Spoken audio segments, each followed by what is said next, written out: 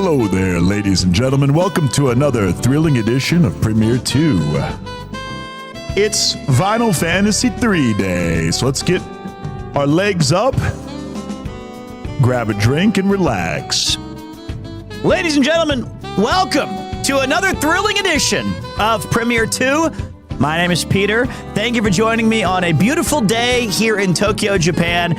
It is our third ever Vinyl Fantasy, where we react, where we talk about, where we review, and enjoy music from a bygone era, and it's going to be great. Thank you all for joining me here today. I hope you're having a wonderful Sunday. I think for the radio voice, you have to boost the highs and lower the mids. Nothing you say is going to help fix what's going on over here. Let's just be thankful that the stream is live. How much money for a walk and talk? In this weather, we better reach 200 subs today. That's the minimum for a walk and talk, brother. Hey, and thank you guys so much for spinning up the subs. I do appreciate you guys. I see people streaking. I see people having fun. Hope you guys are having a great day. Hey, you know, I did a lot of, I know I've been missing the last 3 days. I understand that. I have been out. I spent a significant amount of time trying to fix the stream up something nice so that I could bring you guys a better visual and auditory experience.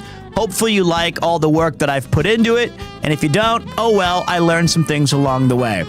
I read chat said Tokyo got an earthquake. Are you okay? Yeah, there was a big earthquake at like 2 a.m. last night. Pretty big. It was shaking the whole house. All the alarms went off. I ran into the kids' room and held my son and grabbed my wife's phone. And I did not fall. I was not the cause. I'm okay. I'm actually the one. I'm okay this time.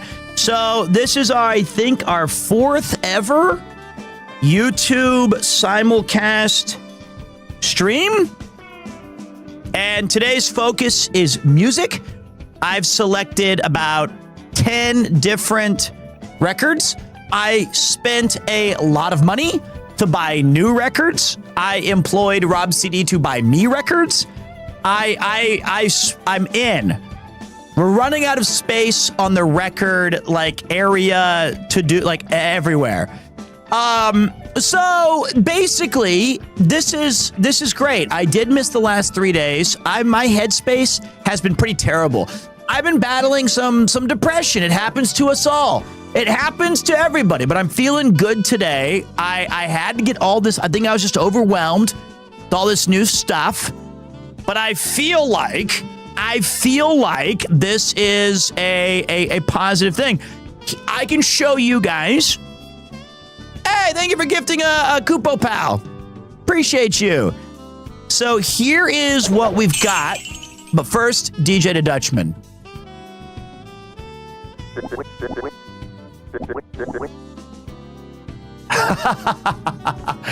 That's true. Friday night, I did have 1 or 2 drinks and slept on the floor in this studio because I didn't want to disrupt my wife and child. Okay. Unbelievable. Okay, so is Kupo Pal on YouTube? Yes.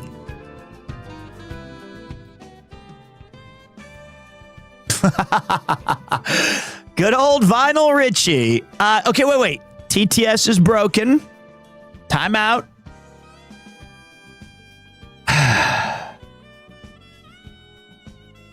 Should be okay now. I heard them.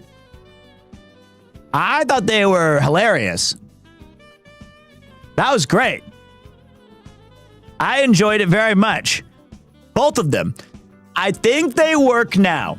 I'm not for sure, but I think they work now. I think I had to this desktop audio thing's been kind of screwing with me. It's kind of, I don't know. I'm not saying spend money again, but I heard both. Sidekick, thank you for gifting a sub as well. Thank you. All right. It's just ever since I reset the Roadmaster to set up these vinyl streams, everything got absolutely effed up. You know what I mean? It just got all bad. And so I've been struggling to kind of right the ship and figure it out. And I just try to get all this, and it's still doing wait. Nope, they're not playing. Only I get to hear it. I heard you say testicles, testicles. 1, 2, 3. The only way you can get the bits working is if I turn on desktop audio, and if I turn on desktop audio, it plays the sub alerts twice, and if it plays the sub alerts twice, then it's like, I don't know what's, like, I don't even know why I even have desktop audio on this. I never had that before. I don't know what's going on. I don't know why this is doing the way it is, but thank you guys for being here today. I do appreciate you. I'm going to show you guys, here are the new stuff that I set up, and you guys can tell me what you think. It took me a long time, but the first scene that I'm going to show you is this one.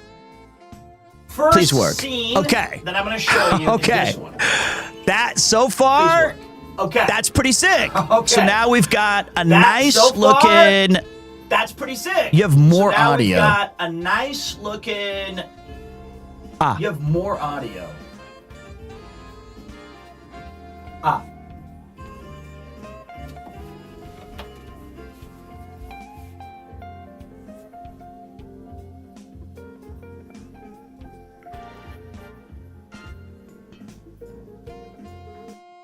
There you go. That's off now. There you go. It was the other one. Okay, so this is a cool setup right here. Fix that one. We also have this one. So if you just want me to be in the bottom left, full on record with Diglett, some shadowing I nailed, focus on the record. That's kind of cool.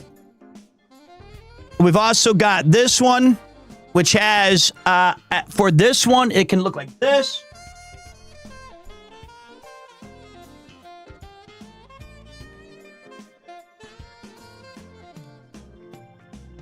I got to switch the horizontal on that because it's backwards. Because it's an upside down camera.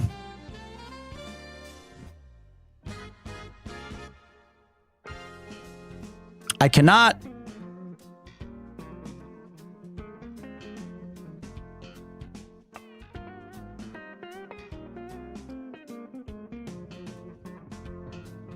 I can. I have. Okay. Then we have this one.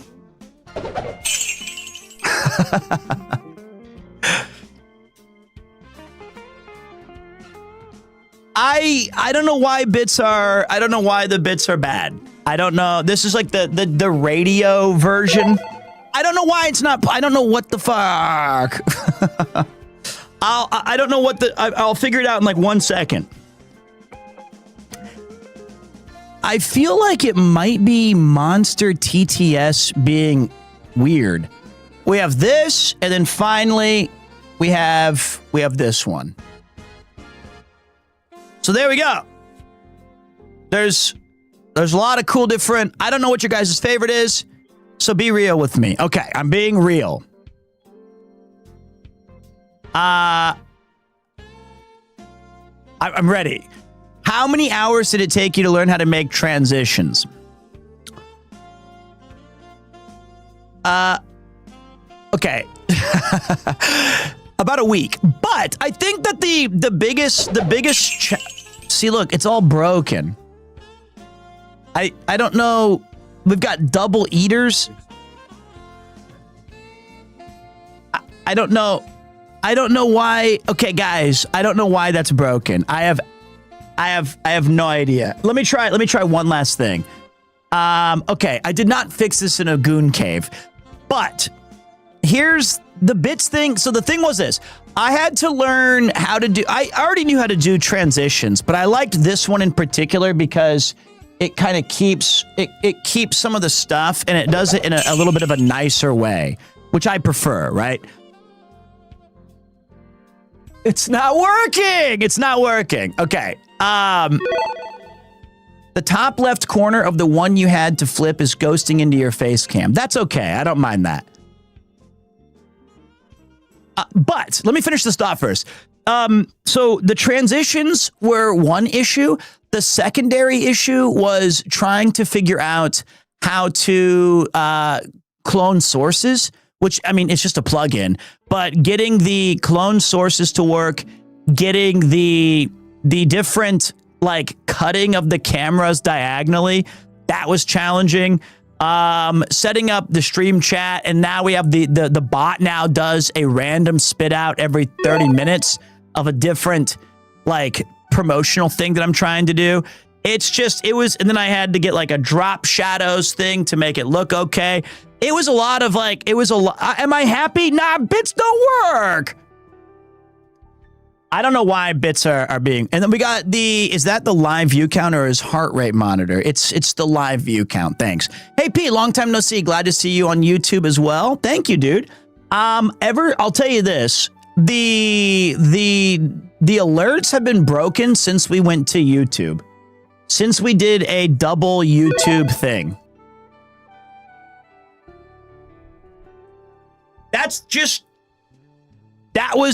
That's been the issue ever since we switched. Bits is probably Streamlabs. Go into the Bits part and check to see if enable TTS. But if it's not, wouldn't I be able? I'm still hearing it. I think it's this membership stuff, but let me see. Bits.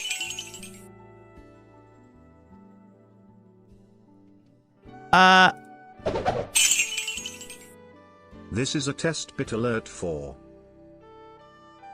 It's coming through game now. No, that's Chrome. No, that was a test bit alert. Let me try a different one.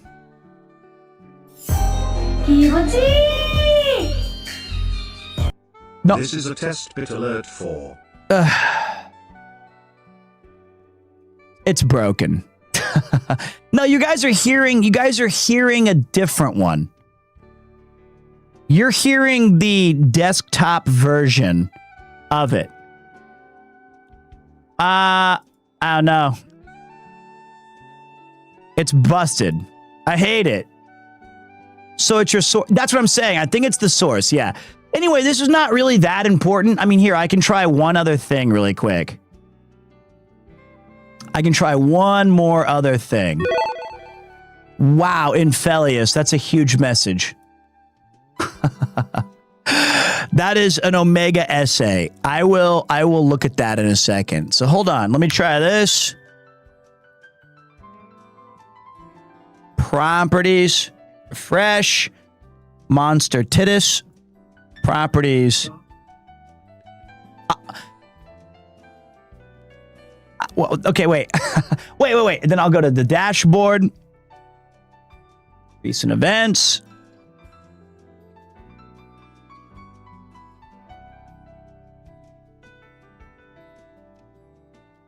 You know what? It's not that important to me. Okay, let's see if this plays. Darth Vader walks into his local record shop and asks for a copy of George Michael's debut solo album. The guy behind the counter says, "I'm sorry, it's out of stock." Darth Vader shakes his head and says, "I find your lack of faith disturbing." Yeah, it worked for you guys. It didn't work. I mean, I'm hearing it like 6 times on my end. So I heard that like 12 times. Yes, what's up, Nate? Anyway, you could try.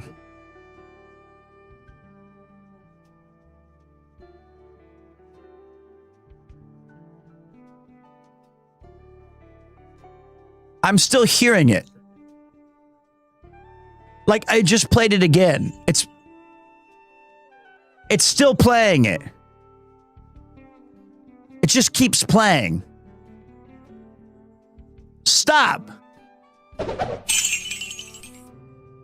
Only 6. Not 77, no, 1,777 octillion, 777 septillion, 777 sextillion, 777 where's this coming from? quintillion, 777 quadrillion, 777 trillion, 777 billion, 777 million, 777,777.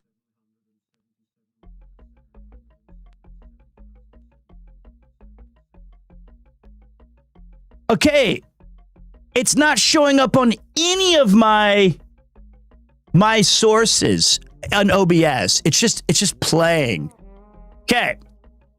Okay, let me go see what Infelius said really quick. That was a big message he wrote. Hey, Pete, just want to say a long thank you. That is long. For always streaming. I've been watching your streams since my first year of college, and your streams pulled me through from my sleepless nights from coding, my breakups, and painful thesis game development. Yesterday, I've graduated from college and just want to thank you, who supported the man who keeps pumping out content to make people laugh and smile and has influenced me in touching my hair and keep moving forward. P.S. Check out Grim Dawn. It's a good ARPG. Okay, good for you. Congratulations. All right. Other than the bits being broken, you know what? I'm going to count that as a kind of, I don't know what's going on. I don't know. Nathan's didn't even get a pop-up anymore. Like, Nathan's didn't even have a thing show up. Sorry. I don't know what's... Well, wait. 100 doesn't even activate anyway. It's 200 minimum, so it's cheapskate. All right, now hold on. Let me restart here. Let me restart and say thank you to... So, yeah, I can see right here it's bleeding a little bit, but I'm okay with that. I think it looks kind of sick. Okay. Hello, everybody. How are you doing? I hope that you're doing well. Thank you for joining me for Final Fantasy 3. This is our... This is for Nathan. Smile Krungo. It worked! It worked normally there! All right! Okay, there you go. I didn't have any problem. Hey, Pete, I became a lawyer. I'm not sure if you remember, but I asked you to cheer me on last year. Thank you. Now I get free legal advice pro bono. I appreciate you. I hope that that's a thing that we can come to as an agreement. Okay, so guys, what was I going to tell you? Is this replaying or was it a gift from Snake? Gifted 5 memberships. I don't know what's going on. I don't know if it's this. Okay, it's a new one. Okay, because I don't know what's happening. Nathan meant to say was Thank you. Underscore. All right. Time out. Thank you for the 5 gifted on YouTube. Thank you guys for being here. All right, let's get into Final Fantasy number 3.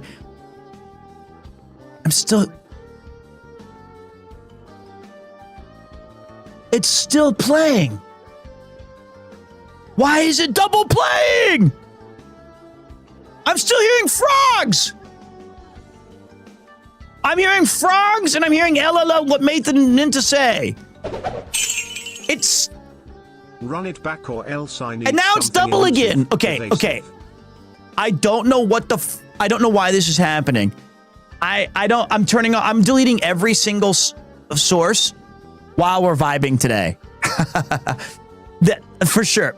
I'm gonna turn off every single sound, remove every single browser, and redo them all as we're hanging out. That's the new plan, because this is driving me insane. I don't know what the deal is. So, I feel like I installed Streamlabs because I got the wrong one because this dual chat, but I'm not even logged in on it. It's just a dock that's like now here. I don't know how to uninstall it. Maybe it's Streamlabs recent event. I don't know! But you guys are stressing me out. Metallica has a new album about the leader of Kermit's church. It's called Pastor of Muppets. Okay. Can I remove if it's not tabbed, if the dock is not... I hate Streamlabs. I do. I'm done with Streamlabs. Okay. All right. There we go. I'm good. I'm fine. I'm not going to let it get me down. I've had a rough week. I'm going to make this better now. Welcome to Final Fantasy 3. The idea today is I have a carefully curated selection of music that I've picked out for you guys, and I'm hoping I can hear Metallica. I know it's called Pastor of Muppets. You already told me the joke. You already told it to me. I already heard it. Can we get the tracking cam? Sure. There you go. This is the tracking cam. I like this one a lot. And the idea of this one is you guys can get mad at me that I can, how I ruin the records on the way I touch them. So there is a 3-camera setup. I think it's this one. We've got this, and I also have this one that shows the record itself. If I wanted to show you guys the other one, but I think that 2 is a good balance. Okay. Yo, that keyboard is sick. This is from Barrett Creative. He made me a custom keyboard and it rules. It actually kicks an incredible amount of ass. You can also see how clean my room is. I keep it nice and tight. All right, so this is a Super Mario World jazz record. It's one of my favorite records that I've ever had. It's a good vibe setter. It's a great starter. Does vinyl give a better sound, or is it just an aesthetic? Okay, well, this comes up a lot, and I think it genuinely gives a better, purer sound, but probably not in the setup in which I have it, right? So for me, I don't have the speakers and the amps and all the way that I could become an audiophile. It's a lot better than like Spotify, to put it bluntly. But for the main thing I like records is that I can enjoy the ritual of getting them dirty with my hands, putting them on the record player, spinning them up, and not skipping tracks. I want to get more used to kind of just experiencing an entire album, right? So that's a lot of fun for me. And you know what? If you collect CDs, or if you have an 8-track, or if you just want ease of convenience, go ahead, man. Stick with your regular collection of whatever digital stuff, anything you need. And like, I have a Dragon Quest III record that no matter how many times I've tried to clean it and tried to take care of it, it is kind of scuffed beyond reason. But those popping sounds and that sound of the needle is something that I really enjoy. Very, very much. So for me, I'm cool with it. Yeah, Japan loves its CDs. Like any video game concert you go to, or any like OST event, they're going to have 17 different CDs that you can buy. They're very affordable. There's a ton of stuff that you can collect with just that CD only. And I gotta say, I wish I still had a CD player. But I think vinyls are the coolest. Vinyls for me are, exactly, imperfections are perfection itself. The wabi-sabi nature of a record player. Sound-wise, CD is the cleanest, but depending on the turntable, stylus, etc., it just has a different vibe. I think for vinyl, it's mostly about intention and mindfulness. I mean, that's a great way to put it, honestly. And I find that I enjoy the sound of this the most. So there you go. If you're asking me my opinion, I'm going to go vinyl all the way. Nothing wrong with the others, though. But I just spent an egregious amount of money getting all kinds of new stuff for you guys, so that when we mix it up here, it's gonna be pretty. There's a lot of great music today, and we have a lot of records. That's gonna be hopefully something that you guys vibe with. Okay, there you go. But I do feel like starting with the jazz record from Mario is always appropriate. It's an expensive hobby. I guess if I had to choose between like getting a new car or a Bugatti, or if I was wearing fashion clothing or cool stuff, maybe that would be a midlife crisis. That's not as cool. But I like that I can give these to my son and he can sell them because I ruined them or whatever. So yeah, That's Do you have soft rubber pets under your turntable? no. Can we request Deltron 3030? I've got the record. Not 3030. I have both sides of the brain. But what I do have is zero chance of playing Del today. That was Super Mario World's record. Let's give it up for our first record of the day. Now we can begin in earnest. All right, I'm going to start you guys off. Let me go to the, let me see here. Let me see if I can find, is it this one? Is it this? Okay, let's see here. Let's see how this works. Now, okay. One thing that you guys are going to absolutely hate about me is that I don't have like gloves and I just hold the records. I'm probably just ruining all the records, getting my disgusting, although they're very clean hands, but I touched my hair. Like I don't care. They're my records. I open toys when I buy them. Let's see here. Tracking cam is, whoops, I hit this thing.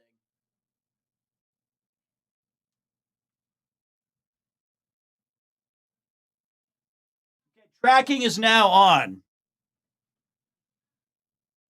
There we go.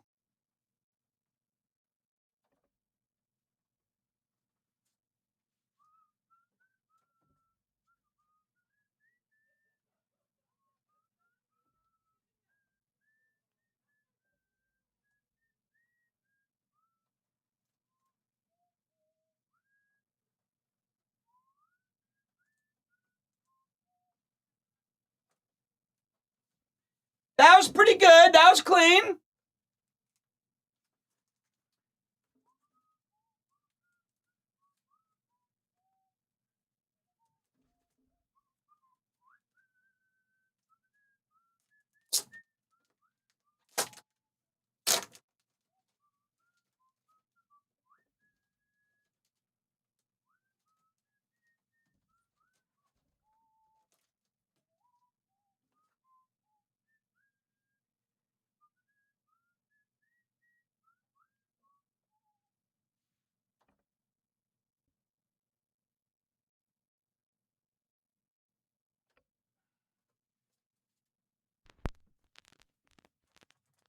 This is an older record. Let's see how it goes.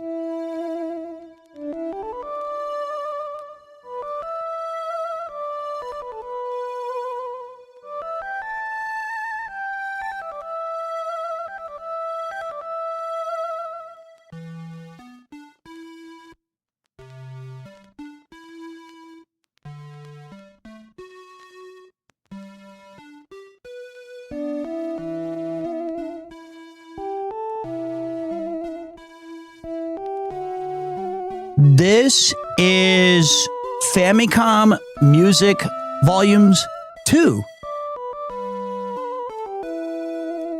Which I think is I wanted to mix in some older stuff. So this one is from Intro. Actually, I don't know. Side A. I can't read the Japanese. It's like kanji, kanji, kanji, kanji, kanji, kanji. And then it's like intro, track 1, track 2, and track 3, and then staff roll. And then it's got, it has volleyball. Oh, it has volleyball after this. Kunio-kun's volleyball. Then it has Metroid, and then Golf Japan course. Then it has Barentina. Barentine no kanji. So these are Famicom is the word for Nintendo, right? Like that's what they call the Nintendo in this country. So these are the Famicom Classics. Side 2 looks like it's got a little Zelda 2 action there, but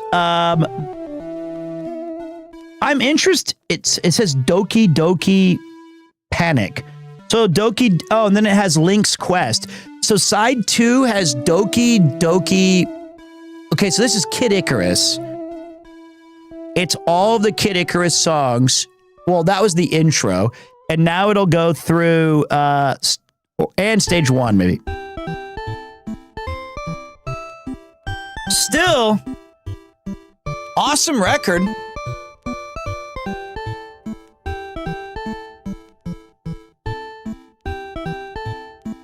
I mean, this is Shirahiko style stuff.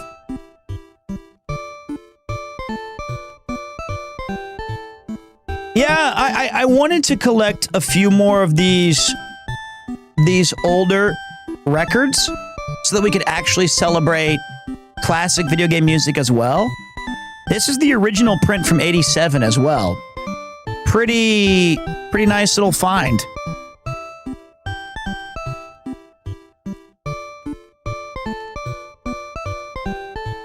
I also really just like the cover of it.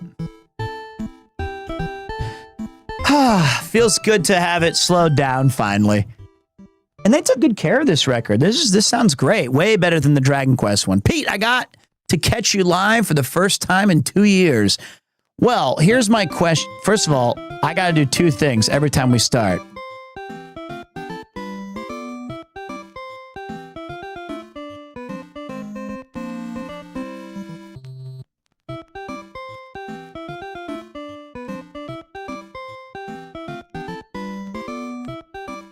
You're right, the cover is a big F. I didn't notice that.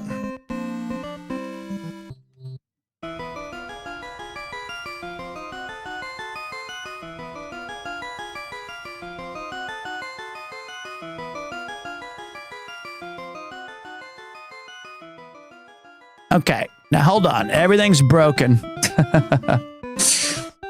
Why is everything broken? I'm trying my best. I don't understand.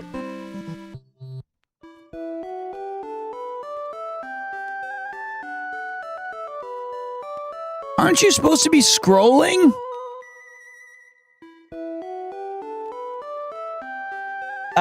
No. I've broken it all.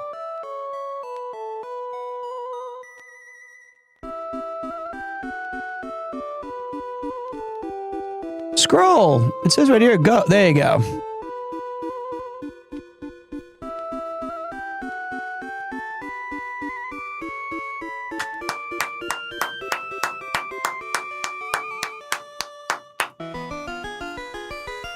Okay, there we go. All right. I'm doing it, boys. You know what? Actually, low-key from this, I think the volleyball song is going to trigger a memory for me. I think I know this game, the Kunio-kun volleyball one. And I think Metroid, I'm interested to see which one they choose. That it also has Golf Japan course. I see that, but it also has Gorusu US Kosu. I don't know what that is. So, I haven't played it. This is the very first time. I played volleyball, the game, but not sure. Do you think GMO with the yellow label is a nod to Yellow Magic Orchestra? If it is, I would immediately claim that as trivia that of course I was aware of. But then if you ask me a follow-up question, like what's Yellow Orchestra Magic, I would be fishing. I'd be like, we all know what Yellow Magic Orchestra is. I mean, come on. And then I kind of would be caught. Hey, Pete, have you ever played Klonoa? Yes, obviously. I had a PlayStation. Reading katakana always trips me up. You know, the worst part about katakana, reading it is that it's one of those situations where you're supposed to know the word because it's clearly either borrowed or it's straight up supposed to be English. So now if I can't sound it out, that means that I can't even understand what they're trying to say in my language. I wonder if this is volleyball. Or if this is staff roll or stage 4. I'm not sure. Sounds good, though.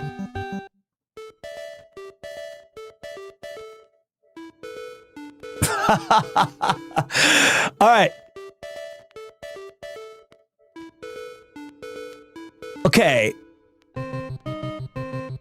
It's back. The beat's back. Okay. What's the quietest album in the world? Stephen Hawking, Unplugged. Oh my God.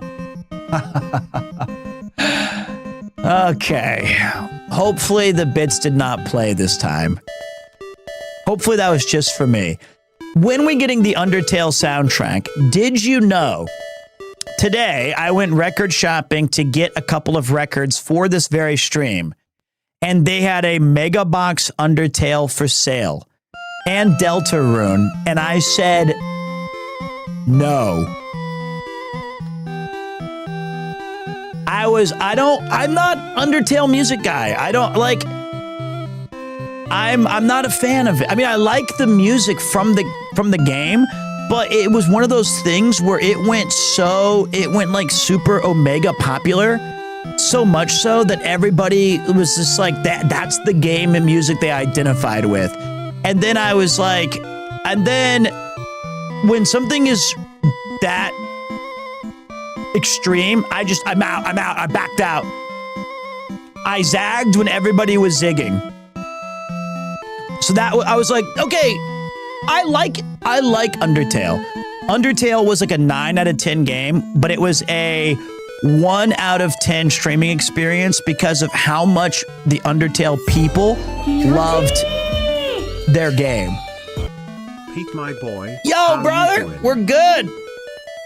Godfoot in the house. Legend man. We're doing a Final Fantasy 3. I would, and you know, I love records lately, and so sharing this music with you guys is a tremendous amount of fun. I would say Undertale's a really, this is not what I said, this is what Greb is saying. Undertale is a really cringe and obsessive fan base. Like you said, it is actually a really good game, though. It is. I know you guys heard the other TTS. Thank you very much, Godfoot. I appreciate you.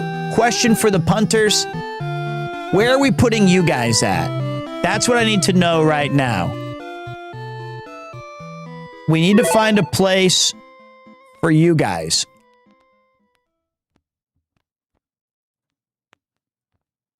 Maybe just like here?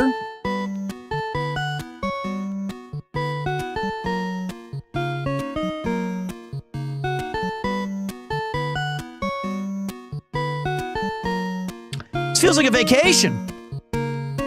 On the lower right, could do that as well. I just didn't know if you guys didn't want to be blocking the record. See, this is an awesome song.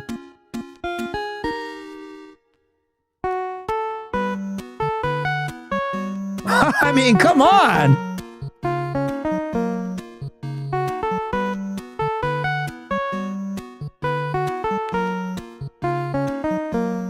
What other vinyls are we seeing this stream? I mean, you have to stick around and find out. If I've heard this, this might be the volleyball song.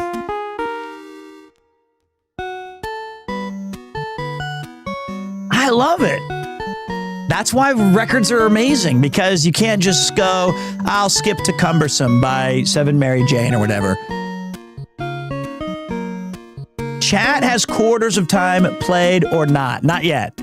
We're on record 2 of Chrono Trigger this week.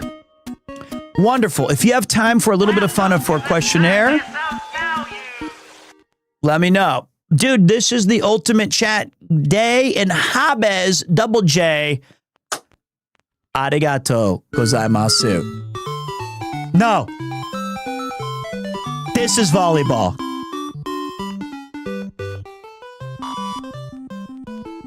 That's volleyball. It's gotta be. I know that song. So all of the previous stuff was Kid Icarus. I told you guys would know this one. Okay. I have a Kirby vinyl. I think we definitely got time for quizzes.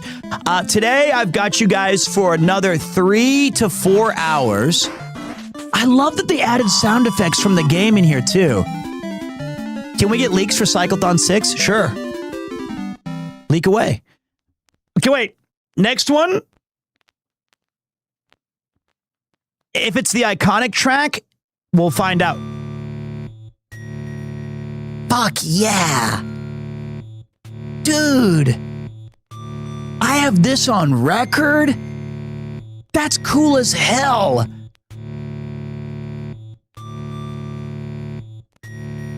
This is Metroid.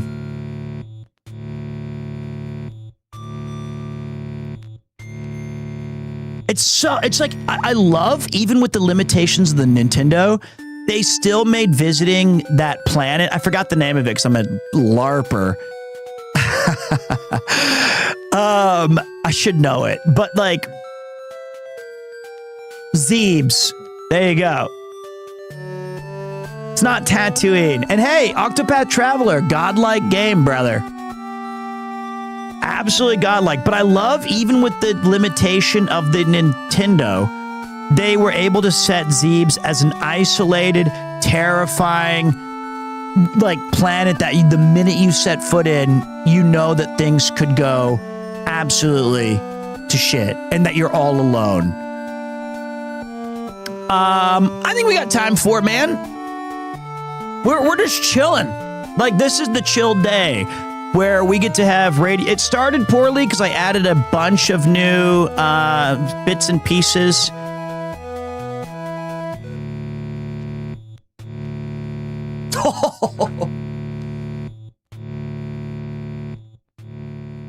That's awesome. That.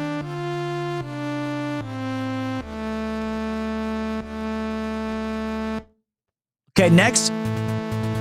Vibe shift.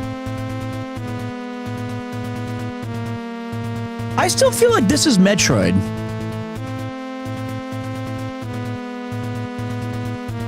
So they're extending it, so it's like a medley that they kept.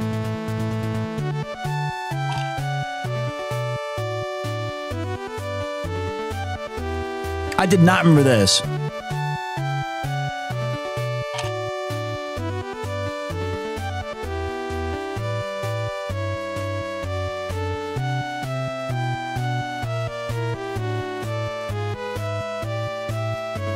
These streams have really made start looking at a video game soundtrack vinyls, which I love the thought of, even if my bank doesn't.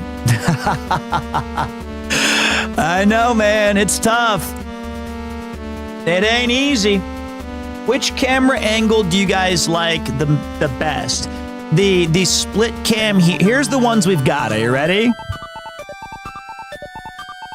We have Tiny Pete in the bottom.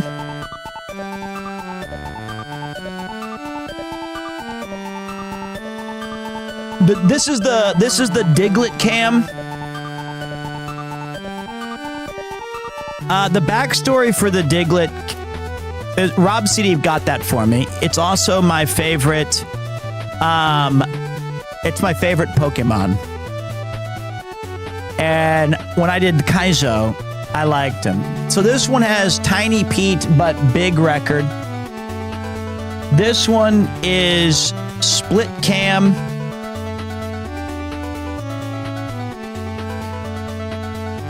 Where it shows record and me. This one shows the, if I'm introducing the record itself, you guys can see the cover art. This one is, I hit this button, I go, Welcome to 1069 Forehead FM. We're here in the studio today, and we are live from Tokyo, Japan, bringing you the in sounds from way out. That's right, folks. Today, we are playing records and having a hell of a time doing it. This one lets you see a little bit of the how the sausage is made.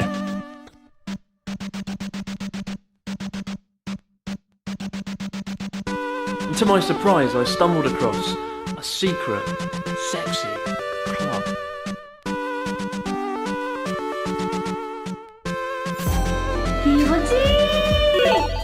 Hey!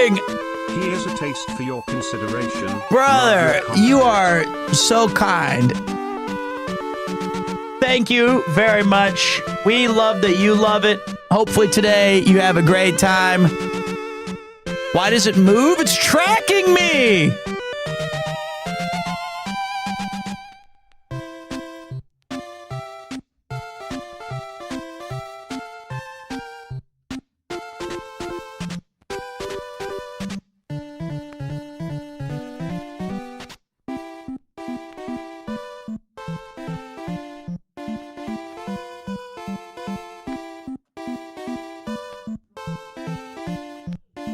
Kind of cool, right?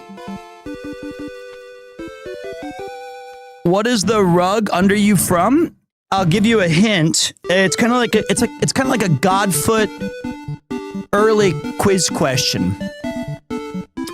Okay, but just so you guys know, this is a Barentina, I believe, or this could be the golf song. So, one of my favorite games is Parappa the Rapper. And this rug down here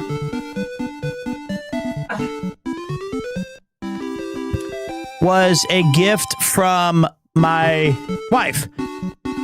And it's PJ. He's the DJ of them. If your content is okay with it, my quiz will give you bits. That's up to you, man. I don't want to interrupt you. You know what? As you already know the answer, I'll do it for free. I just like having interaction. I like your quiz questions. I learned a little something about Assassin's Creed. Just having fun. Fire away.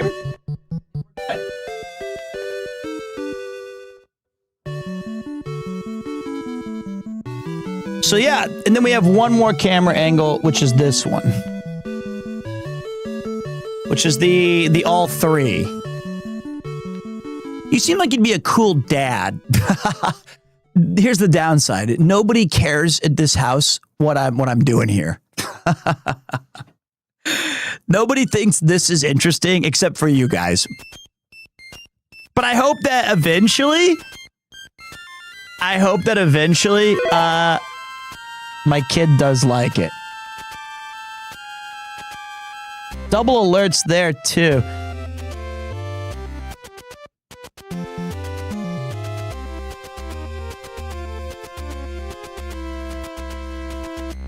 Okay. Okay. I think this is... All right, let me know the best way to ask you these questions, whether it be over chat or over Discord. Okay, so here's the question. Do you want me to ask the chat questions, or do you want to ask me the question? Like, you could send me the question on Discord, and then I can read it to the masses, or I could put like a poll if you have multiple choice to see if they get it right. We have a lot of different ways we could run it.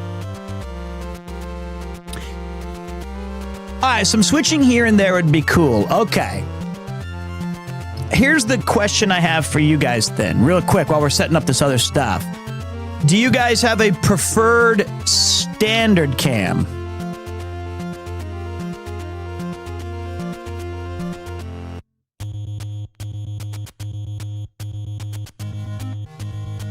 I think this is the best, like, starter cam.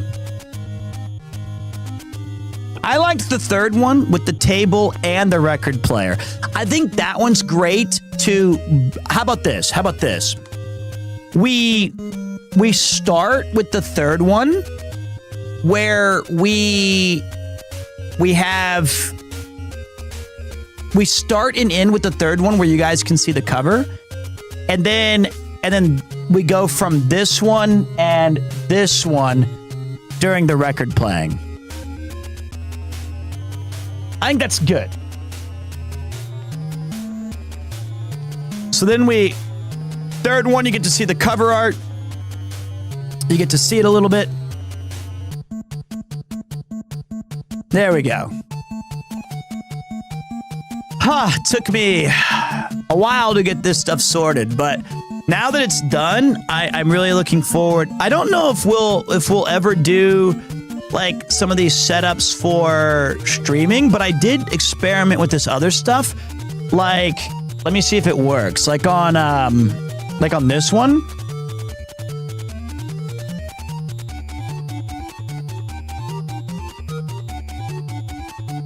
I have tried the NVIDIA background removal.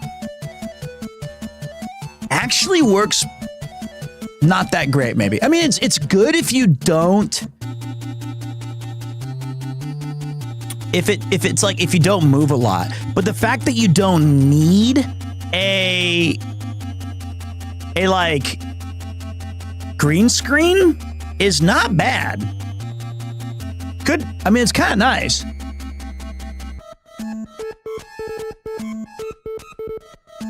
All right, so this one says, I feel like the split screen would look better if it had a slightly thicker border.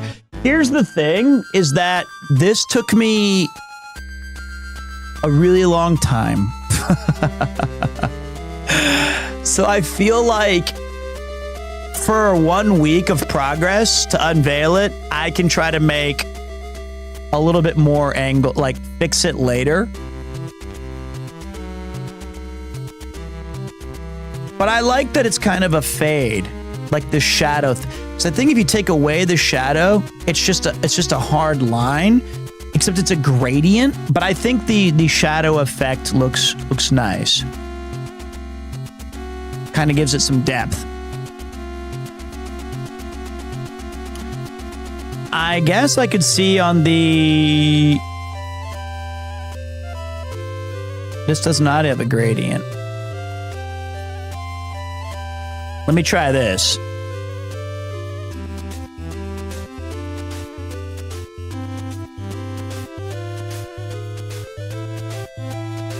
I'm gonna screw it up.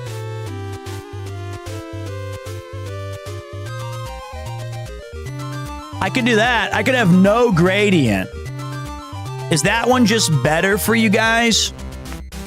This one just has a solid line.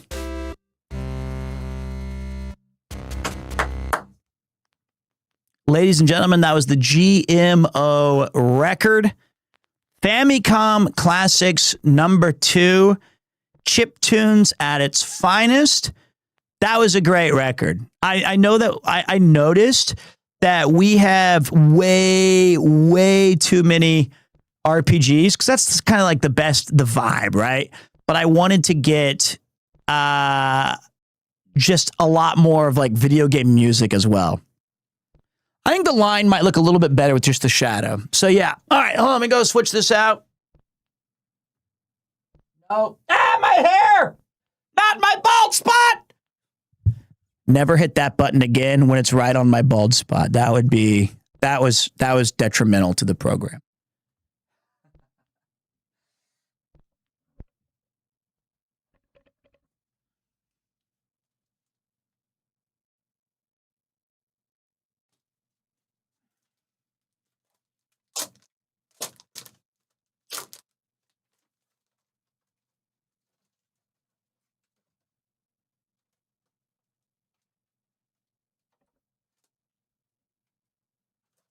Oh God, I almost dropped it.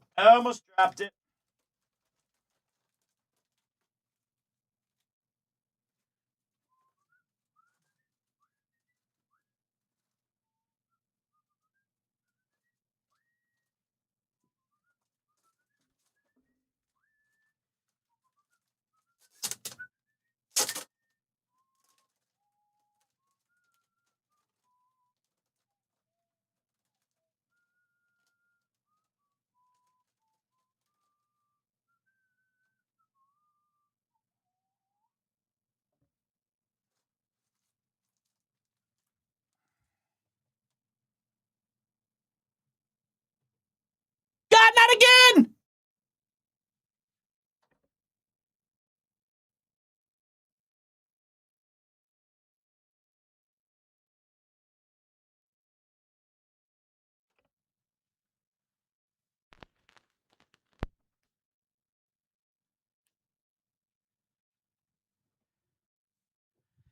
Absolute banger incoming. This is a good one.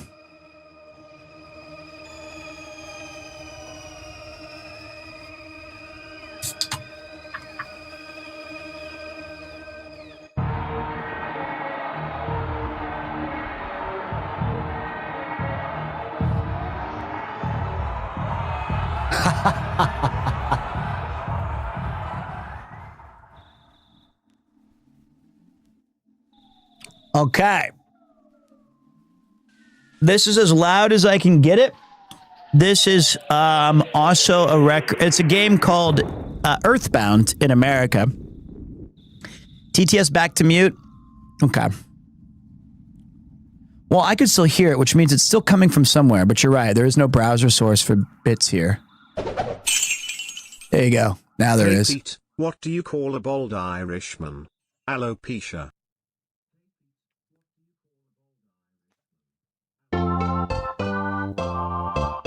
Don't know why I'm hearing it twice.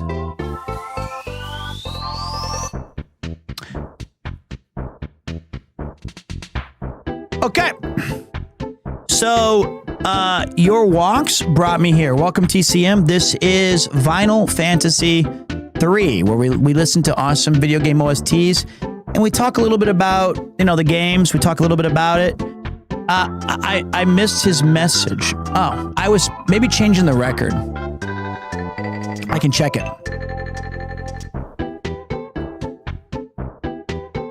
I will ask you, with the help of chat, if you want to direct feedback, then it would be best over Discord. Otherwise, if you want the help of chat and sort it out over the stream, that works too. I say, I always enjoy it when chat's involved. I like it. Fuzzy Pickles. Wait, I can do this. I can do this.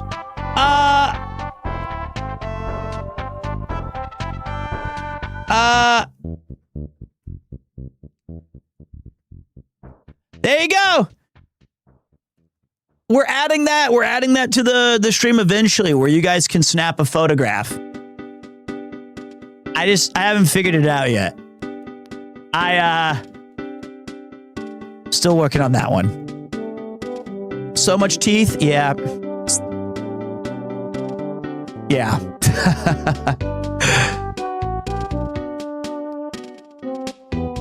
Okay, I feel like that's a dangerous power. I mean, is it any better than you guys constantly ruining my day with ill-timed jokes anyway? No. It's better. I get to be self-conscious with my looks.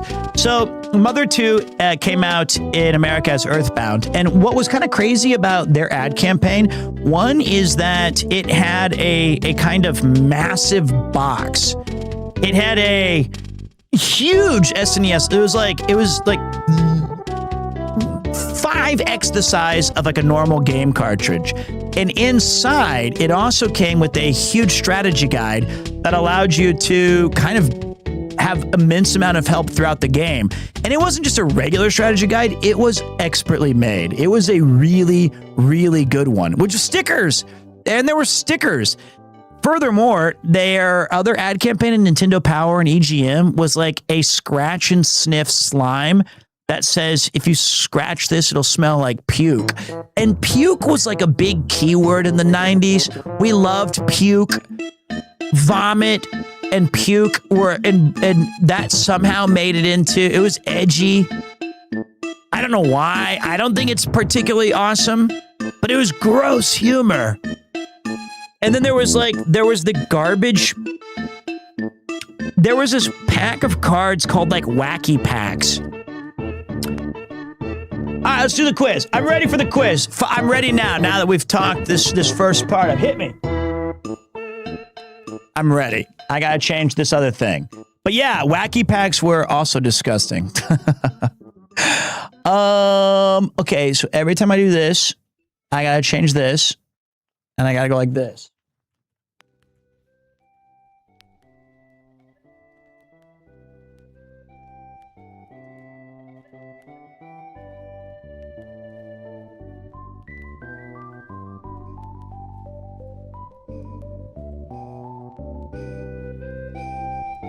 Let's do it over chat right now, because I don't actually have Discord working. Discord is currently not operational with this setup. I broke it. Hey Pete, why are you so close to your mic? It's spilling when you talk.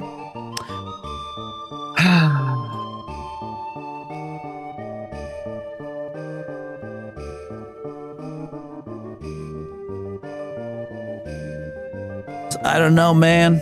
I don't know.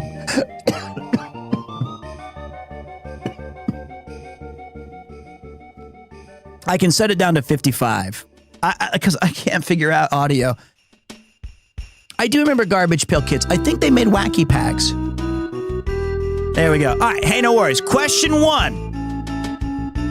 Chat can help. Here we go. A little quiz from Mr. Foot.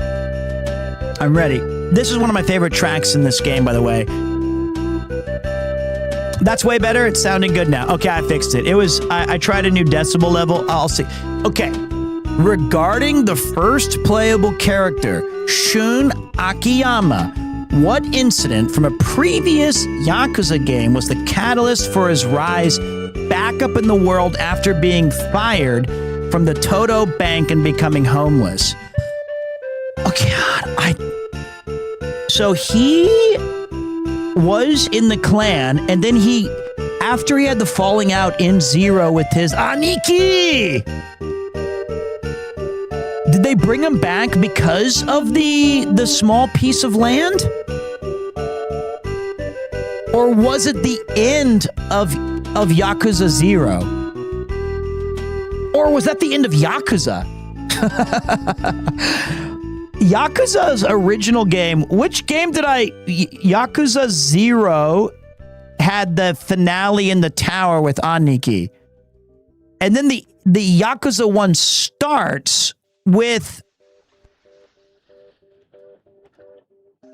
them haggling over the piece of land. The Millennium Tower exploding, not for the first time. It exploded twice? They had a Death Star situation? They blew it up, rebuilt it, and then blew it up again? God. And there's still 7 more mainline titles? So wait, was I right in that Yakuza 0 did end in Millennium Tower with your brother?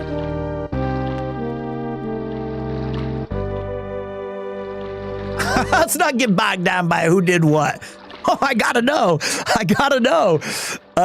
It's when they stole 10 billion yen. Okay. Oh, that's right. And it's raining down.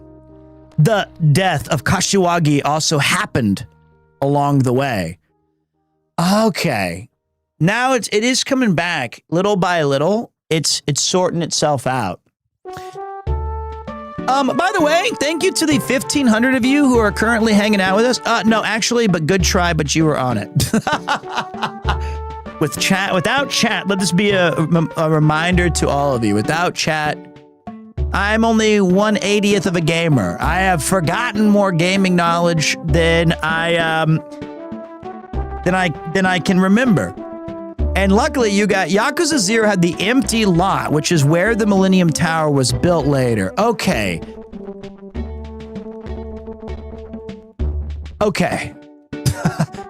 You go to... Wait. This one sounds kind of poor quality. Might need to clean this record. Okay, for the next question, who is the head of the Hakuho clan? It's not which one had the cool woman? I'm gonna check the record really quick. I thought it was, yeah, it's not Hakuho. Hold on a minute.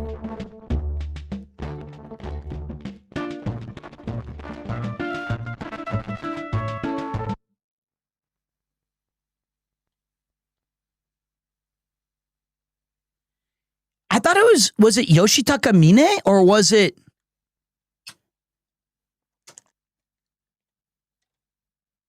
Mine!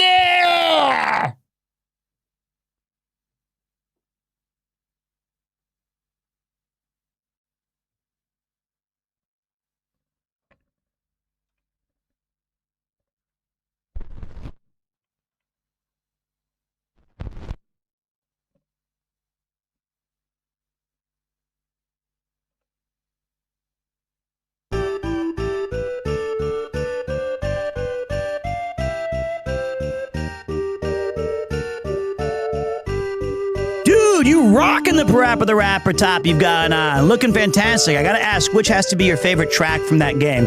I can tell you which one it's not. I Am a Chicken from the Kitchen, and I Ain't Kitten, although nothing is written because fuck that song. Here's what you got. I don't know if you can see this.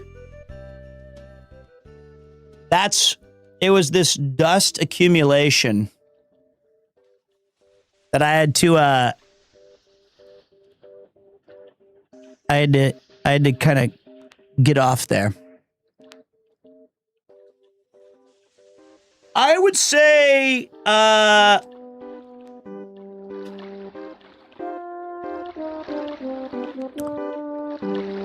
did clean the record player. It just happens. What? Okay, wait. Let me think on both those questions real quick. Question 3. In prison, Kiryu is attacked in a failed assassination attempt. After beating the assassin, who does the assassin say sent him to kill Kiryu? Dude, okay, I've played 3 of these games, and now I'm starting to feel like I need to watch a Moss Bag, like, equivalent lore video to catch up. Masaru Sera. Chairman Masaru. You guys know your shit. You guys know it.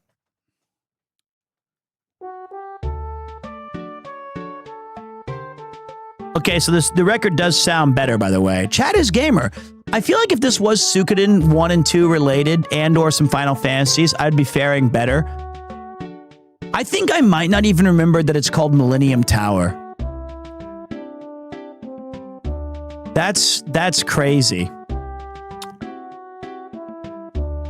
I'm gonna try something real quick, guys, see if this works.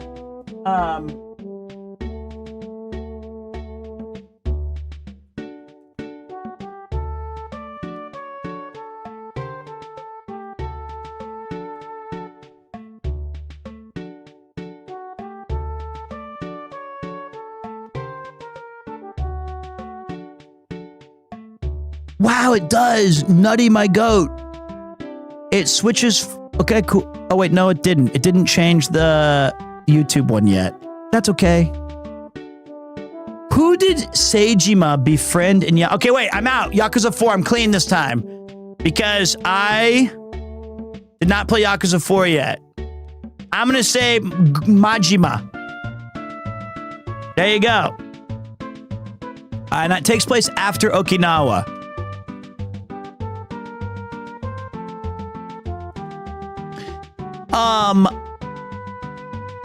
Okay, wait.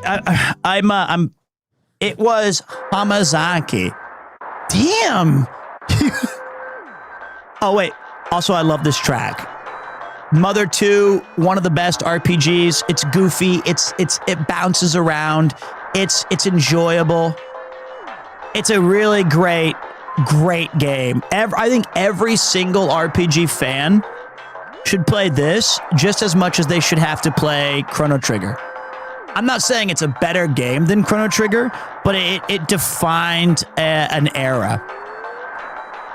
Pete, I've not played the EarthBound games, but I want you to sell me on it. Well, just play the second one. Just play the one that came out in English. The Runway 5 are the Blues Brothers ripoff. They're awesome. I love them. So we're going with Go Hamazaki, final answer, even though Yakuza 4 never played it. Question in Yakuza's. Oh, we got a cross quiz battle. In Yakuza 0, what is a paid activity Kiryu can participate in to refill his heat gauge to maximum? Sota and Bori, get your mind out of the goddamn gutter. Just keep it clean, all right? You are a formidable person. He's smart. This guy knows his Yakuza stuff off the rip. So I think what makes this game particularly unique is its charm and its humor and its kind of off-the-wall zany story. you're going to have any playthrough if you stream it, somebody's going to say the inevitable, boy, these guys must have been on drugs when they made this game, which I think is kind of an overblown, real estate, debated. Oh, maybe our minds were in the gutter. I think that like people take advantage of its quirkiness and apply it to like, it's crazy, but it's campy, it's charming, it has a wonderful cast. And speaking of mind in the gutter, when I first played this game when I was like maybe 11, there's a move that your main character gets. It asks you at the beginning of the game your name, what your favorite food is, your dog's name, and it says something you like. I must have been 11 or 12, and I just wrote girls. That ends up actually being your main character's psi ability. So I kept casting psi girls on all of my enemies. And now every time I've replayed the game, I can't help but put it as girls. Like, I'm just like, ugh, girls. And then their mind breaks at the thought. What characters always fought one of the main... It's got to be Majima. He's always got his nose in other people's business. I'm going Majima. Please let him be an answer for once.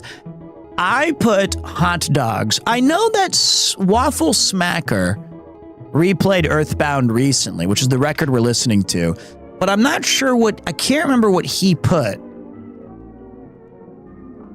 I have a question. Will this stream be edited for YouTube? It will not. Oh, wait. No, I forgot his name. Okay, I don't know. Why don't I know anybody in Yakuza games? Is it over? That is a shame, my friends. That was the Mother to EarthBound record. If you guys want to see what other tracks are on here, it also has Dungeon Man, Cursed Jungles, Gumi Village, The Underworld, Magicant.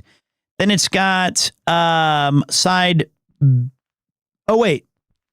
That's side B. Side B has Rama, Summers, Skarabi, and The Great Underworld. And then side C has The Final Battle, Love and Peace, and Ending. And then finally, on the other side D, Room Number, PSI Girls Mix, Hula Hoop Psy Girls Mix, and another 2 PSI Girls Mix. Anyhow, the game knowledge was made done. I feel like I'm still sticking with Majima Goro. I feel like does he not always get into like a scrape with the bad guys?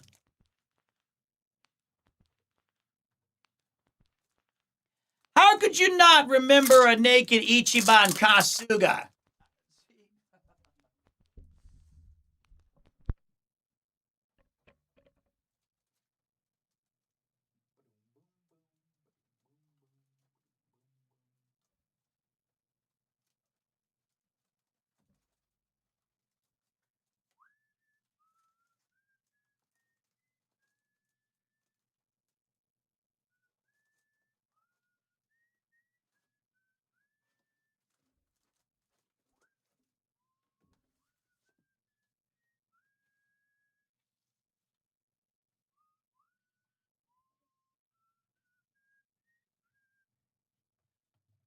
Going a little special with this guy. Not your normal sized. Bro, my guy. That's great. I don't think it played for you guys, but I heard it here.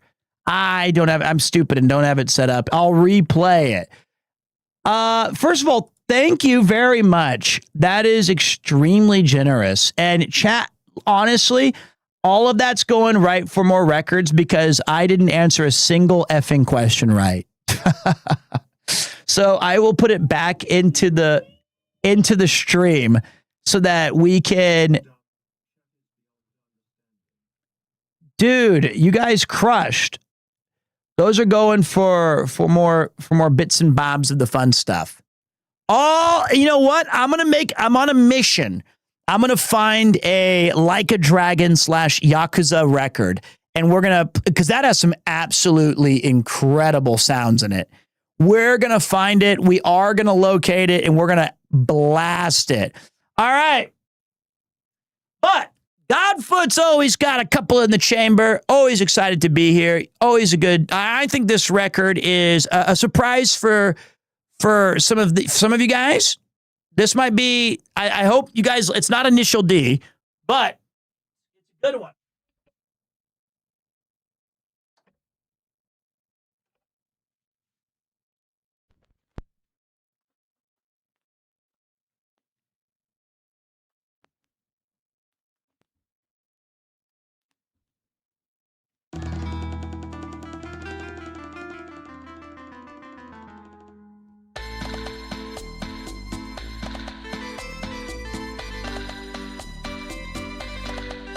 Yeah, that's right, folks. Even though the other camera froze.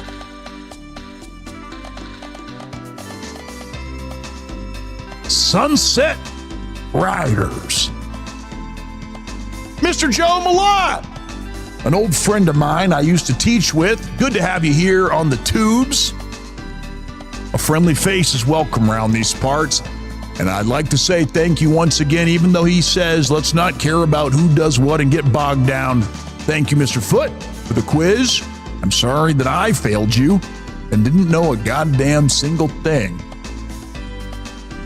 All right. I feel like you've been the quiz god of both Assassin's Creed and Yakuza. We got to get you on the JRPGs, man. We got to get you. Welcome to the party, Joe. Welcome to the party, Paul. We got everybody here. So yeah, this is a really great record. Let me bring it over here. Sunset Riders. You can still find this on the Genesis or Mega Drive or the Super Nintendo. I love this game. I think it's vastly underrated. I don't think a lot of people have played it, but when I found that they were selling this one, I had to grab it. And there's a famous what's it called? Sound alert that I always that is famous from the game where this guy goes, it's completely oversaturated, super tinny in your ear, and he goes, Buy me with my money. And I've long loved that sound drop. The bury me with my money. It's actually from this stage. Sunset Riders. I might have to make a list for you, Godfoot, to see which ones you've already played and which ones you haven't yet, so I can recommend the right one.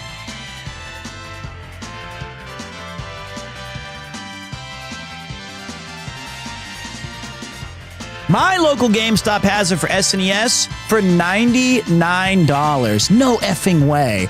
I still have my copy of it in Kansas City. My friend has it. I left him all my Super Nintendo games. I got it for like $8. I played this loads with my brother on the Mega Drive back in the day. It's such a fun game and a great OST. I mean, I think it's extremely good. And I would say it's one of those games that is almost exclusively better in cooperative mode. To have a buddy holding the second paddle. Pete, would you ever make a vinyl tour for the YouTube frogs? No, I mean like if you had a brother. I had a friend. What do you mean a vinyl tour? What does that mean?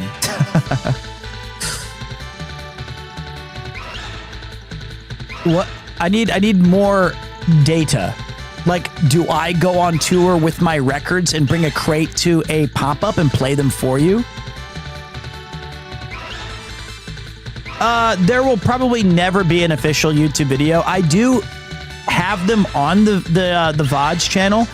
And the reason that I just don't monetize this particular stream because I'm not going to copyright claim all of these musicians and say, actually...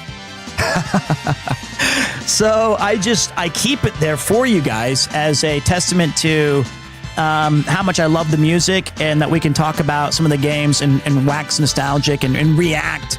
So it's transformative and it's set up. You know, guys, I got to get a better job. This is only my third one at doing this, so I'm not yet familiar.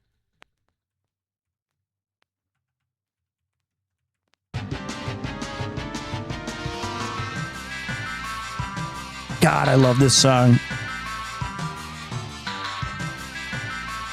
Have you ever scripted, filmed, and edited a video by yourself? Yes. Script is not the right word, but I've planned it. If you go to my exclamation YouTube channel and you go down to the very bottom, there are 5 episodes of a very embarrassing series called the Top 5 Games of the Week.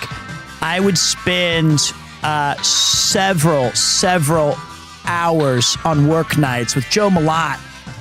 He'd be waiting at the school. I was just trying. Well, actually, I think it was right after he had left, but I would try to edit those down into one simple, because for discovery. And I did 5 of them before I thought this is impossible.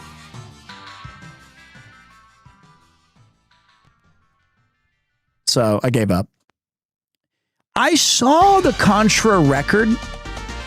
Oh man, I love this song.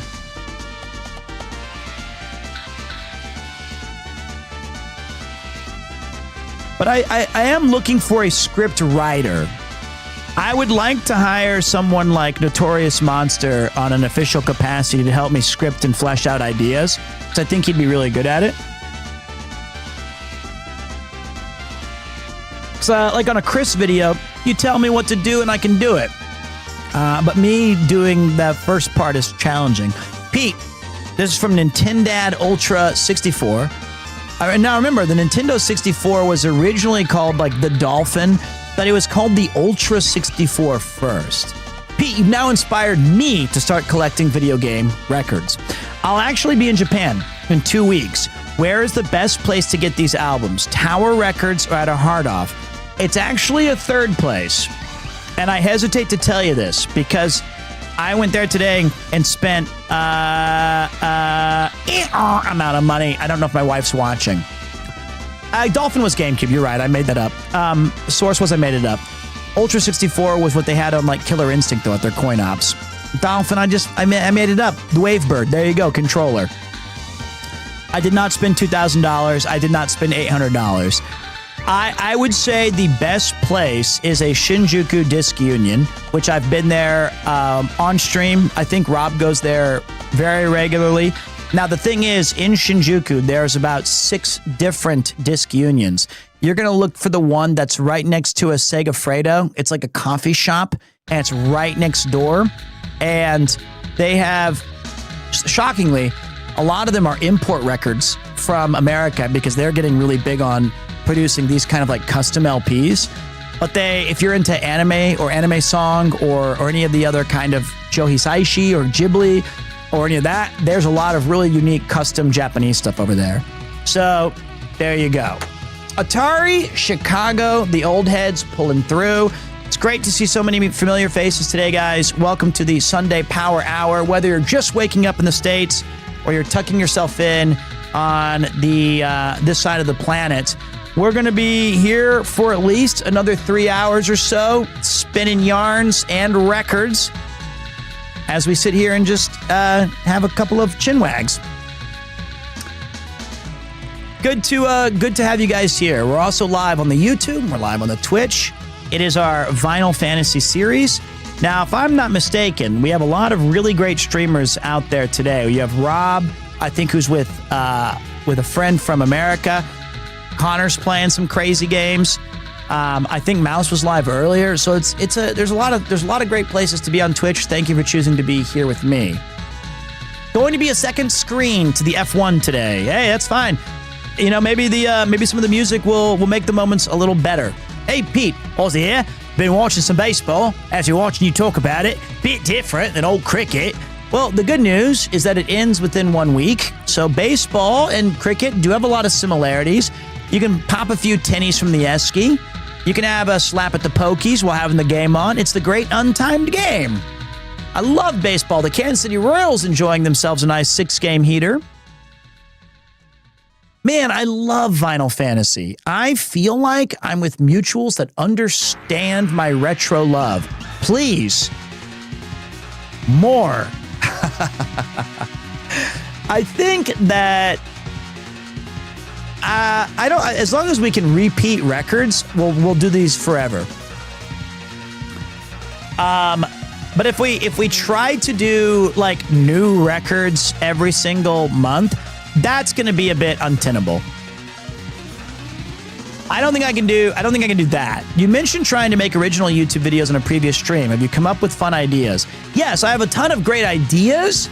I'm really bad at executing them because I have severe ADHD and I also just don't know what the hell I'm doing. It took me 5 years to get this set up. Look, we got that. We got an alert that's broken on the bottom. We got this thing. This took forever.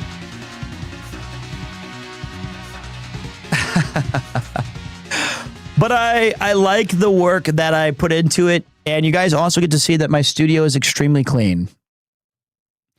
And I'm proud of that. I also think like I'm interested in the tech and I'm interested in learning of it. But yeah, speaking of, how's the house hunting? Terribly. I don't think we're gonna be doing that anytime soon. The house hunting is kind of put on ice.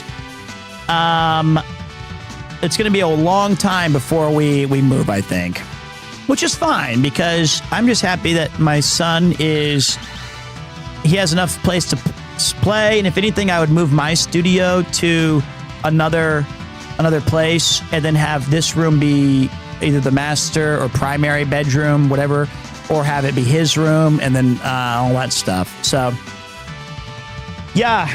It's a rough market, and also it's really challenging to find a 3L or 4L DK, which that means it's a 4L DK would be like a living room, dining room, kitchen is the LDK part, and then the 4 is how many rooms it is. Now that just is so excessive in Japan because that's the side A of Sunset Riders.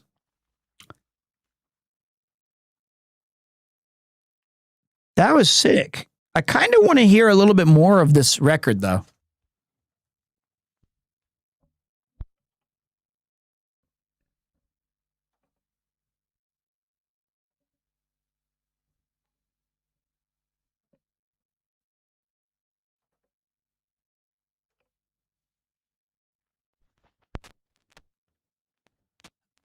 I kind of want to hear...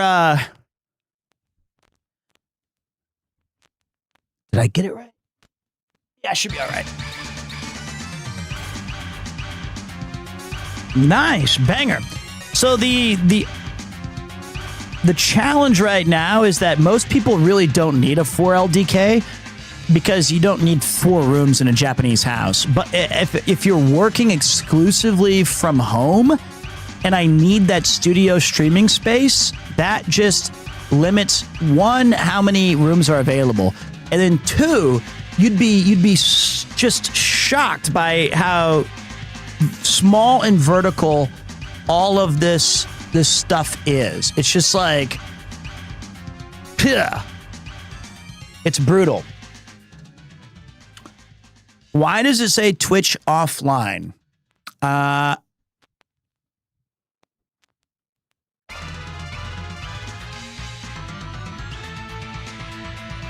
There we go. I fixed it. There is 1,350. Did I just lose followers? Okay. I could move in with Connor. Yes. Yeah, I could try. I'll let him know. I think that for me, it's also the location's important, like where my kid can go to school or if there's parks nearby and stuff like that, you know? How you doing, Varu? Pete, yesterday there was an announcement for the One Piece TCG. There are 2 cards that have art done by Yoshitaka Amano. Here's what I'm hoping is that people who love that game or that series, it doesn't just turn into a collector's mess. I also saw a familiar face. I want to say, what's up to Sweet Chili Philly? What age will you allow your son to start gaming? Probably like 3 or 4. I mean, well, that's when I started. So, if he shows an interest in it. If he shows an interest. Is the One Piece TCG, is this going to be a new game, or is it an established TCG that's getting a new expansion, or what are we talking here?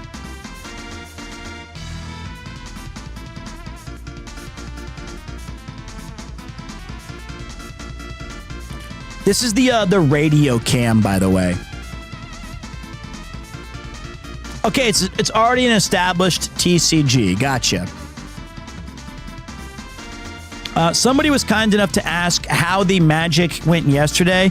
You guys already know who got first place. You already know that your boy Rob got second. He can't hang with me. Went down to a tiebreaker. I beat Rob 2-1. I was a blue-green deck user. It's true. It was insanely busted. But you know what it was first? Was I had a black-green deck that did not get there, even though I beat Rob with it. And then when I switched to my blue side deck to like just get rid of the black cards, put in the blue, oh my God. I was so... I don't think any deck could ever beat that. It was obscenely good. Did you lose weight? Looks nice from the back. It's a wide-angle lens, I think. I think it's a wide angle. But I pivoted after losing to a friend. He beat me, and I was like, okay, you know what? I think that he was black-green, and I was like, he has all the cards that I was looking for, and I think that I could do better with my blue side. So yeah, I did my first draft on Friday, and that was an experience. Hey, it's hard to read the signals, but I've watched so much of Numot the Nummy that I feel like I had a decent understanding of when to pivot and what cards are kind of valued. Because of that radio cam, I now realize it's not a garage. It's not a garage. I'm in a studio. I had to put these walls up myself. Hey, Pete, how did you deal with your early days of streaming when nobody really watched? Well, so in the old days, if I could go back to this, you guys can see that I have my normally it's my chat phone. This is my my Android right here. This is what I play Suikoden Star Leap on. Because as an Android, it allows me to translate the app as it's playing. What I did was I always had my iPhone be my prime. It was at least one viewer here on my alt account. I had Valabar the Trusty. And then for about 9 months, I grinded, which I know doesn't sound like that long. I understand that. But those first 9 months, I was extremely invested in trying to make seismic changes to the program to find out which one worked for me. Now, Chris Broad, who has a channel called Abroad in Japan, he's a great friend and a huge supporter of this channel. And he said, do you want me to shout you out to my millions of subscribers? And I told him no, because I needed a chance to figure out what aspect of streaming I enjoyed. Did I like the part where it was... You can also do this cam. This is kind of a fun one. Do I like the part that was... like the gaming, or did I like what was my streaming personality like? How did I what was I trying to do? And it took me a very long time, and I'm still learning, but it took me a really long time to figure out feeling comfortable. And then, you know what's crazy is I haven't been very visible since the beginning of August. I've been really busy. I also kind of had like a depression spell. I'm fine. Don't worry. No one asked. You can all spam who asked. But I've been melancholic. But when I made the switch to YouTube recently, and I didn't fully invest, but I wanted to try multi-streaming, I have been reignited in a passion to try and do streamlining the experience. I think it was like watching Lud's Streamer University, seeing Connor talk about being a streamer, and I was like, okay, there's a lot of things that I could still be doing and fall in love with that innovation side. So I wasn't looking to answer your question, I wasn't purely looking at a numbers game where I was thinking I'm not making any money. And I was working full time as an English teacher, and then I'd go home and rest for an hour and a half with Koopa. I'd sleep on a chair. Then when I wake up, I would do 4 or 5 hours of power on Twitch, then go to bed, wake up for school, sleep in the English department's like hidden room. I was grinding.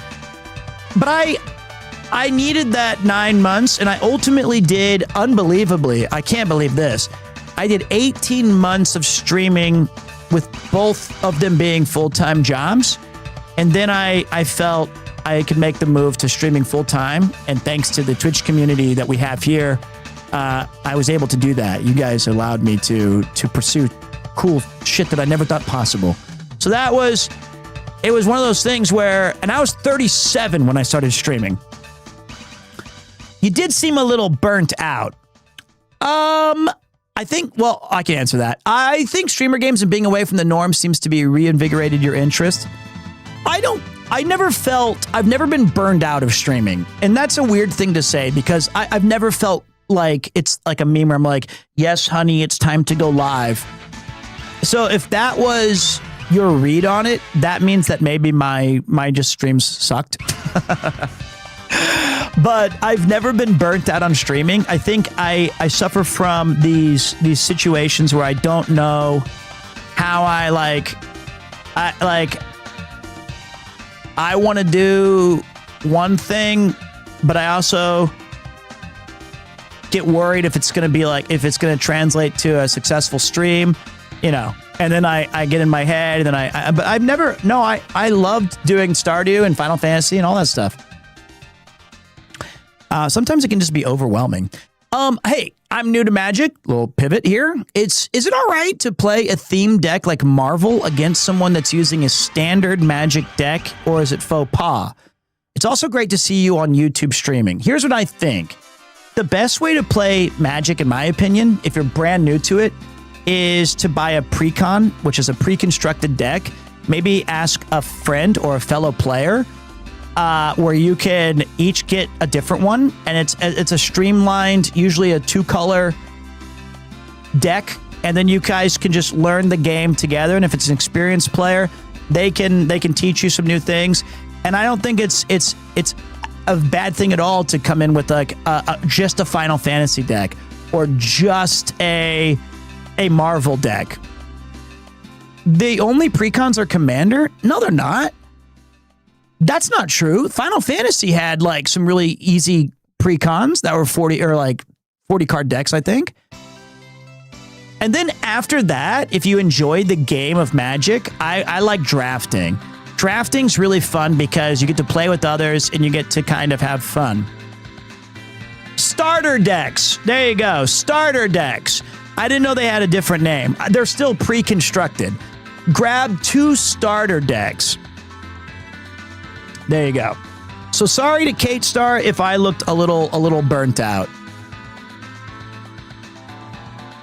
I wasn't burnt out. I was just being Pete. All right, this is Sunset Riders. Very rare that we went through a whole record, but I loved it. It says here this came out in 2016 from Konami Digital Entertainment, and Drew Wise did the album artwork for this, which is very good. And the game originally was 1991, which is crazy to me. That's wild. That must have been the arcade. So yeah, bury me with my money. There you go. What is a W upgrades? It's Connor. Hey, look at these upgrades. Look at them. What do you guys think of this? What do you guys think of this? You guys want to see a couple more cool shit? Won't you get copyright? I'm gonna not monetize this video. This video is I'm reacting and I'm giving insights.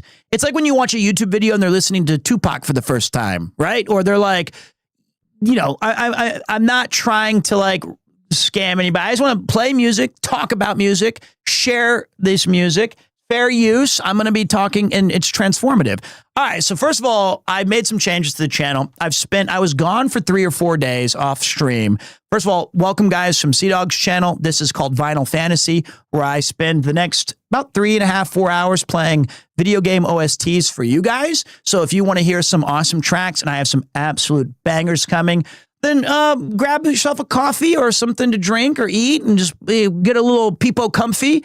And I'll guide you through the night. It's going to be a free-flowing conversation of just hanging out with the communities. I saw he was playing like Mad Father or some kind of like, I call them Connor games. It was Mad Father. And so I didn't.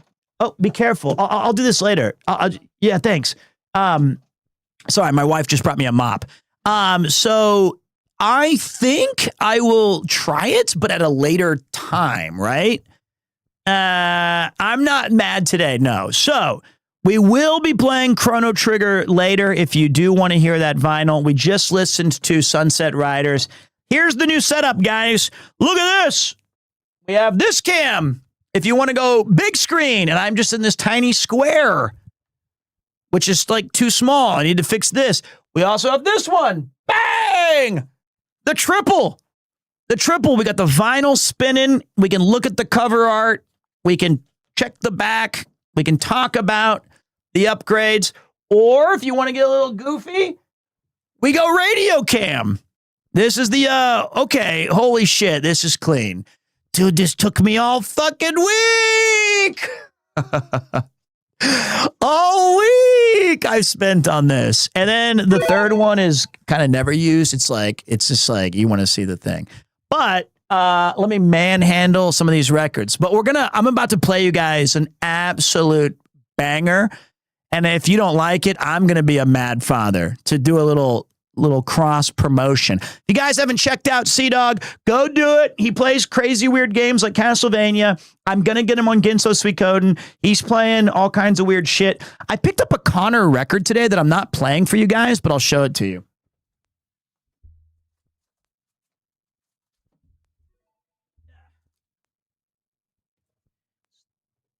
This one, The Return of Obra Dinn. Our friend Mr. Ian Rudd recommended this game and said it was really good. And I saw the record for sale and I was like, shit, I got to snag that. And he wanted to even try it. So there you go. So I was like, okay, I'll pick this up now because it has all the vibes that I think just fucking rip. So it's the same creator of Papers, Please. Well, we're not playing that tonight, but I picked this up and I was like, Sea Dog game. I just broke a record. Well, that's the case. All right, you guys are going to love this next one. This next track. Ouch. This next one is this. I was really looking forward to it. So first. Oh, I did not mean to do that. That was an accident. I just broke everything.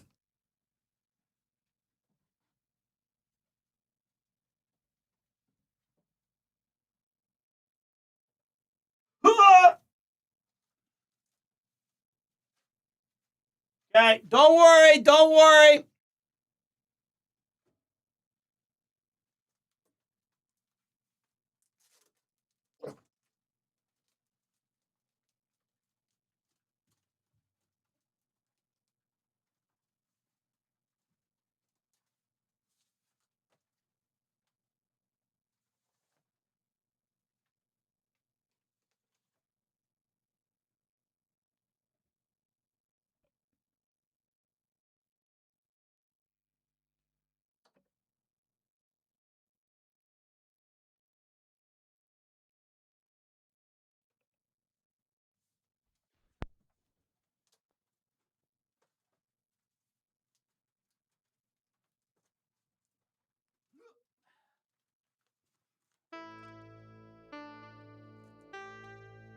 Very excited about this one, guys. I think this is one of the best soundtracks, like, in video game history. I love it. Rob City snagged this one for me.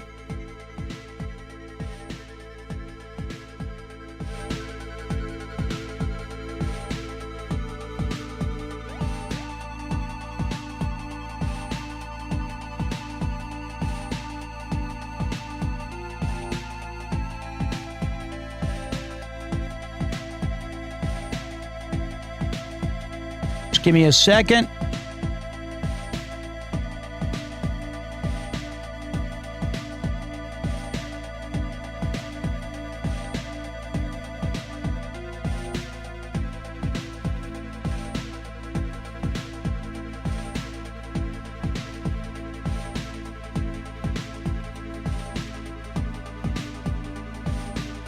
He also got me the first one.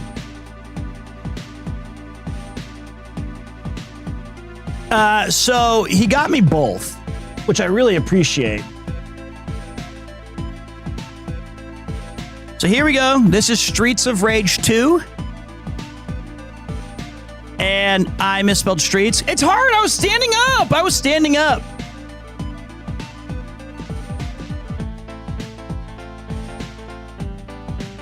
Steets.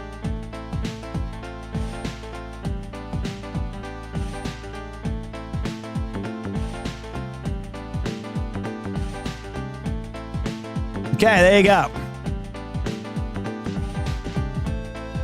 So when I was a middle school, I got in a fight, and I can't turn it up any louder than this. This is as loud as it gets. I got in a fight on like my 7th day at school at a new middle school, and I got my ass beat. The guy put me in a headlock, absolutely embarrassed me in front of the entire school. It was one of the only days that the entire school had to have lunch together, and I instigated it because I don't know what I was thinking, and he beat the crap out of me. But they put me in a mentally disabled class for the next 6 years of my schooling with that kid. So in the mentally disabled behavior disorder class, I was like with a bunch of violent and or drug addicted family or users, except I didn't have a lot of that stuff in my life other than this one thing. But if we were not attacking each other for like 30 minutes, the teacher would let us have 15 minutes of like Genesis time in the back corner. So we would play Streets of Rage 2,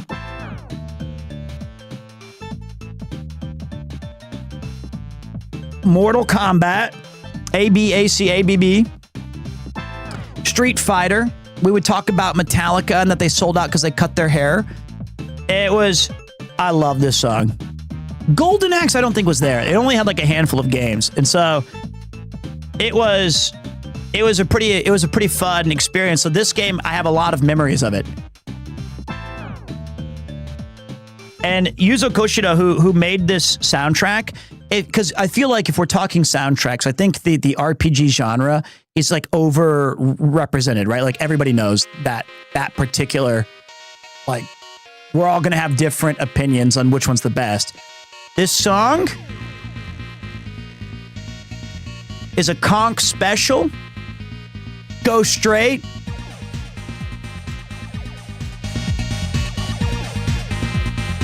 I love the beat drop on this one. Go straight, baby. It's so good. Wait.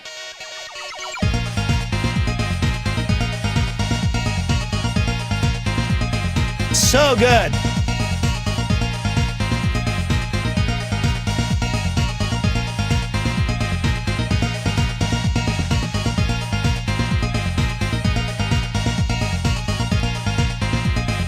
Unbelievable.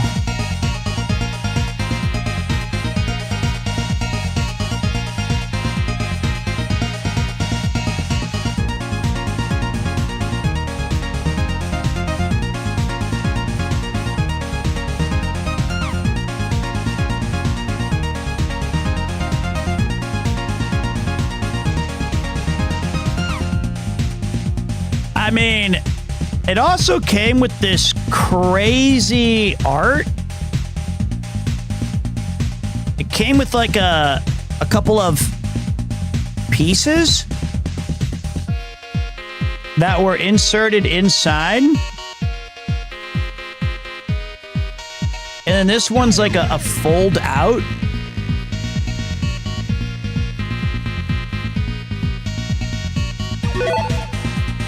Really cool. So, also the record that Rob got me from Dragon Quest 3, I checked it today, or last week. It has sheet music in it, so that I can play it on piano.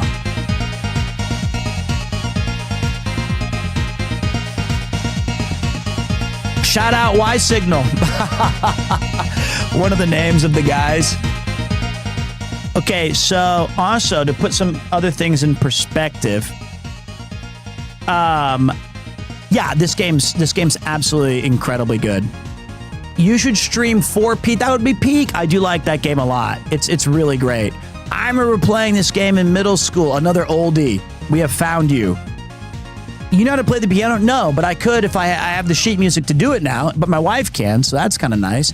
106.9 Forehead FM, the in sounds from way out. That's right, buddy. I will be your host today, Peter, as I take you through the historical gaming soundtracks of my youth, plus some new ones. Got a few new records in. I think that you guys can appreciate some absolute bangers here. Pete, do you have a Bomberman Hero vinyl? I have a Bomberman record, but I don't know if it's the Bomberman Hero vinyl. I feel like you're a fan of Parappa the Rapper, but I'm not sure why. I don't know. There are reasons, and when they are shown, they will become obvious. If you like Michiru Yamane from the Castlevania series, try playing Vendetta, the Konami's old beat-em-up arcade game. Why not? I'm in. I was told that this Gart stream earlier that I'm young but have an old soul. Do I have an early Unk syndrome? I reckon soon I'll start collecting vinyls. Okay, now first of all, two things. Collecting vinyls is now in, all right? You don't have to be old or midlife crisis. It's kind of back, baby. They look cool on a hipster's wall in their New York loft. You go to some, like, these are vinyls are back. The other thing, and more importantly, who cares? It. Go straight. Don't look back. If you're into lame unk stuff, you're into lame unk stuff. Have fun with it. It's your life. I believe this song is called In the Bar, which for me is quite apt. I believe. Let's take a look. It is. It's called In the Bar. And that's funny because the next one's also Never Return Alive and Spin on the Bridge. These are just all of my drinking sessions. Trying to go straight, In the Bar, Never Return Alive, Spin on the Bridge. Is this my social commentary? And then it just keeps going. It's like Ready Funk, Dreamer, Alien Power. I do have that. I'm always the last to go home. Under Logic, that's just me having any conversation after 2 a.m. Too Deep, yep. Slow Moon, that's the sun.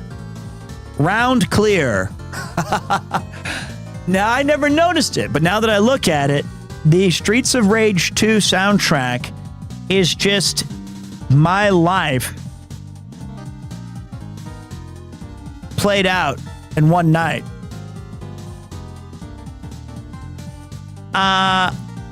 Crazy.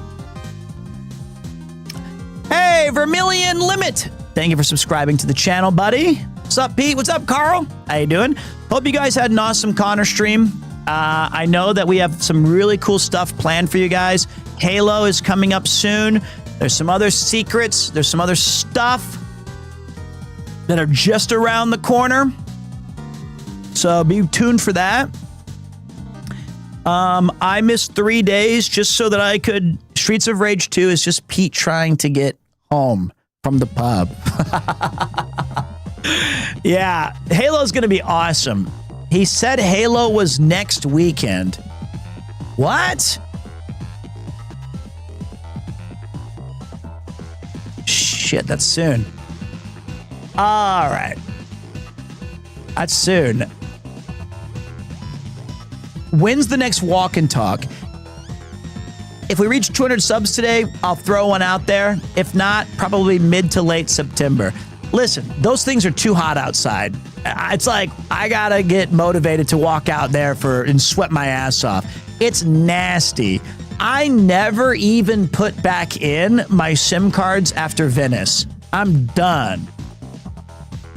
We are doing a board game. I just don't know what day that is. I'm gonna wait for him. Hey, JL, Jalidium's doing his part to make it happen, but we'll see. God, this soundtrack's so good. Hey, Pete, I'm doing my first Tokyo trip this October. This is from the YouTube chatter. Going to look for some old vinyl record stores for some old video game OSTs. Do you have a favorite record store? Might need to make a pinned comment for this one, which is it's called Disc Union, and it's in Shinjuku. Basically, there's like 17 of them though, so you got to choose the right one. You're going to be looking for the one that's by a Sega Fredo. It's on the first floor, right next door to it, and the one that you told Rob about, right? Yeah, that's the one. When I went to Connor's Chicken Place. There's so many record places in Japan, you can't go wrong. No, you can't, but you can go right, and that's the one that I would recommend. Growing up, this is from, you know what? Let's go radio voice. Let's do radio vibes. Hey, Pete. Growing up, I'd play Streets of Rage, Golden Axe, Tetris, Mega Bomberman, and Bejeweled on my Sega Genesis at my grandparents' house every weekend. This music is so nostalgic for me. Well, thank you for calling in to today's program. We're reading all the message. Any chance we can turn... Yep, shut up, Pete.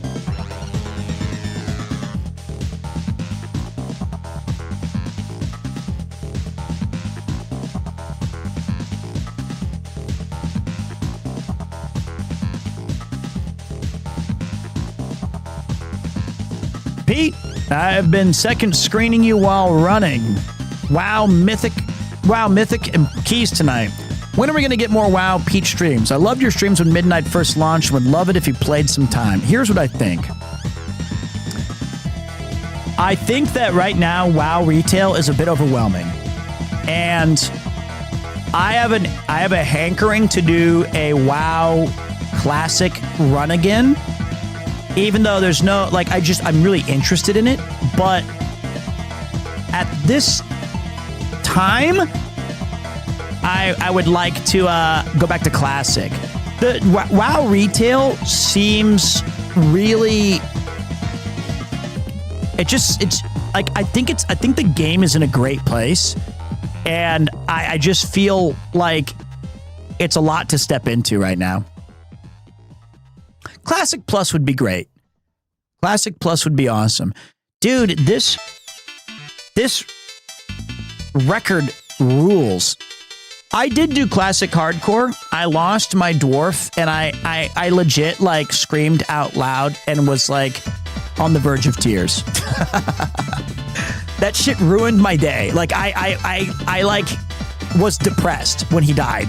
And I died because of some other asshole on our own team of, like, the Alliance who baited me and, like, well, he was like 38. I was in 1,000 Needles. And I fucking ran into a Horde base with their guards.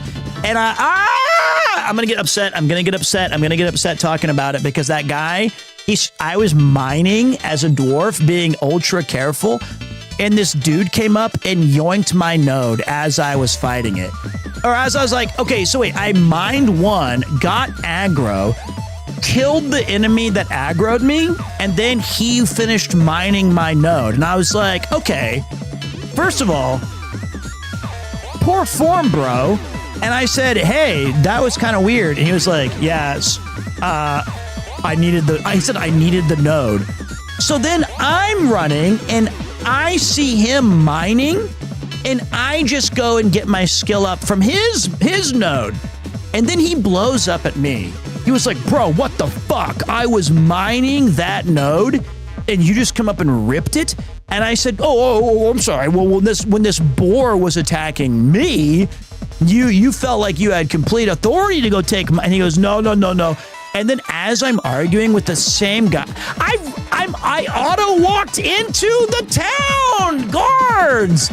I didn't know I thought they were up on like their fucking million. And then, the worst thing, I feigned death. It's like the one time it didn't work. I panicked. I used all of my goblin zapping parachute.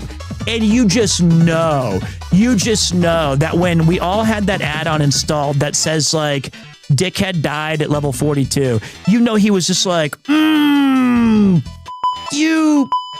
bitch. Yeah, now who's dead, loser. And I like actually wanted to cry.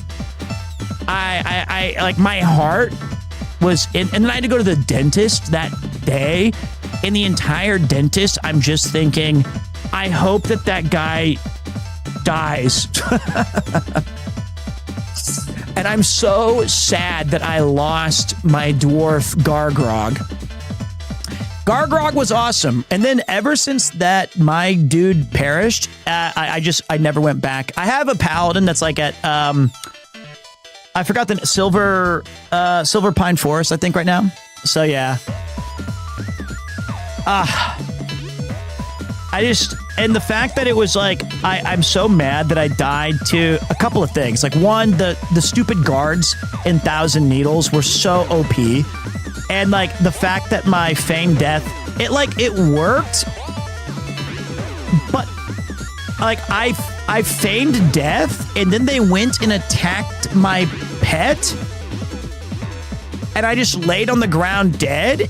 And then as soon as they killed my pet, they still knew that I was like not dead.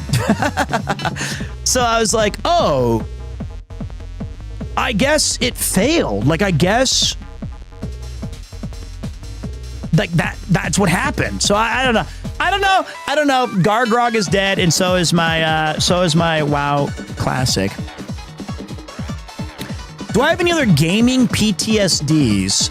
I think if you were a fighting game fan, there was a game called Virtua Fighter 4 on the PS2, and all of my friends and I picked it up, and we were all trying to reach Second Dan. And Second Dan was like it's not even like a high rank, but it was like such a cliff of a challenge that like I was the first one to get it, but every single fight, it's the only time I've ripped off a piece of my clothing. It was my shoe. I think I tried to bite it, but I thought that's gross, so I chucked it at my wall. I think I was in high school or early college, but I was like, that's how mad I was. I was so mad, I just took off my shoe and threw it.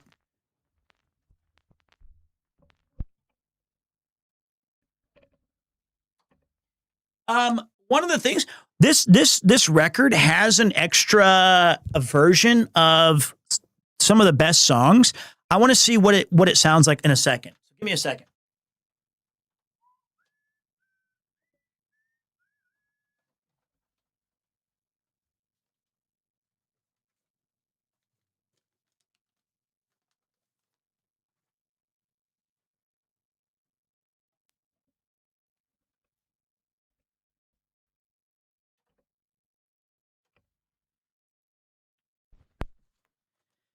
Sea-Dog said if a light faces you, it will be uncomfortable.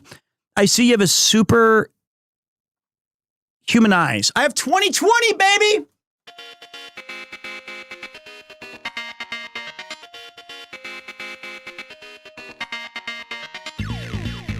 So, okay, this one right here on the back, it says it's the original version. Damn. And then it has Little Money Avenue, an unused track, and then In the Bar, alternate version.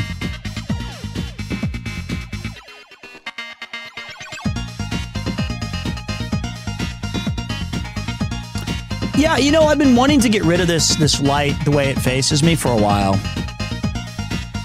So this game is called Bare Knuckle in Japanese. And my favorite character, I remember liking Skate and Max a lot, but Axel's the goat. And he goes, and I love that move. I never knew what he said.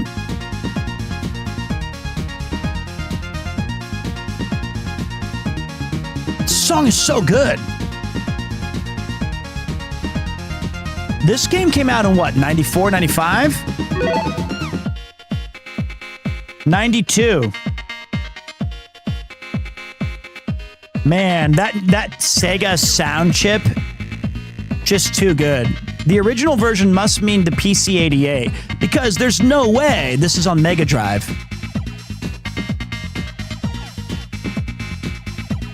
This little...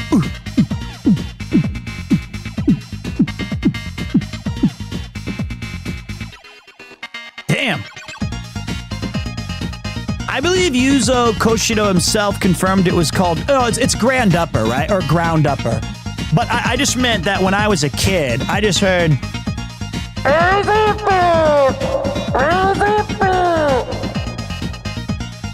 So I called it Rise Upper. I think it's officially called Grand Upper. Damn, I love this game. What a banger. I was born in 95. I was born in 83. So I was 12 when you were born. Yeah, this is a banger track. And really cool piece of, I think the record itself, I kind of dig the clear vibes. It's very nice. We got a lot more music to come tonight, guys, though. If you're here if you're here to vibe out and relax to the max and chill and all cool, I got you, brother. We are gonna kill it with some great music tonight. For those of you who are unaware, Vinyl Fantasy is this series that I've started. It's the second and the last Sundays of every month. And the reason that I'm doing it today is because I know that Halo might leak into... I don't want to do like Halo a bunch and then go into a... I might be wanted for murder of like... Because Connor may drive me to some insane levels of toxicity where I have to hurt him. You know, it could be manslaughter. I could be evading. I don't know what's going to happen yet. So, if that, you know, when is Halo? I think it's next week. And I got a few more surprises up my sleeve for you guys. So I decided to move it up a little bit. So the next one of these will be on the second week of September. Are you only doing Halo 1 through 3? He said. So this was the unused track called Little Money Avenue, which I think is an awesome name.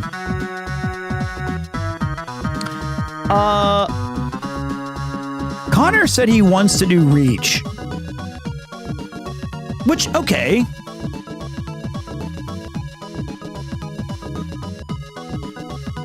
That's a good game. Did I play Streets of Rage? Brother, you already know that. You think I just buy the record because because it looks cool?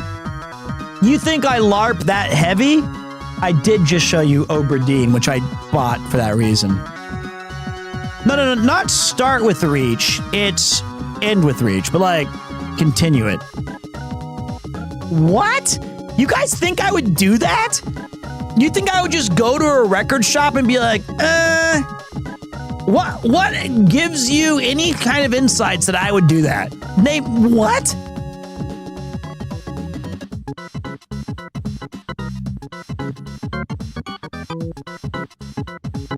I mean, sure, I could like the music of a game without playing it, but I I mean, I feel like that's true, but I feel like me buying Streets of Rage randomly and then being like, oh yeah, this is a good one. Nah. I love it. But now that you mention it, you're right. I could definitely like a game's music without buying it. I asked Connor if he was LARPing about video game music, and now I became a clip on his Clips channel. See, man, you're a rage baiter. All right, full disclosure, by the way, you're right. Many people did. I think I actually own 2 records where I just bought on vibes. I saw Undertale for sale today, and I did not buy it. I zagged when everybody else zigged. I was like, I'm not going to do that. You're not going to pull me into this. I already failed it every time we do video game Bandle. Every single time. And I know they're going to tell me Toby Fox or whatever. And I'm not doing it. I'll let somebody else pick it up. I'll let somebody else get it. Okay, so this is the alternate version of In the Bar. Here's the thing, is that Undertale was a 9 out of 10 game, but it had like a 2 out of 10 audience. We talked about this a little bit earlier. It was just like they loved that game so much that they were kind of obsessively weird about it on the stream. It was kind of crazy. This is the one featured in your P2 radio playlist. This one and the Go Straight. And a couple of the songs from Streets of Rage 1. You know what's crazy is Hollow Knight wasn't that bad, but Silk Song was. That was tough. The Silk Song was, I didn't even finish it. It got so bad. Also, if you guys did not know, we're multi-streaming today on YouTube. It's a new thing I'm trying. If you prefer that player, or if you want to be a YouTube frog, you can also check out that exclamation YouTube. We are multi-streaming it up, boys. But I'm more of a Twitch guy myself. When I boot up the PC, I open up 5 or 6 tabs. I go to Lud's, Counter-Strike things. I check out Rob where he's at in Japan. Sea-Dog doing Sea-Dog things, Mouse doing Mouse things, and then I kind of do my stuff, then end the night with RP Genius, Waffle Smacker, and the like. So there you go. It's like, it each their own, but yeah. Just, what's wrong with my hair? I think, did you see Lud doing yoga face purple smiling tears? What is face purple smiling? Is that like Zoolander? One look? I don't think so. There, another day I get to use that quote.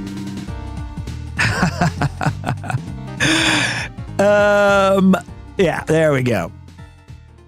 It's a YouTube emoji. Oh, show you the Magnum. I don't know how to do it. There it is. I need to get the whole effect. I need to get the whole thing. La Tigre. Okay. What is this? Walkin' Bottom prototype track. Pretending that wasn't practice for 4 hours. It wasn't. What is this? A record for ants? All right, I'm ready to switch. We got to keep moving. All right, guys, we're going to an RPG now. Thank you, Precious Live, for coming in here on the 16, spinning up 16 records. Appreciate you. This one does sound more like Streets of Rage 1, doesn't it? I don't know which. I mean, I love both of the records, but they're both just amazing. All right. Okay, now I gotta hear it out. Now I gotta listen to the rest of it.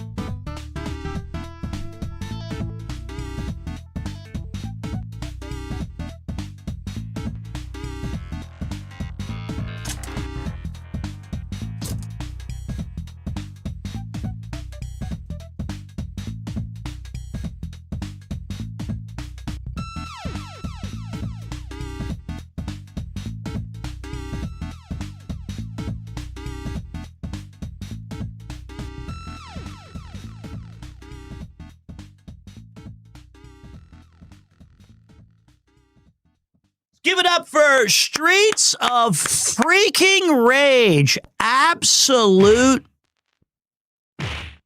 What?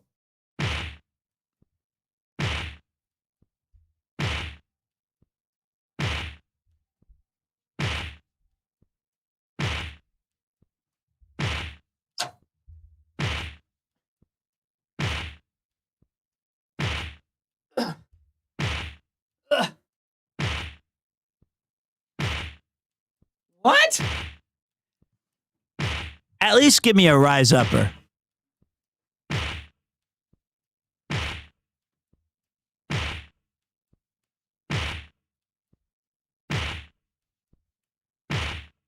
Ow.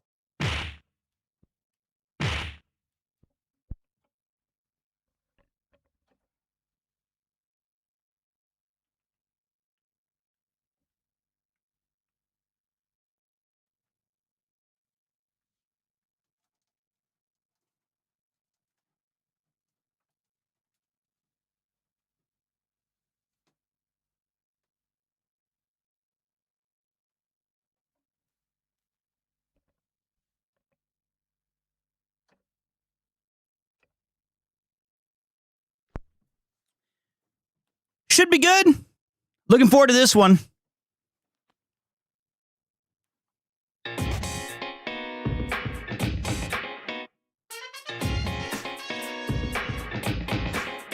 We are living our lives,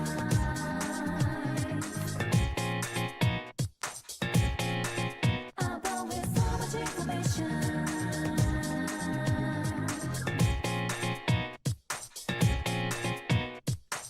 Come on, make up the remote, don't you know you let it on a junk for them. Try to flip the road, double cooking on a go, but I know use. Hang up in cuisine, loading, loading, loading. Quick free, reach maximum capacity. Want it, want it, want it. Gonna shop with my identity. Get up on your feet, tear down the walls. Catch a glimpse of the whole world. Snooping round down, We'll talk about this one here in a hot minute. This is Persona 4, but it's a special. trumpet, a race of relationships. Life goes on with or without you. I swim in the sea of the unconscious. Loco Sudo. Welcome back, big man.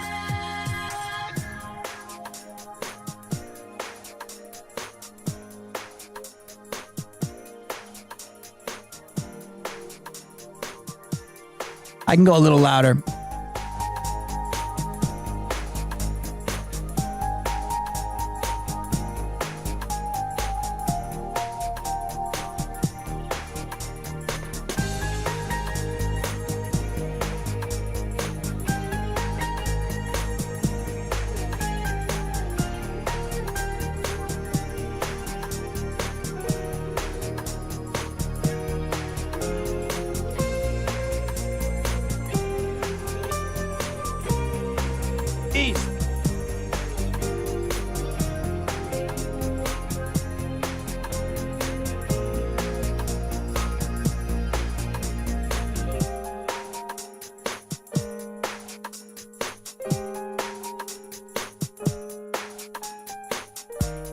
God.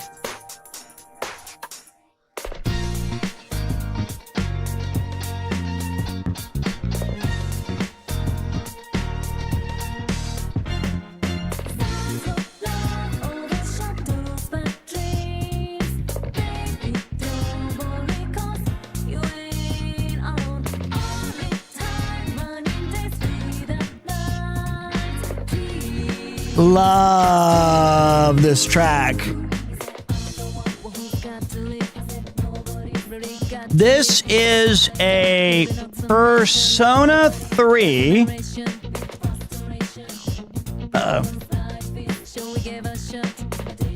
now damaged record. Jesus. P4 Mega Mix. It's just this. I have like a bunch of those plastic sleeves. Don't worry. P4. I don't know why I said 3. I was gonna play you guys. I was gonna play you Persona 3 lo-fi beats. but I chose P4. I think P4 is, I think, my favorite of the overall. It's not the single best at any one aspect of the personas, but I think it comes together the best. Like, they all have things that they're really good at, but I think my vibes... Oh, dude, this mega mix is insanely good. This is fun. I love this record. This is cool. So, I also love this sleeve. It's so persona coded.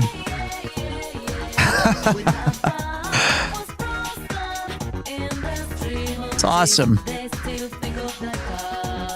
So the reason that I picked this one up, it's a mega mix collection.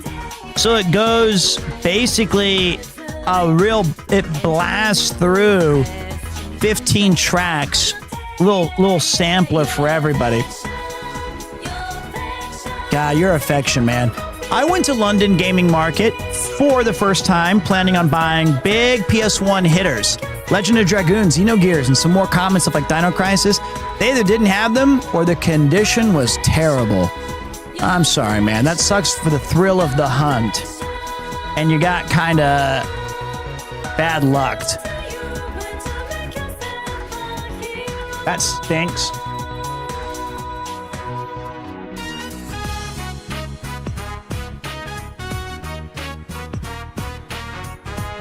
Welcome to another thrilling edition of Premiere 2. My name is Peter. Thank you for joining me on a beautiful night here in Tokyo, Japan.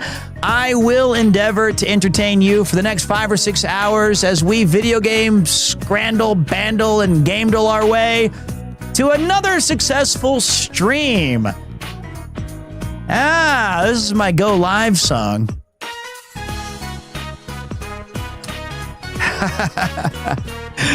That's a good one. I kind of like it. Are you going to play P4 Revival? Well, okay, I played the original on PS2 when it came out. And then I played Golden on the PSP Vita, which... Oh, man, this mix is insane. Oh, yeah. Let me update the thing. It's crazy mix.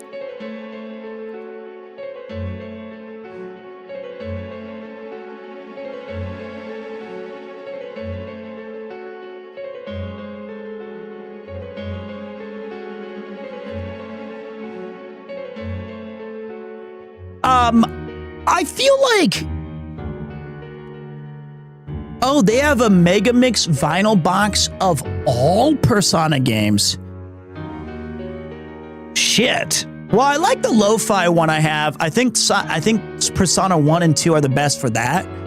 And then this Mega Mix has been really good. I almost bought the P3 Reload, but did not. So I'm excited about Revival. I just don't know if I need to revisit this world for a third time. And the big problem with Persona in my eyes is it can be tough to stream them because they're quite verbose. And I also find them kind of like weirdly personal experiences. You go to school, you have relationships with people that you're like building your social links, and then you're just kind of vibing, and then they're 100 hours. Quarantine! Welcome to the channel, big man. 25 months that you're crushing. I just realized we have to figure out why this is not... I'm fixing it on the fly. Hold on, give me a second, brother. There you were.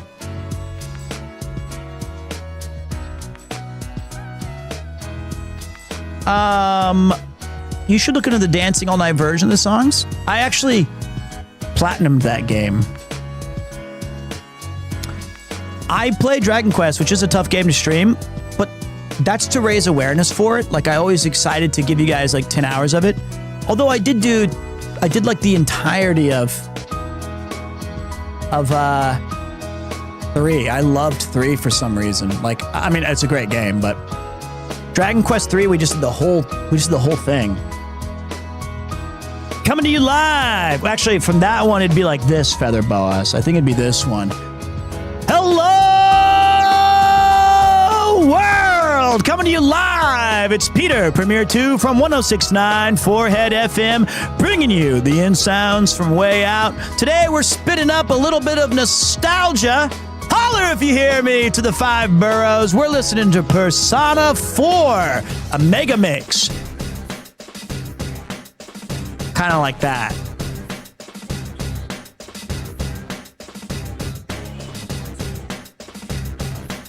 I'm Chuck Chillout. I'm not Chuck Chillout.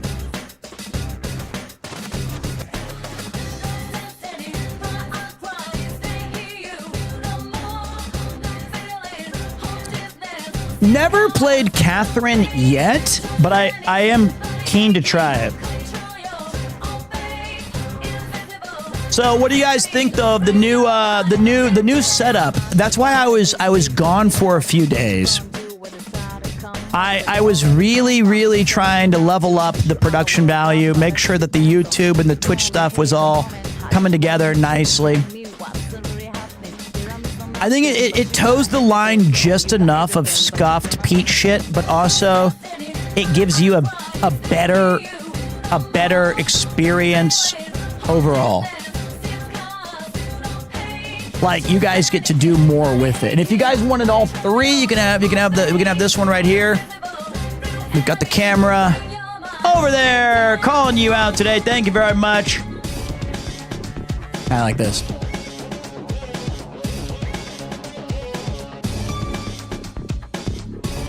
Well, I mean, there's other scuffed that we screwed up. But the cropping took me way too long to figure out. You have no idea. Also, I had this camera that's over there, the tracking one, is pretty cool. It uses NDI technology, I guess, so it doesn't need to be connected to my PC, but it connects to OBS over my local area network, which I think is kind of neat. Thank you also very much to Miggy Hero coming in for your 2nd month. Appreciate you pulling back through. Yeah, I wanted to give you, I think like the old, here's what it looked like before. And this is fine. Like, this is actually still, I think, really good. There's nothing wrong with like this. But I think something like that is just a cooler music experience. I think it's just a cooler vibe. Or like something like this. Did I feel the earthquake? Dude, it was crazy, yeah.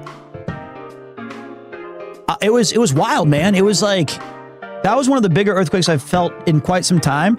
And it was big enough. It was open to Ibaraki, which is still a couple hours away.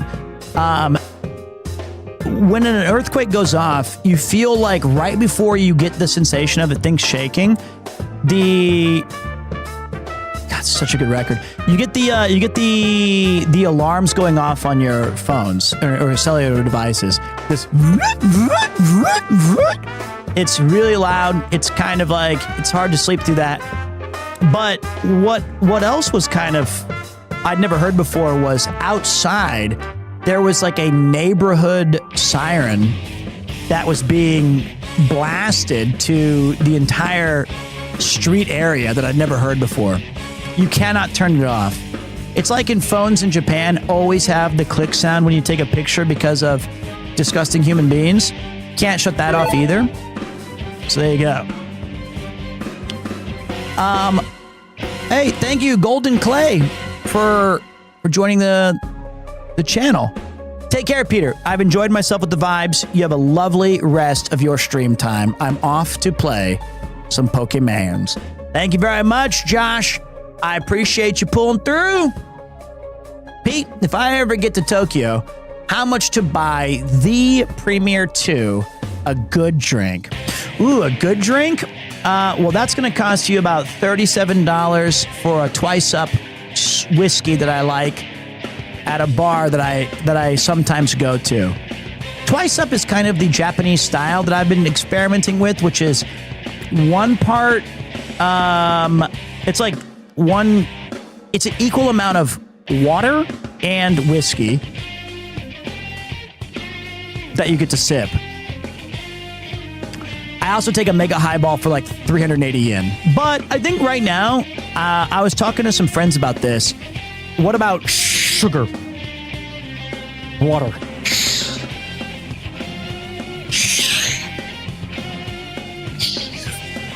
Sugar water. I don't need sugar water, okay? I'm fine. Thanks. The thing that I have this reputation somehow among all my friends that I always go out. And I think my wife would probably agree. But I think in a month, I go out anywhere from 3 to 6 times a month. Which I think is kind of like, it's fine. I think my big issue is that I also am I'm a ride or die guy. Like if my body commits to something, it's like, oh, we're doing that now? Okay, you're the last one to go.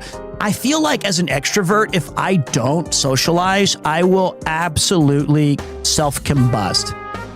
I gotta go out. I have not seen any GTA 6 leaks. I have very little interest in GTA. I never got into it. I mean, I played GTA 1 and 2, and then 3, Vice City, San Andreas. 4 was good, but not great. 5, I thought was pretty bad. Like, I just did not enjoy GTA 5. And so that was where I drew the line. I was like, I'm not playing this online for 10 years. So I don't really care. I mean, it's a very popular game and it's going to sell a gajillion copies. And I get it that like it's going to be RP everywhere and it's going to be No Pixel's going to bring a lot of cool content for a lot of cool communities. It's not just the story. It's just the online stuff I thought was poorly masked cash grabbing with a very, very boring gameplay loop. Like, I thought online was just not interesting, period. Like, heists, running around, just doing nothing. And then poorly masked as, like, they shilled it to everybody. But I mean, like, it was insanely popular.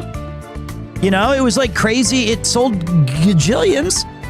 And then the story itself with, like, the triple perspective just didn't do it for me. Now, Red Dead 2, even though you move like you're driving a boat, I liked it.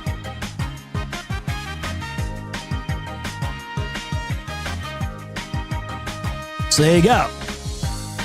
Yeah, but I stuck around for until Heist came out. I played the story about 20 hours or so. You know. So, I mean, I gave it a fair enough shake.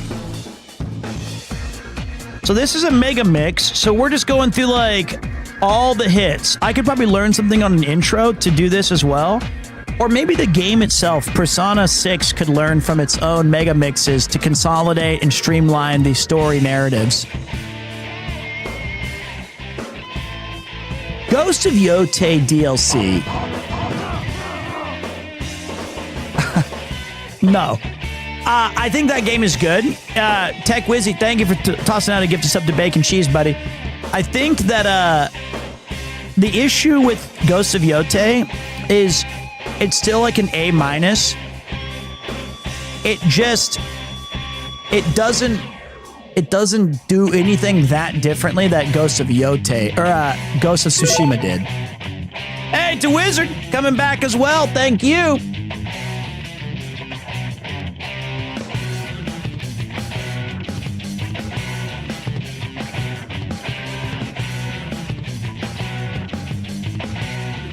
Okay.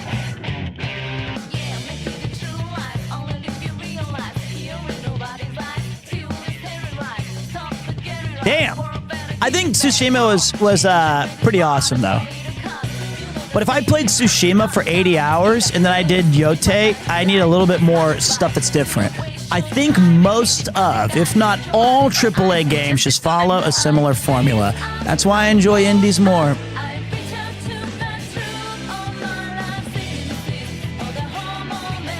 Banger. Wow. You have any P2 songs? Are they even as popular? I do. I've played them before. We might play a lo-fi record later, but this is great. Damn. I hope we play some Persona. It'd be a great game to revisit. Man.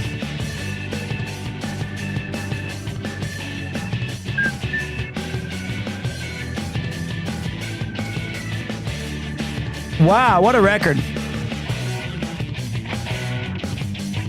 Dude, what a banger of a vinyl, right? I think that with the Mega Mix approach, I like put back another record and took this one because I've found that I've enjoyed kind of medleys and mixes a lot more lately, where it just goes into like one awesome 25-minute journey. It's like a fully self-contained tale right then and there. It's pretty dang cool. And by the way, I think that might be it. That was it. Let's give it up for Persona 4 Mega Mix. Unbelievable. That was really, really good. Actually, that was side A. So side B will probably be at a future Final Fantasy. And for those of you wondering, like if you were like, Pete, do you even like Streets of Rage? How could you guys forget the? It's at the very end on the Be Right Back screen. After I do like 5 minutes of like out of context clips, we play Go Straight for the sign off. Okay. Excuse me. Well. Twitch actually suggested someone I might actually chill with. Nice to see another OST collector. I love them. I love musics, and we've played, just to give you guys a quick little recap of what we played so far. This one. We have played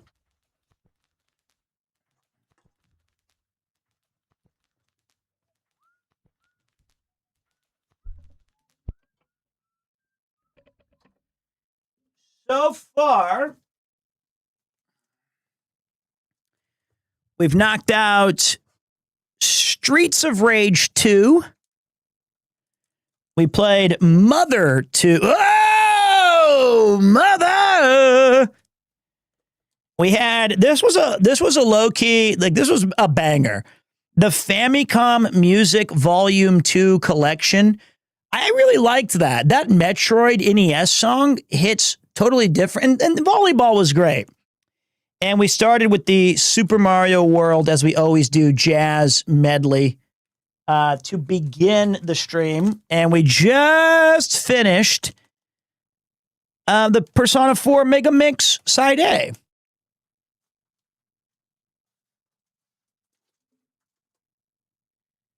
That was wonderful. That was a wonderful track.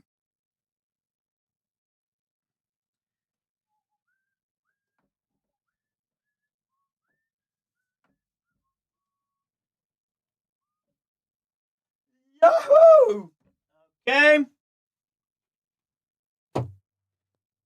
All right. Switching it up.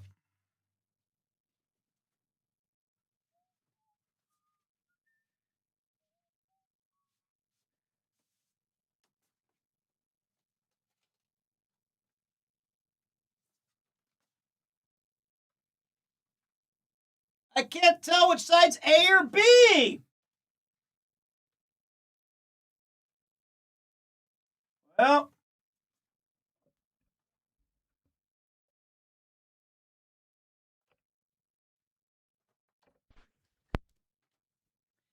doesn't tell me which side's A or B.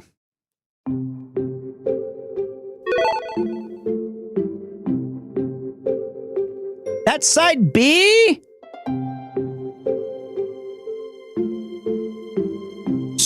you do know the difference.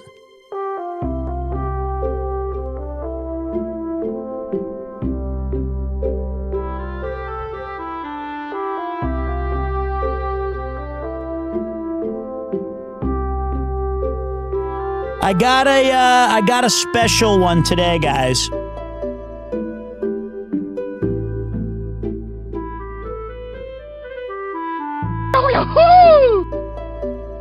Hey, thank you, Anonymous, tossing out a gift sub. Thank you.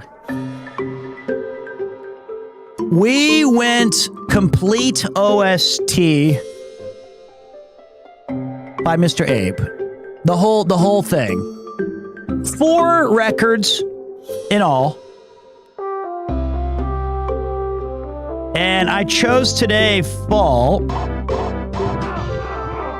And thank you to Wizard. You're just tossing out a bunch of kind stuff. Thank you. We got each one is separated into a different season. Spring, summer, fall, and winter, with the B-sides also including, character OSTs or certain thematic fun stuff. I don't think this is the Spirits Eve Festival, but it might be. This might be the B-side of Fall. Or is this the smell of the mushroom? I feel like it's the smell of mushroom.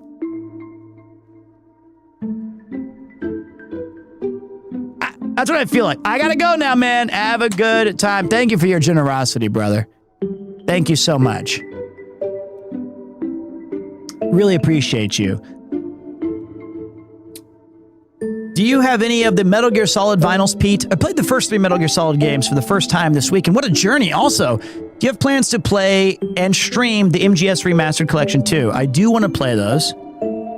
Smell my mushroom tip. Okay, so the YouTube chat is going to be YouTube chat a bit.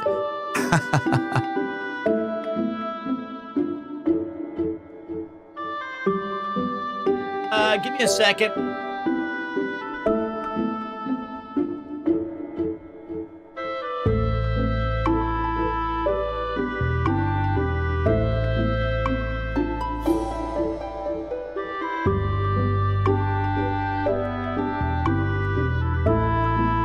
The only thing I have is this. I have Snake's Revenge from Mondo. This was a gift from Mr. Ian Rudd. So it's not quite Metal Gear Solid 1 or Metal Gear Solid 1, 2, or 3, but it is a solid Snake experience. Metal Gear 2, well, it says right here, also available is Metal Gear Solid and other stuff. But yeah, there you have it. But this is a 4 discs all over the place. We've got spring, summer, fall, and winter. I chose fall just because I think it's a great season. I wanted to hear it. Oh, right, the radio. Dude, I got to figure out a better way to do this.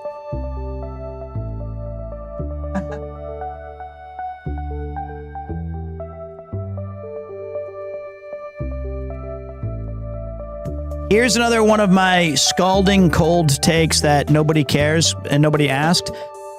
I would say, personally, I have very few times do I have the experience enhanced by the color records. I like plain black. I like just regular black records. Now, there are some really nice colored ones that like the blues or like a clear, but just a black record is, if I could choose to have them made in just that, I would buy it every time. Variety is the spice of life. Sunday morning, chilling with Pete and eating my Reese's Puffs. Damn, that sounds good. Hope everyone else is having a great day. We are having a We're chilling. We're relaxing. Just sitting here, just playing games. Well, actually, we're not really playing anything. We're talking about games. And as you guys know, I am a massive Stardew fan. It was super awesome to see Connor and Mouse get into it a little bit. I've probably put 250 hours of streaming life into that game, which I know is not a lot, but when you're just farming, it's kind of crazy. I think that we gave everybody some really cool voices. It was wonderful. Fields of Mystria looks and has all the things that I didn't play it enough. I had a lot of technical issues. But what my issue that I had with it was I didn't resonate with the community or the town as much as I did in Stardew Valley, which from the very minute felt like home for me. So this is not a chance for me to quote flex my vinyl collection. Look, it's embarrassing how much I've paid for some of these records. What I do want to do is share with you guys my enjoyment of game music and also a variety of titles that either you didn't know existed, had forgotten, or just wanted to enjoy with me.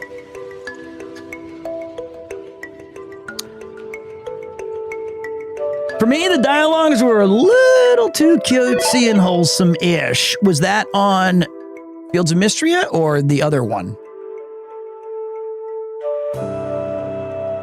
I do not have a Final Fantasy X vinyl yet. There's a lot of records I don't have. I'm just trying to show you guys what I do. Your hobby, man, is like super... You know, wait, when we're reading the chat... We gotta go to this one. Hello, chatters. Thank you for joining me here on this beautiful autumn day in Stardew Valley. Do you have a P.O. box where we could send gifts to? Coming soon, because I owe Tracy Minaj, a viewer, a Sega sweater that she won ages ago, but I don't have, like, I need to not dox myself.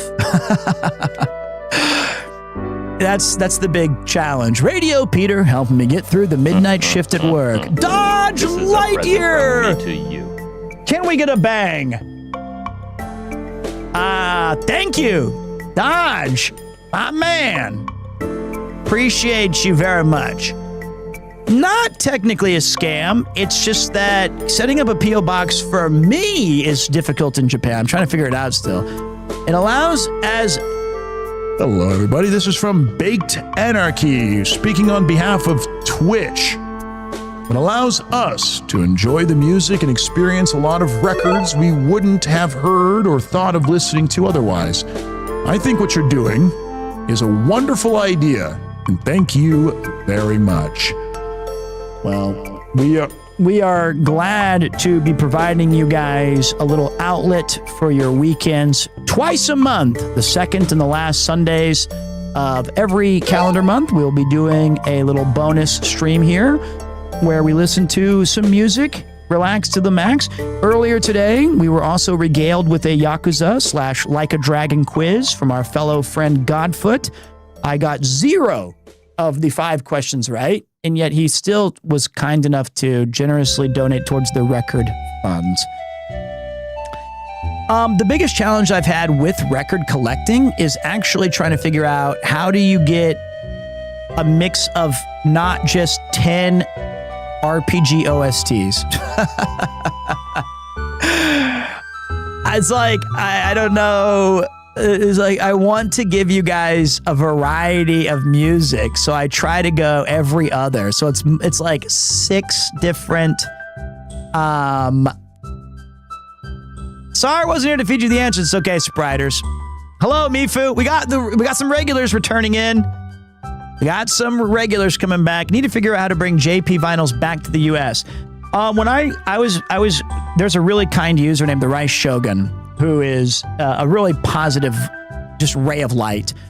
And he was kind enough to give me a record that I've been looking for years. It was a Snatcher. And the way he had packaged them did a really damn fine job of making the trip. And speaking of generous and kind, awesome people, we had a friend in the chat right now, the Spriders Resource, who also gave me 2 records that they got a little bit roughed up, but not damage to the record. But if you care about like having a pristine, perfect case, that one did get a little bit bopped or creased, but it's the Ginso Suikoden 1 and 2. So those, we're going to be listening to another side of Suikoden later today as we get into a little bit more of this little fun stuff.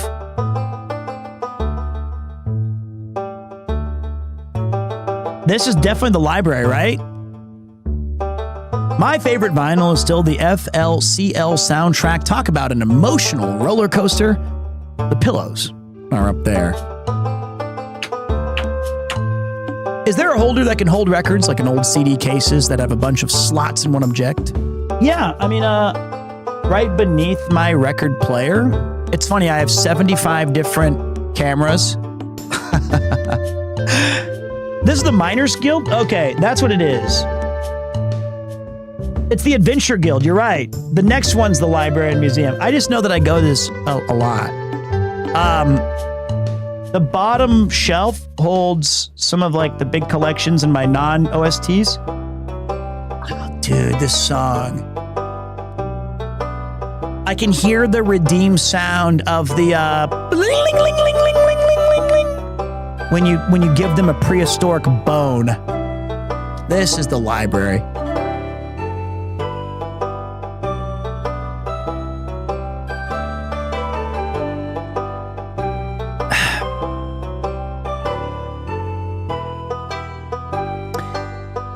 Yeah, this is a fun little setup. I really like what we got going on here, guys. I don't normally take 3 days off of just like no radio silent. This tech stuff took me an awful long time to sort out. Mifu had to help me with a fair amount of it as well, especially on the bot side of things. But getting a lot of the OBS stuff working was a fun challenge.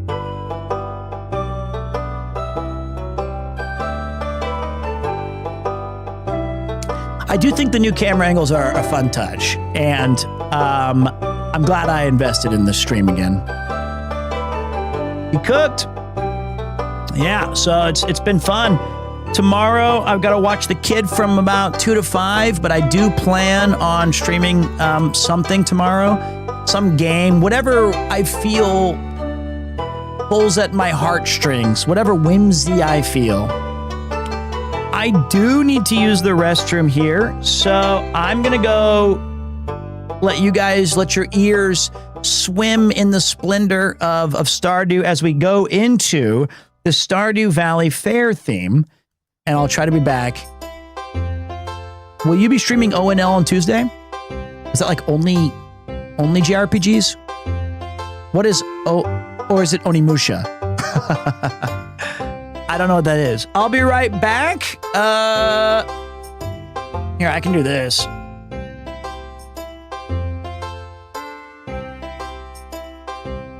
Opening night. Oh, I don't know.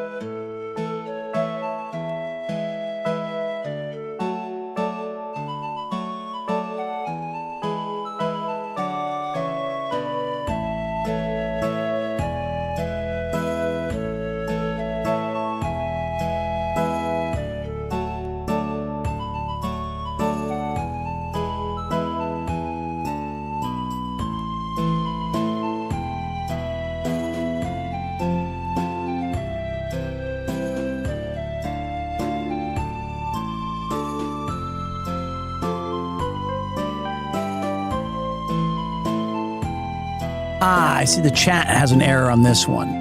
Oh, did I knock it? No. Error.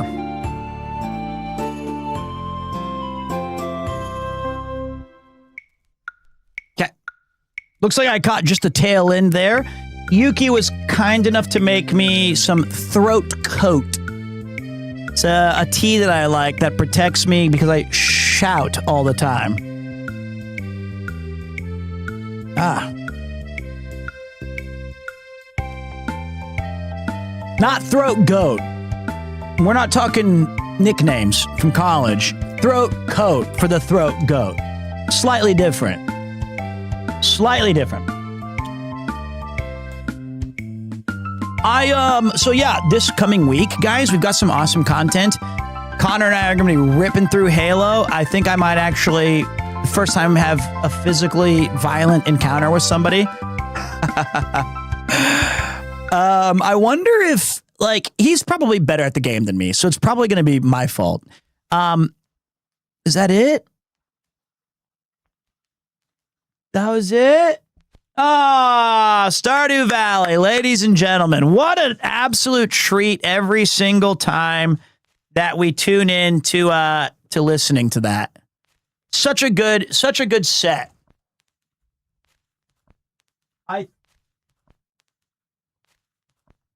Not the bald cam.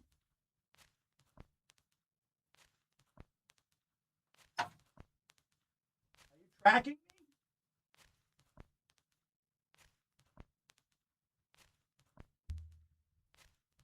Not even tracking.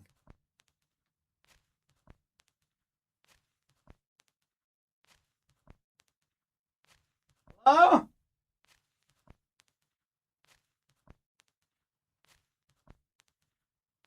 Ah.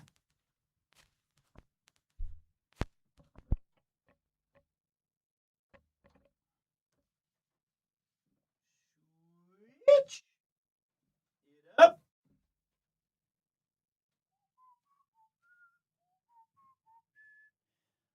I think it was my fault. I screwed it up.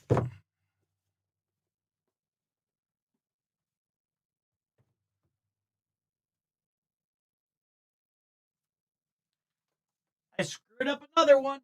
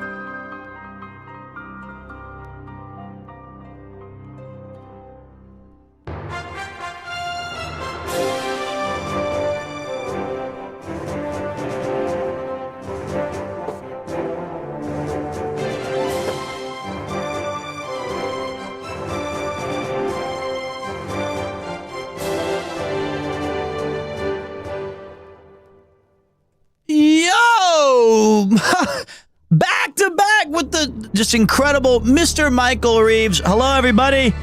Guys, he's on a Minecraft kick like we've never seen before. It's like he's back in college life, or at least that's what my college was. Who am I kidding? I was already out of college. I'm old as hell.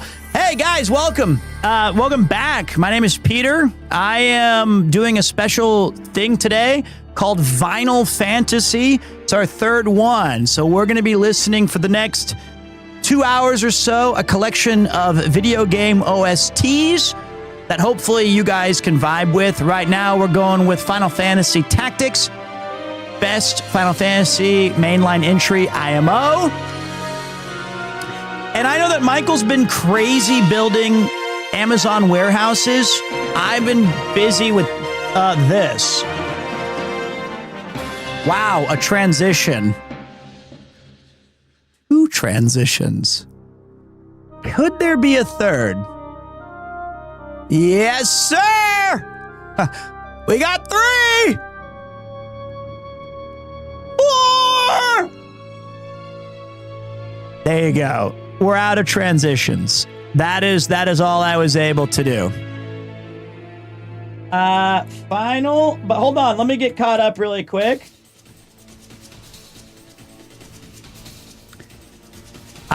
This took me like 3 days off, but yeah, he's been on that unholy grind. Was Michael's stream more than 8 hours? Or did he have a sensible one today? 15. Okay, great. 15 plus. Short stream. Sorry. I can't believe that I feel like such a little bitch now. And I'm like, sorry, you guys can have me for like 2 more hours and then I'm going to be tired from playing records. Yeah. I'm 42, man. What do you want me to do about it? 15 hours? What are we doing? World of Warcraft again? All right, but let me go back to the main cam here. All right. Let me welcome you guys. So, it is the Minecraft effect. Minecraft is the only game I've ever played, legitimately, where I forgot to eat. It was like a Saturday night, and I booted it up on the Xbox 360, and I was like, oh yeah, I got work on like Monday. I got the full weekend, baby. I'm ready to fucking play some games. I got a call at some point in the future, and it was my employer asking me where I was. And I was like, bro, chill out. Sunday's everybody's day. It's the day of the Lord, okay? And he's like, and I looked at and I was like, whoa, it's Monday afternoon. I had no idea. It was the best weight loss. It was like I was just locked into Minecraft. Yeah, that does happen. That's Baldur's Gate 3 for me. Brother, that was Baldur's Gate 2 for me. But yeah, thank you guys so much for being here. It's so cool that you have like streamers that I admire a lot. Like today we had Sea-Dog and we had Michael Reeves come in here with raids. It's very, a Civ is one more turn as well. I can sense that. It's very, very humbling. So thank you guys so much for the incredible support. Hopefully you guys dig it. Second and last Sundays of the month, I'll be doing Vinyl Fantasy, where I play, like I said, a bunch of records that I've tried to collect and cobble together. I try to go a little bit like RPG, non-RPG, RPG, non-RPG. Because if I don't... It's the check! This is such an awesome stream setup and concept. Galen the Thanks for the Barbarian, immaculate it's my vibes as pleasure. usual. Hopefully you enjoy it. If I don't, then we're just going to hear RPGs all the time. And that's cool, but I also think that there's some really neat things. Pete, would love to know your most expensive vinyl. Okay, so some of them, like, even like the Chrono Trigger one that we're going to tap into in a bit, it by itself was almost $160 just because it's a 4-disc, and that was like brand new. Like I pre-ordered it or whatever, and whatever that is in Japan. So that doesn't really count. Like, what's the most I've paid for like an import or like a rare title? I would say either Mother 2 or this one right here.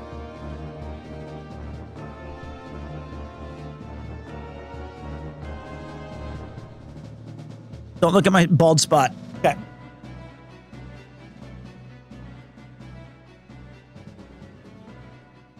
Okay. I would say this one. I asked Rob to pick this one up for me. It was like Ichiman-san sent in for Dragon Quest 3. It's awesome though. It's really cool. And inside, I was so surprised that it still had the sheet music.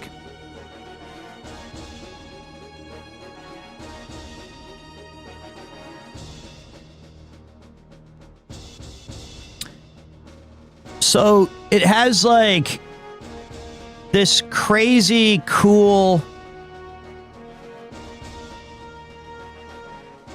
like just boot up and play, brother. And then it's like get lost in the world of this music of Dragon Quest. And I think that's a really charming addition to any kind of purchase. But right now we're talking Final Fantasy Tactics. And I gotta say, my hot take, it's not even hot because it's pretty subjective. I think this was like the best, I think it is the best Final Fantasy for me. Like, I love its story, the political intrigue, the job system was fully realized. It was like, it took what From 5 had, and it just kind of was like, "Aah!" And the music. The story I always tell is that's important to me was I was in middle school when this came out. Final Fantasy VII was a revelation for not just me, but for anybody who loved video games. I had already played Final Fantasy III, which was actually 6, but we didn't really know how that worked out yet.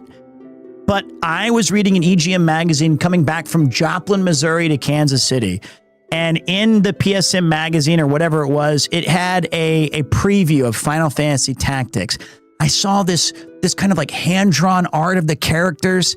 I saw all this it was like on a grid, like my favorite game, Vandal Hearts at the time. I was like, oh my God, Mom, I gotta get this. And she's like, I don't know, when does it come out? I was like, oh my God, it comes out on like near my birthday.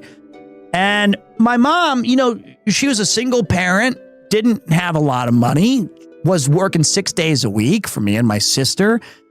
She said she couldn't do it. And that's fine. I understand. But I knew I wanted it so bad that I remember I went to school around my birthday and I came home and I was staying in the basement. So we had like a 1-story house, but with a basement at the bottom.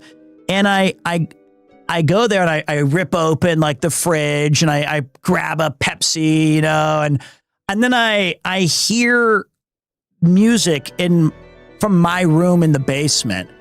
And I go down there and my mom incredibly figured out how to buy the game, open it, put it in the PlayStation and turn it on so that when I got home, it was waiting for me. I mean, that's insane.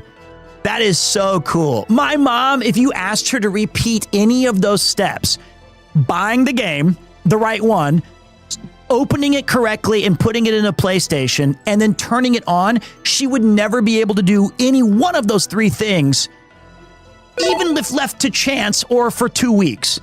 But somehow, she got all 3 right and like had this waiting for me. It was unbelievable. So when I hear the original song where the intro starts and it says, a warrior takes sword in hand to heart or whatever, I can't help but think of my lovely mother. So there you go. That W Gypsy Girl, that is her name on Twitch. It's like with 5 numbers after it. And poor my mom, she's very interested in being a free spirit and traveling and doing, you know, she's just awesome. So this game, maybe I conflate some of its favoritism connected to something very personal, but that's what makes favorite games favorites. Because if we're talking objectively speaking, it's still the best. But you could at least make the case for other titles. You know what I mean? Oh, sorry. I'll turn it up. I think I turned it down earlier because there was raid messages and bongos and everything was going off all at once, and I was telling a story. My apologies. Sorry, Puka. It should be a little bit louder. This song's also a little bit one of the battle themes. Oh, it's so good. So, you know, a lot of people ask me, I want to play Final Fantasy. Where should I start? And I think I've settled on that there's like 5 different answers. If you want to play a pixel version, like the old school, then go 6, right? Like that. And if you like 6, you might enjoy 5 more or go with 4 or whatever. If you like turn-based combat, I would say go 10. I think it's the best turn-based system we had until, Expedition 33 and some other stuff have come along. But it's like, it is amazing. If you want an MMO, try 14. If you want an action adventure, go 7 Remake or 16, depending on where you're kind of looking. Now, that being said, there's still a lot of other great Final Fantasy games, but that's where I would start your journey into this different world. Like me personally, I like 6, 9, and Tactics, and 11. Like I played 11 day 1 on PC release, and there's a lot of really good games, but it's kind of tough. What do I think of 9? 8? 8, I'll say this. 8 has an amazing OST, and I kind of like its characters for the most part. The problem with 8 is a problem that plagues a lot of Final Fantasies, which is the last 5th of the game, and the draw system is unconscionably bad. It's so awful.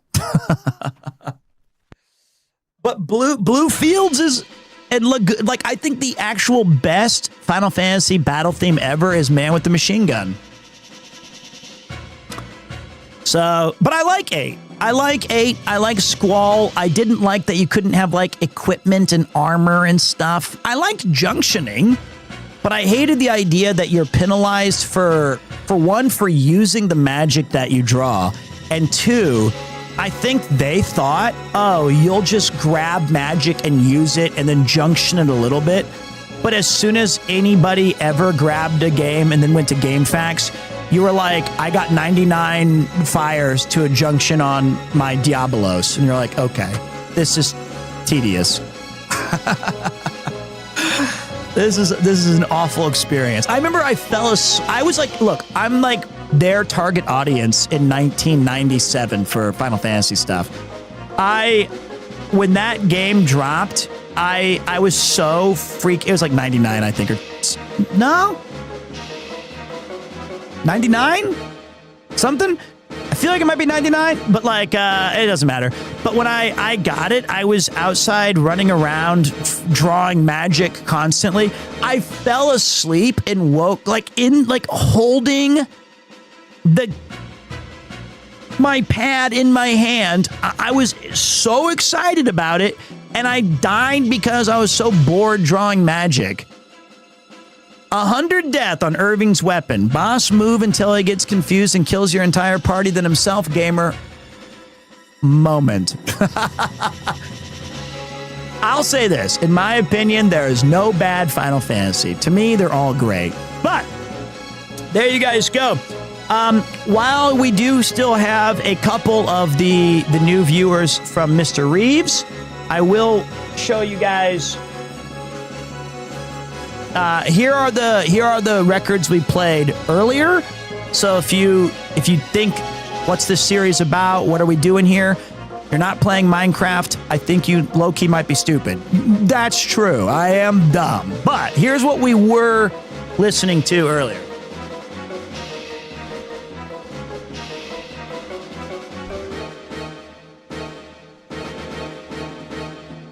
Okay.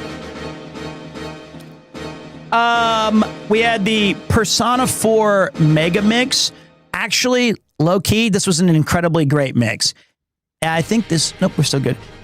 It just ripped through like 20 tracks, and every single transition was insane. It was so good. I can't wait for the next episode so we can listen to the B-side. We always start Final Fantasy with Super Mario World Jazz. It's a really touching, jazzy, relaxed version of a timeless music it's a collection of like Super Mario 1, 3, World, and so forth. We picked up this one today. This was awesome. A Famicom Music Volume number 2. Main one was Kid Icarus. It also had a Metroid, volleyball, a golf, and a game I'd never heard of. That was a banger. Whoa, mother! That was great. Obviously, I've almost worn this one out, but we did rip through side A of Mother 2. And then the Yuzo Koshiro absolute classic, Streets of Rage 2, Bare Knuckle as well. These were all very good. And I forgot to mention it, we listened to the entirety of Sunset Riders, which was really great. And then one side of Stardew Valley of Autumn. But I think Final Fantasy Tactics has been obviously very, very good. I love this. I love this game so much, if you couldn't tell. Do you enjoy film or TV soundtracks? If yes, which films? The Adventures of Briscoe County Jr. Go listen to that intro theme. I mean, look, if you missed Sunset Riders, I'm sorry, bro. It was great. Any thoughts on Star Wars Zero Company? I have no fucking clue what that is. I have no idea. That sounds like the guild I ran when I played the online MMO. Just Zero Company. I have no idea. Yo, wait. You have your vinyl player on your stream set up? That's sick. Dude, it worked. Oh, it's XCOM Star Wars. I'm very excited about this game. I think Star Wars works best. What's up, Rizabon? Hope you're doing well, man. Are you on the Elden Ring grind? I think Star Wars is most fun when you just have blaster sounds and music and title crawls, and it embraces just the goofy side of Star Wars for video games. I want to be jumping out there and going like pew pew pew, because that's what made the N64 Dash Rendar game so much fun.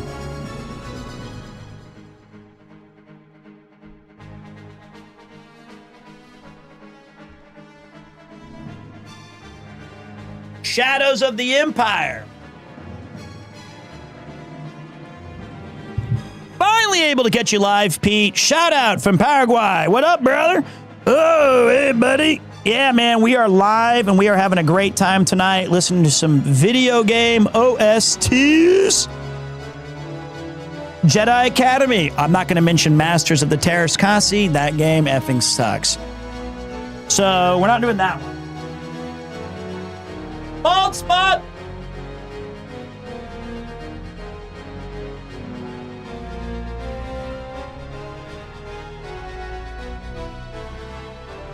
Okay. I think that's the end of the record. That was it. Ladies and gentlemen, Final Fantasy freaking Tactics round 1. It's like unbelievable OST. I'll play you guys the what I call the mom song.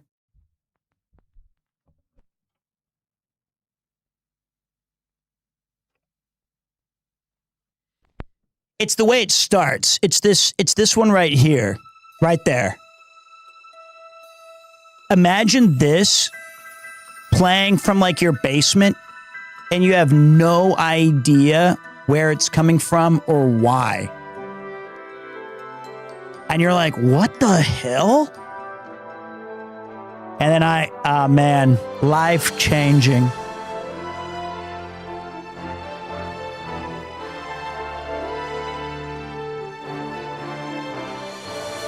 Follow me.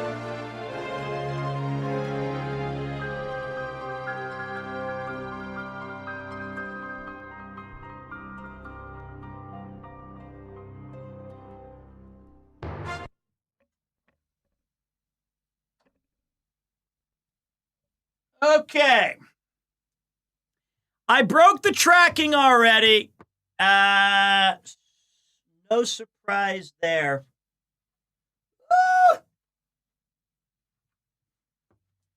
All right.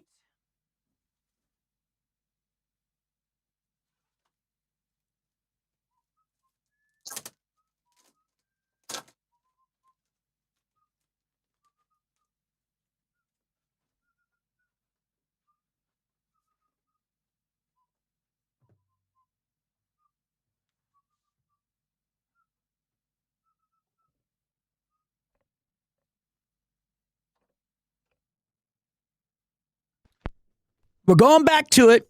I'm excited for this one, guys. I think obviously you're gonna love this, but like, we're going RPG back to back.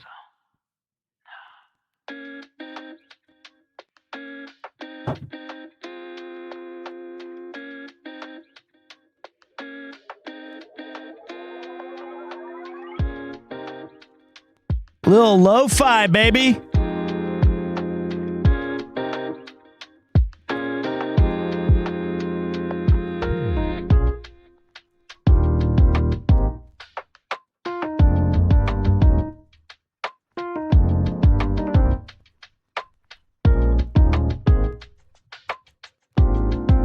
I find, hold on a second.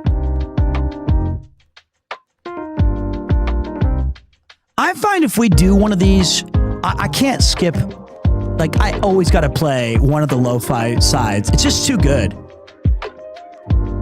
I just love it. So on this particular record, it has the A side is actually still my favorite. It's 1 and 2, then 3, 4.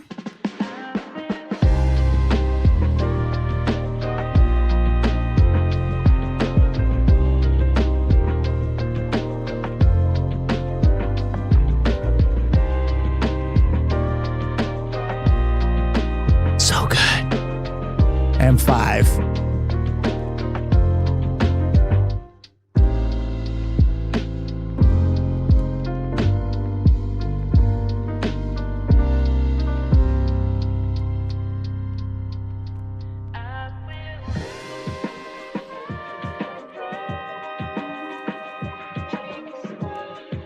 We got a call in from a viewer here. This is YoJimbo77. You know what you just did, Pete? You inspired me to buy Final Fantasy Tactics. Hope you used my tracking link on my panel right there on Premiere 2, or it's on Twitch Peter now. You can get 10% off, I believe. Let them know I sent you. You can tell your wife that you are inspiring. Spoiler, she doesn't care.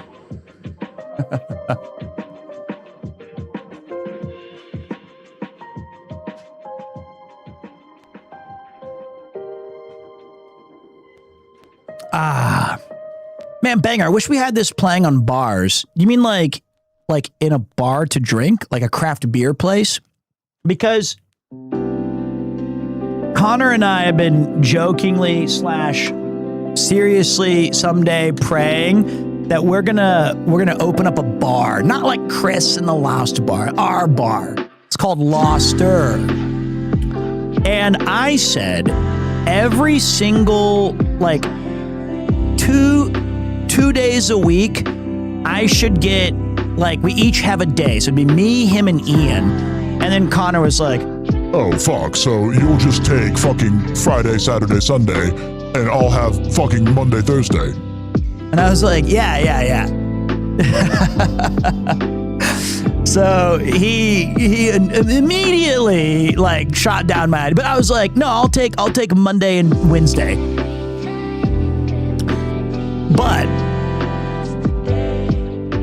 what I wanted was a chance to, like, each person who ran the bar could have their different vibe. So mine would be like video game OSTs. Connor's might be like city pop or whatever, anime. Ian's would probably be just Green Day. But that would be awesome. What track is this? This is beautiful. This is Time. It's called Time. First track was Burn My Dread. This is Time. Next is Don't. Then Color Your Night. I forgot to change the thing again for the millionth time.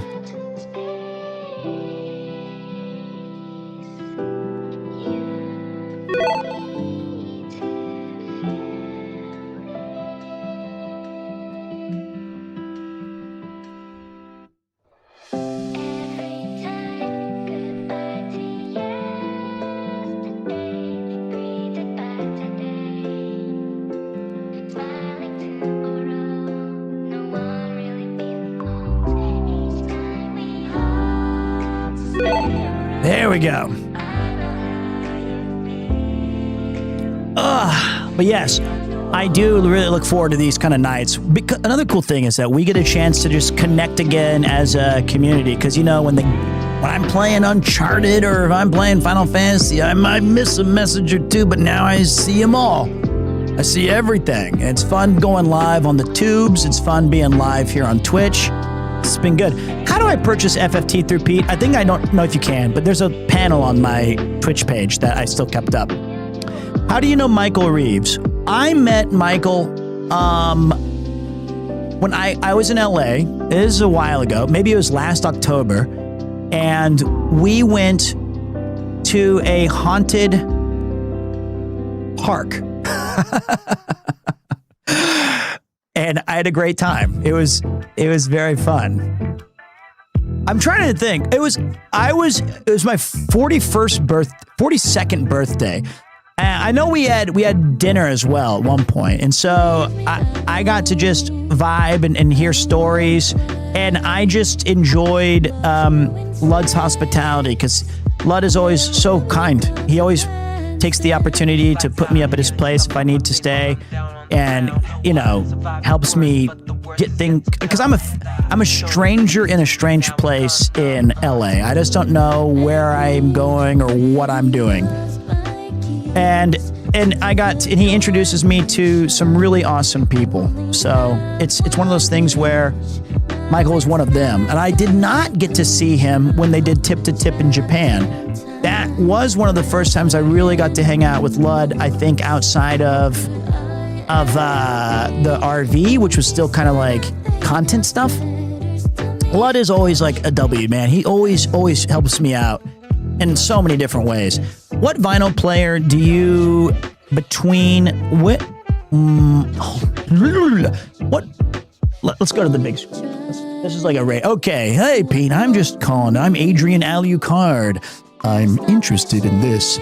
What vinyl player do you, between hand-me-downs and buying my own, I have over 200 records but no way to play them because I don't know much about players, and heard some can damage your vinyls, and I don't want that because some are old, like hand-me-downs from my parents and grandparents.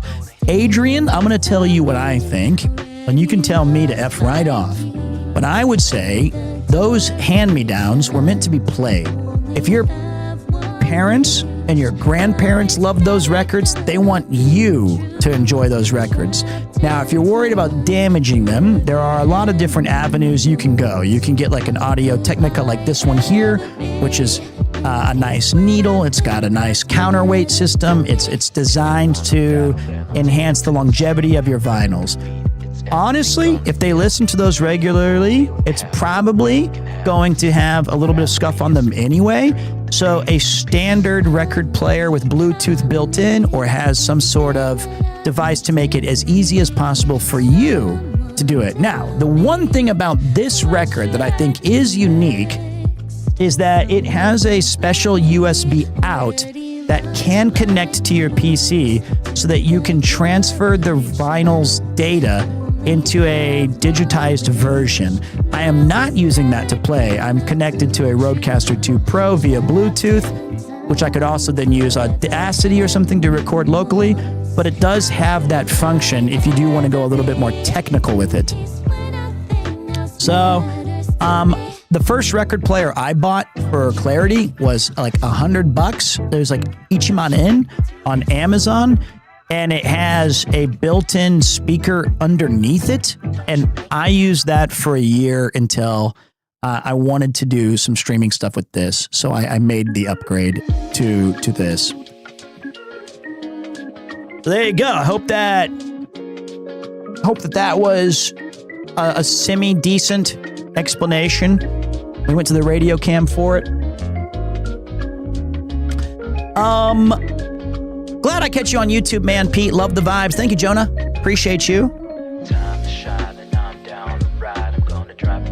Any JRPG's OST you want on vinyl? Final Fantasy 11 would be awesome. It's really the Final Fantasy I'd prefer to have on vinyl the most. I would say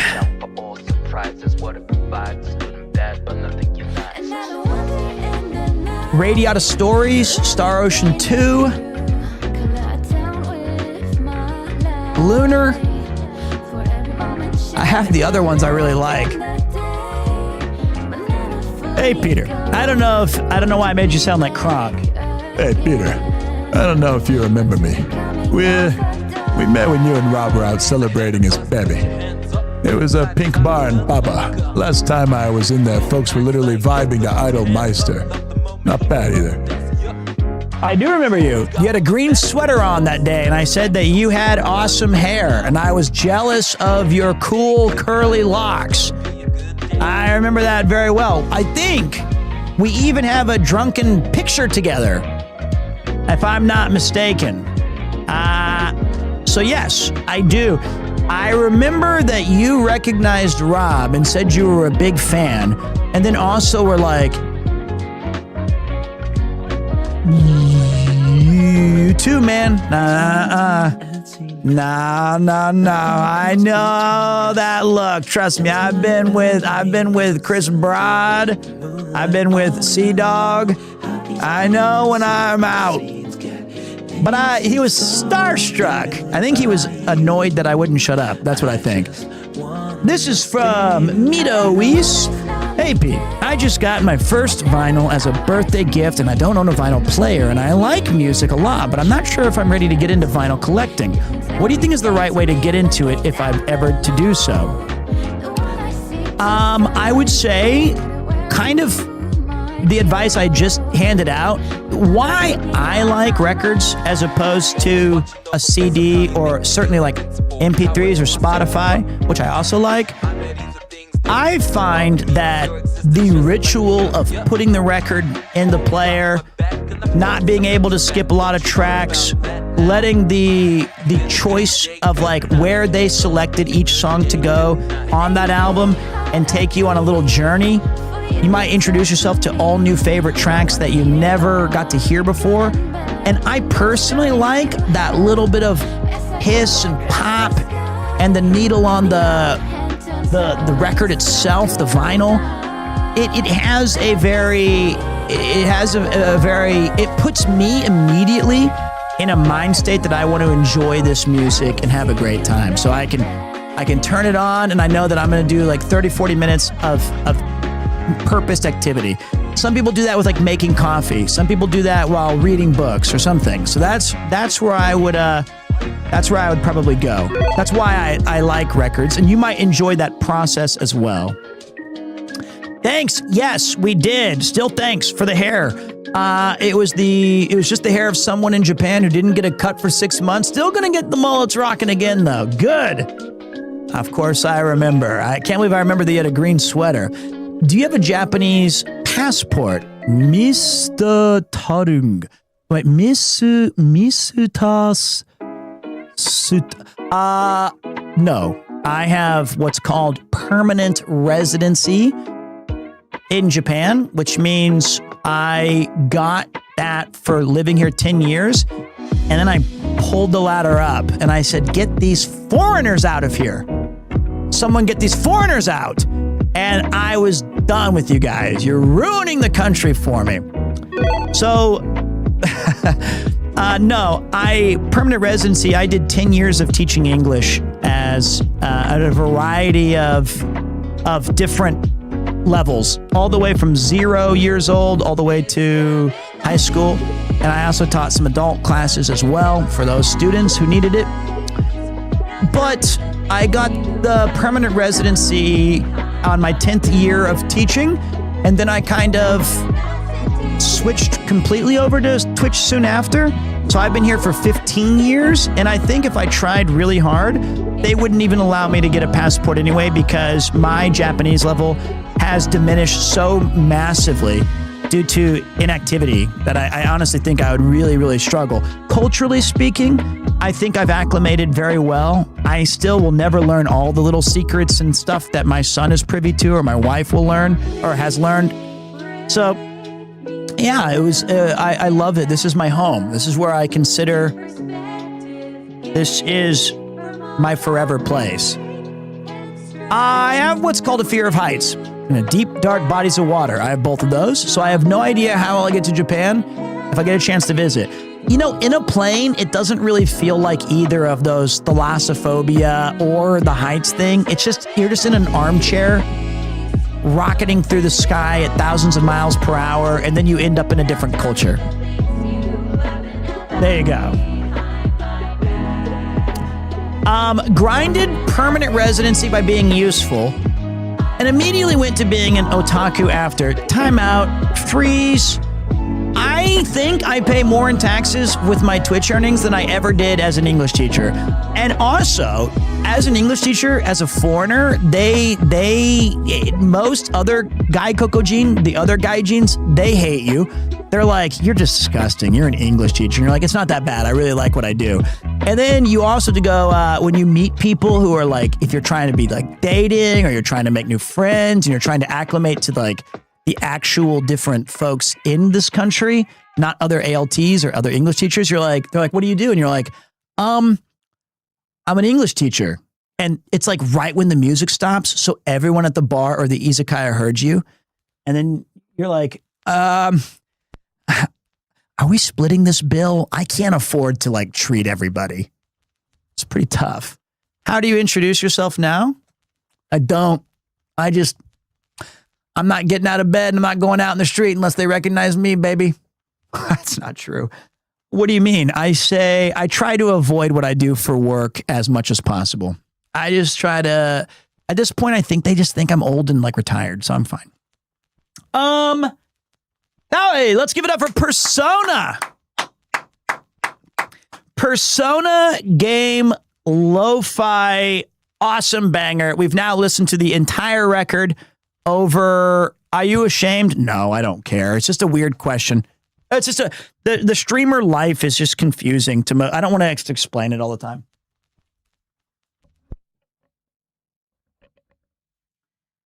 Bangers.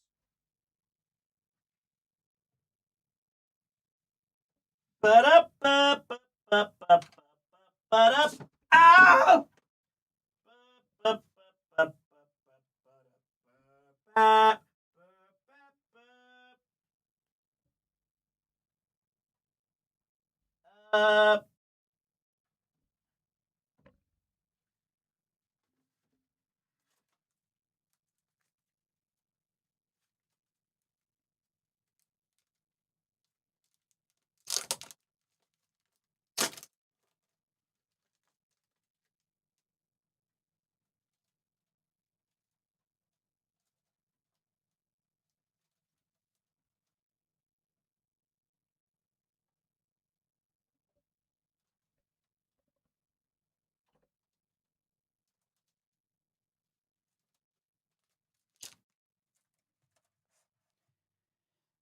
I gotta clean the needle really quick.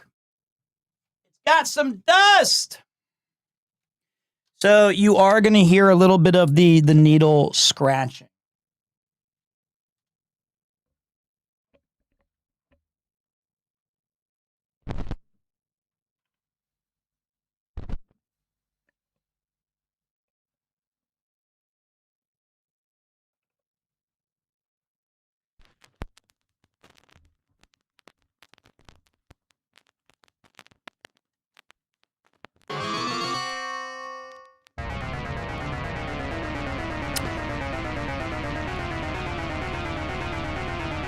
Capcom game music.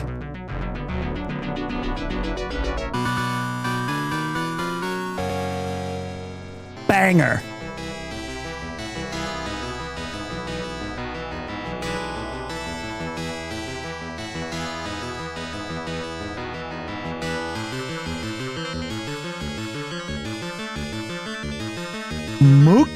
What's the Japanese name for this? Ghosts and Goblins. Mukaimura. Makaimura. So, this is a really cool record. It says here it cost 2,020 or 2,200 yen. It did not. It cost way more. This record came out in 1986. I think.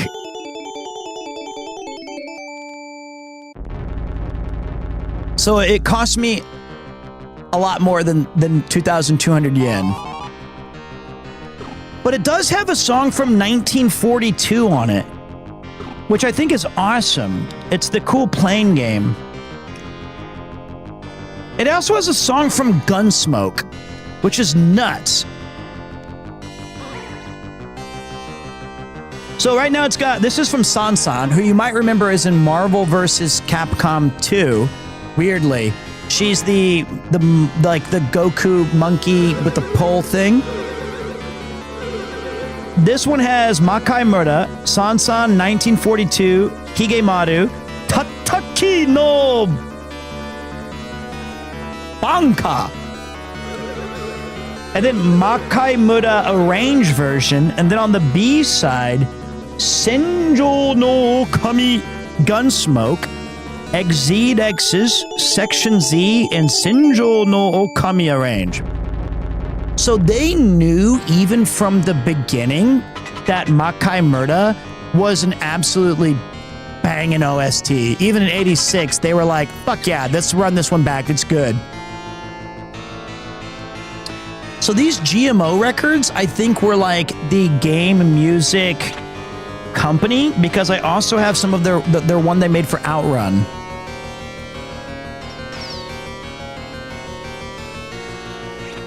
It's a really cool little collection. But they have them for like all the different companies.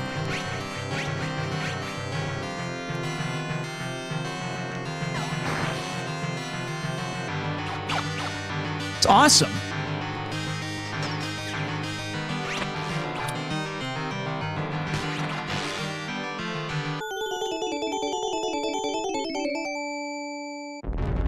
That's so sick.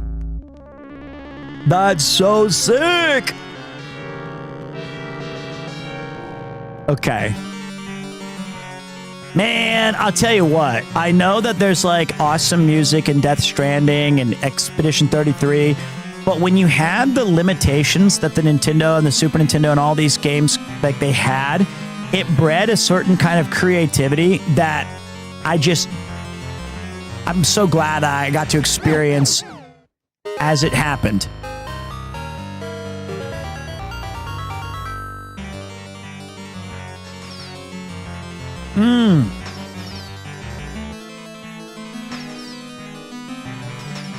I don't even know. Like, I don't know what tracks we're on, man.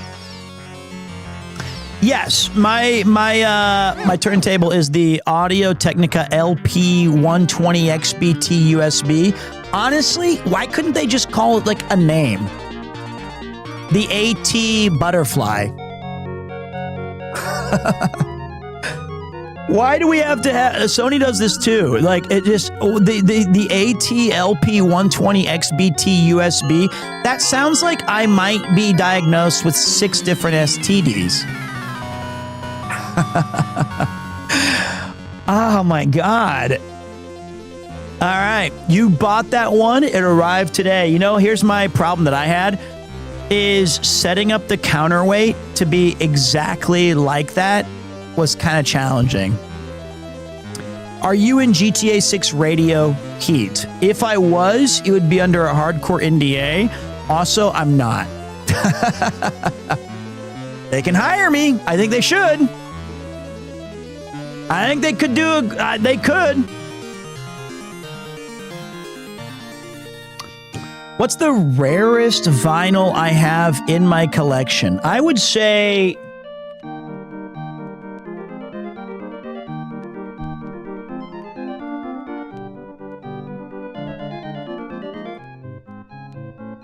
maybe for now. It's the Cambomb one. I mean, I'm on the damn record. I'm featured in it most of the songs. And Mouse is up there. You've got my face again. Like, this record needs to be reprinted, but like, this is a great one. But probably not that many people have access to it. There's a Van Gang. There's a Grundle Freeze. I think we should listen to it again. I think we gotta rip it again.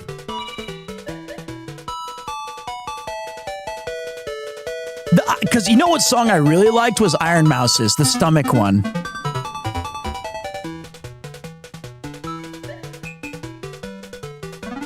This is the Capcom game. We also have the triple. I don't usually go to this one very often, but we got the whole system right here. It's everywhere. How much is the most expensive record you have? Let us know. We know Yuki's not here. Okay, these are all really, I'm not that kind of collector. Like, I know sometimes when I'm looking for like these OSTs, they're at least $100 and Ichiman or something. But it's like, I'm not buying them because they're rare. I'm buying them because I want to share them with you guys. That's just the truth. And my favorite records, the ones that I play the most, are not like cool. I'd say my most played records are Outrun, which I listen to a lot because I think it has the perfect collection of 4 tracks in a row. A Beastie Boys LP for Root Down, which I listen to the B-side a lot on it because it's awesome. Deltron, The Funky Homo Sapien. And then like Stardew and Chill number 2. And I also have the Reservoir Dogs record, which isn't bad. Like, these are just things that I think are cool to listen to. And so they kind of put me in the right mindset to do, like, working. That Persona Lo-Fi record I play a lot as well. And if I'm the kind of guy, like, I never would buy a toy and not open it, right? Like, I don't understand that personally. Or I don't understand the idea of, like, getting an expensive Magic card and then not playing with it. Like, I want to use it. Like, I want to play with it. And so that's just because you can't take it with you. Okay, wait. This sounds like 1942.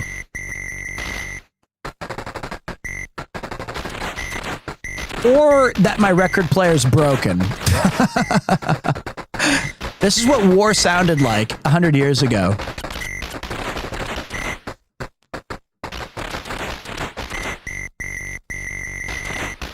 Yes. Do you copy? Do we need to resend the message? They're turning our cars into Swiss cheese out here!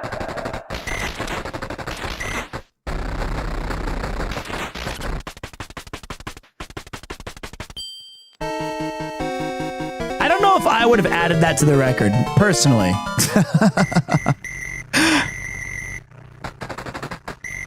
This is a real vibe assassin.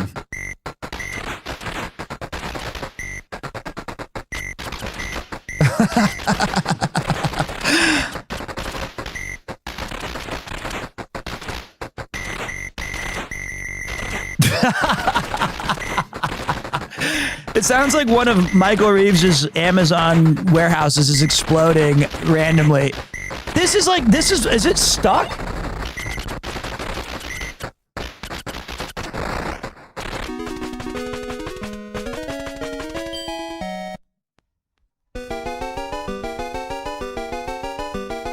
Okay. I think we're good.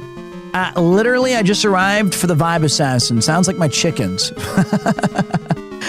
I mean, hey, look, I think that takes some real courage to throw that in the middle. It's wars for men. You think that's easy? That's what Lud's Counter-Strike stream looked like to me. Big Bang Bong! Thank you for the 5 months. Appreciate you pulling through. Yeah, this has been a great night of vibes. We still have about we're running out of records, but I would say other ones that I play a lot. I don't know, that Snatcher record's probably pretty rare too. I listen to that. That was a real track. Yeah, I think it was from 1942, which is a plane game, and I think we've moved on to Higemaru. But I think now we're actually switching over to Takai no Banka. This is a present from me to you. Galen the Barbarian. Thank you for the big Tim, buddy. Appreciate you. Awesome. That was good. I'm going to go to the bathroom really quick. I'll let you guys vibe out to this track on the big screen with Diglett Sama. And I'll see you guys in a minute. Thank you, Galen.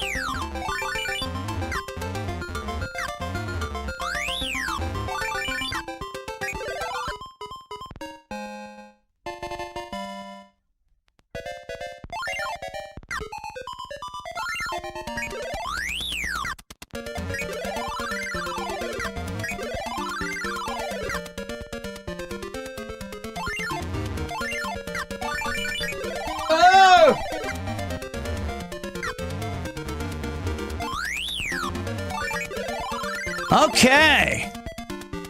Looks like I missed some beeps and some boops and some blops. I had to switch gears, guys. Diet Dr. Pepper. Final can has been drunk. It's time for me to move on to the secret weapon. The Coca-Cola 00. the 00 Coke. But we are in a very flashy Hokuto no Ken cup. I tried to buy the Hokuto no Ken record that has Aku no Shugeki and failed to do so. It's very hard to find.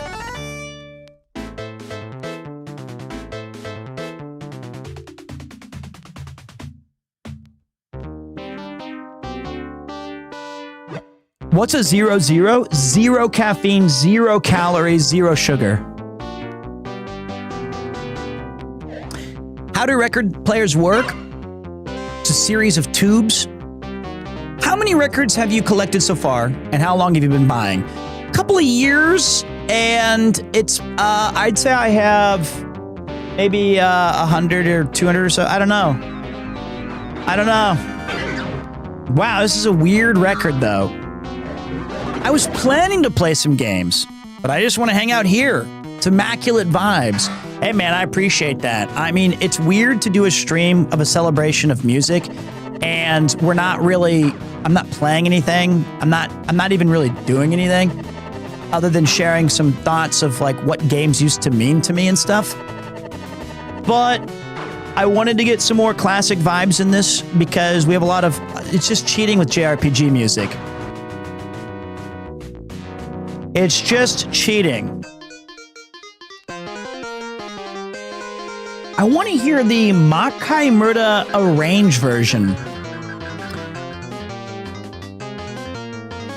Do you have any Dragon Quest vinyls? I do. I have Dragon Quest 3, but my favorite Dragon Quest is 4. I saw Undertale for sale today. Put it back. You know what else I put back, guys? I put it back, and I think you guys would have been like, L. It was Chrono Cross. Like, I see it a lot. So I know I could get it other places, but like, I just feel like it's the most common of the RPGs that I see a lot of places. I do not have a Discogs account yet, but I was like, I need to get through the entirety of Chrono Trigger first, because I also bought one that we're not playing today that's called Chrono Trigger Piano Collections. And I said, I don't need that shit. And then I flipped it over and it said Corridors. I bought that shit. I was like, yes, I do need that. Yes, I do. I do want to hear that. So, yeah. And oops. So, we're back. Is this the Makai Murda? Is this? I don't feel like that's the sound effect from Ghosts and Goblins.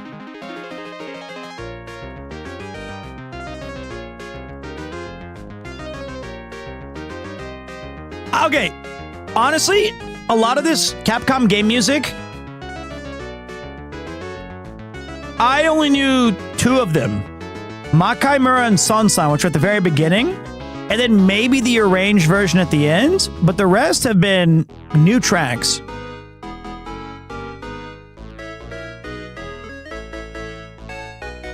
I kind of like it.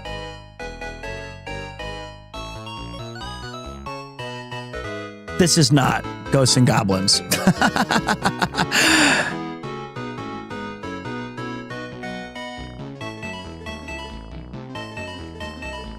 Dude, this is great.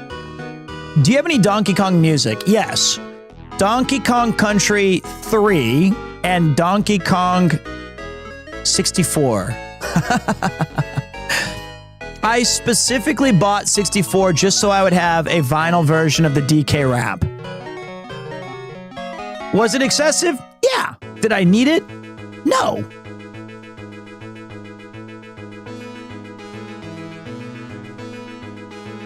I know I need Donkey Kong Country 1. I know.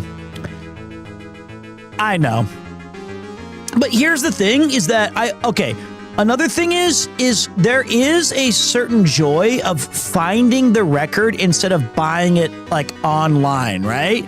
So I think Rob and I shared this particular quality is that it's the thrill of the hunt. You're leafing through the records and then you find this cool one. And that's more fun to me than just looking up it on like Amazon or something. I do not know what floor that is. .com. I'm sorry.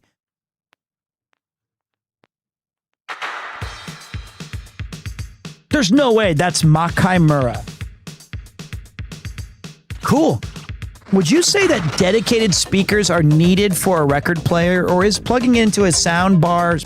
Listen, dude, here's what you need.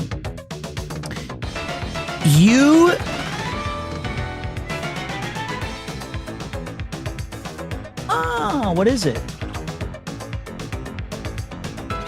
Oh, so you fixed it with which color? I chose. I would say you can enjoy it on a JBL pocket speaker, brother. This is my...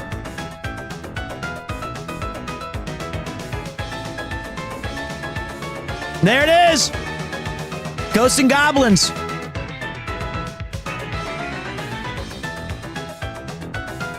That's crazy.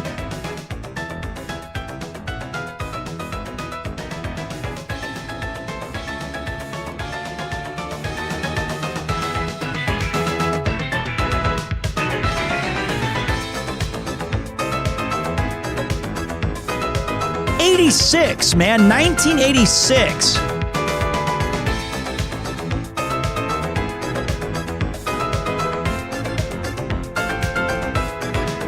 I see your YouTube chat. Hold on, I'm locking in. I gotta hear this. I love Ghouls and Ghosts.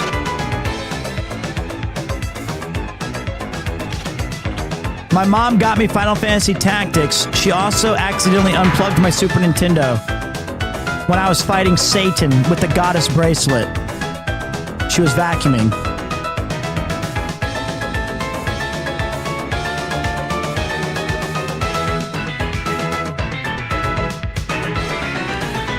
Oh man, this is a banger! It's so unfortunate that you have to go through that 1942 bit hell war.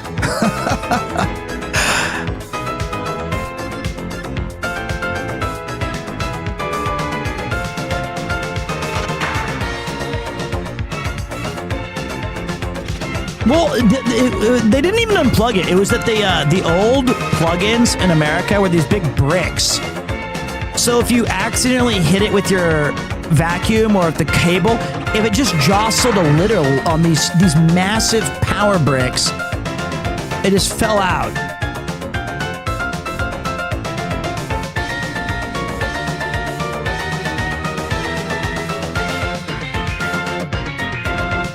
Oh, I love it.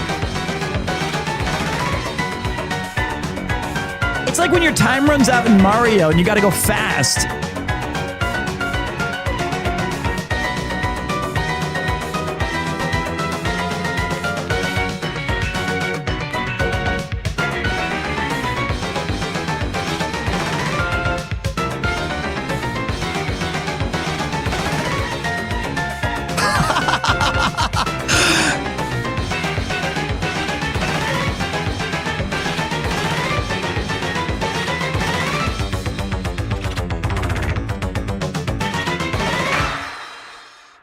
Wow. Wow. I would like stand up and cheer at the music hall.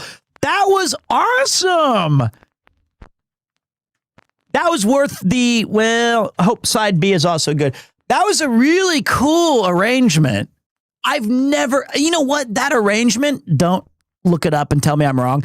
That might only be on this record. You know what I mean? That might just be on this thing. It's just like a thing that they put on there in 86. I also really liked the, this was the only one I put back and then picked back up because I thought that's a pretty damn cool cover art. Let me have this. Let me have it. Damn it.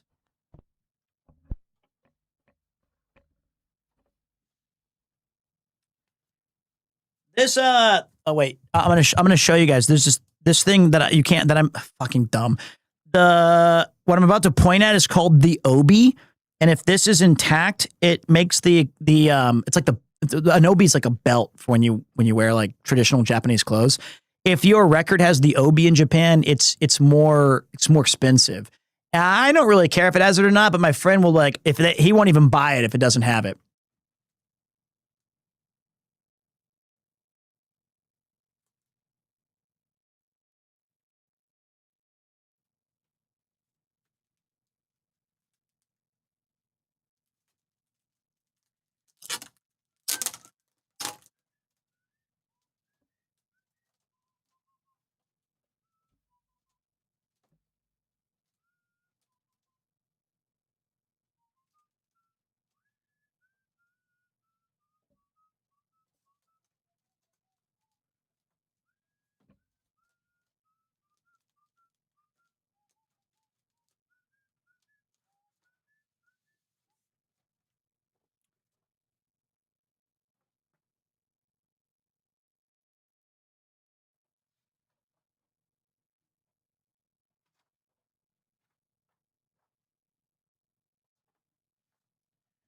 It also came with the sheet music.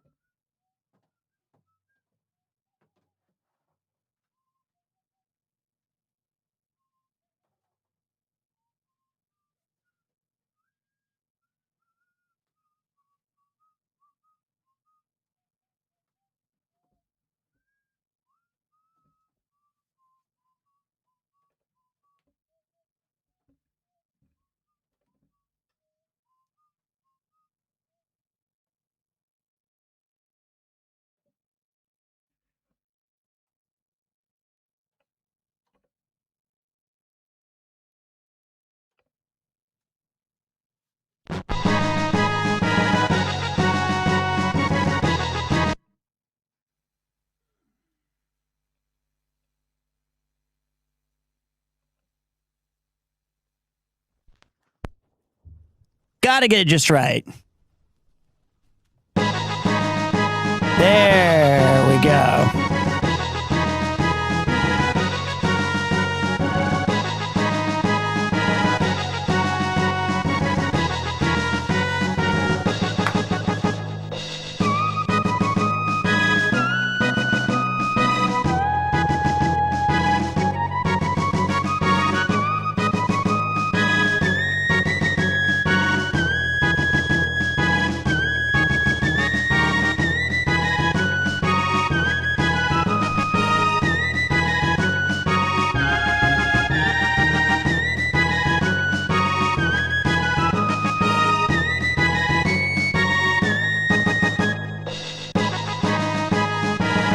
Unbelievable banger.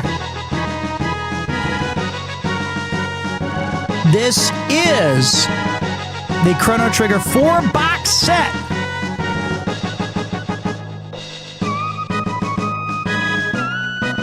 Glenn the Goat.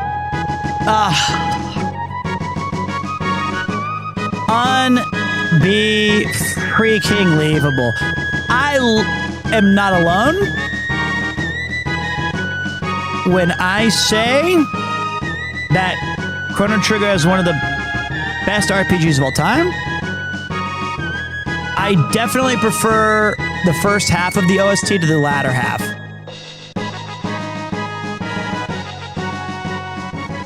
I love the first half of this OST.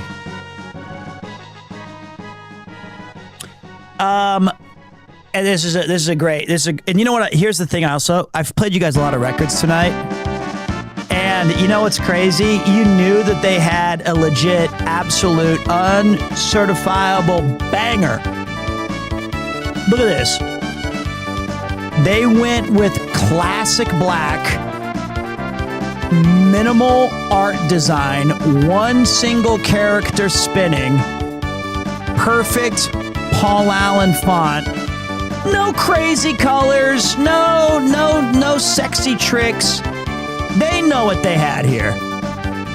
They know exactly what they had.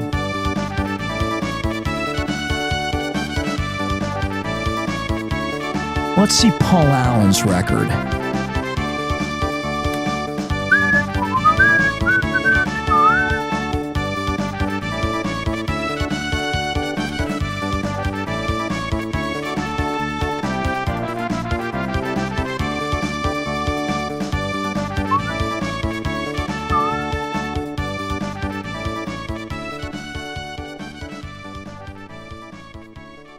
That subtle off black coloring, the tasteful thickness of it. Oh my God.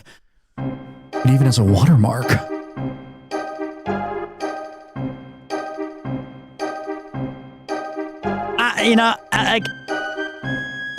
Don't you just want to whistle every single time? Don't you just want to join in? Recently, oh my God, it even has a character. I did a podcast with Grinding Gear, Garrett and Kyle, and they've been going through Chrono Trigger, and it's great because they've never played it. They're playing it on a CRT. They're playing it on original hardware, and they're geeking out and becoming kids again, just like all of us were when we played this game. It's wonderful. It's wonderful to see people be enthusiastic about just well-made video games. So this one, Tech Wolf was nice enough to have an extra ticket to the Chrono Trigger Symphonic Orchestra, and he allowed me to go with him. It was very kind. He just gave me a free ticket. I had the pleasure of sitting next to him and talking about it, going out to coffee afterwards. It was around that time that you could sign up to buy this record on pre-sale, and I immediately snatched it up. I did see 3 copies of it. Guilty. Not guilty. Not guilty. Guilty. I did see 3 copies of this box set for still retail price at the Shinjuku Disc Union. So if you are trying to picked this up in Japan or something. I did see a couple copies today. It was Ichiman Okusenen, which is about 110 or 120 bucks. Did I steal the... Okay, first playthrough, I'm pretty sure everyone's guilty. Because it sets you up. It sets you up. I definitely stole some guy's lunch because I clicked everything. Well, go check them out. Grinding Gear. They're really cool dudes. They were very nice to host me. I picked up the pendant before I checked on Marley. Better than the 300 Australian didgeridoos it cost me. I'm sorry, Ghost. I don't have an Ace Attorney vinyl yet, or I'd play it. I definitely checked Marley first and saved the kitty. Okay, sure, bud. Yeah, and your girlfriend, I know she goes to a different school. I can't wait to meet her. Yeah, that's crazy. Me too, though. Me too. I totally saved the cat and I checked on Marley first. What was the other things that you can be guilty of? It's, there's like several things. Doot, doot, doot. Doot, doot, doot, doot, doot. Because the way she gets knocked out, if I remember correctly, when you slam into Marley, or whatever her name is, the pendant is in between you and her. Oh, it's not waiting for her to get snacks. There's no way you just waited for her for 60 seconds to choose candy. If you had said that part of you, I'd be like, that's not true.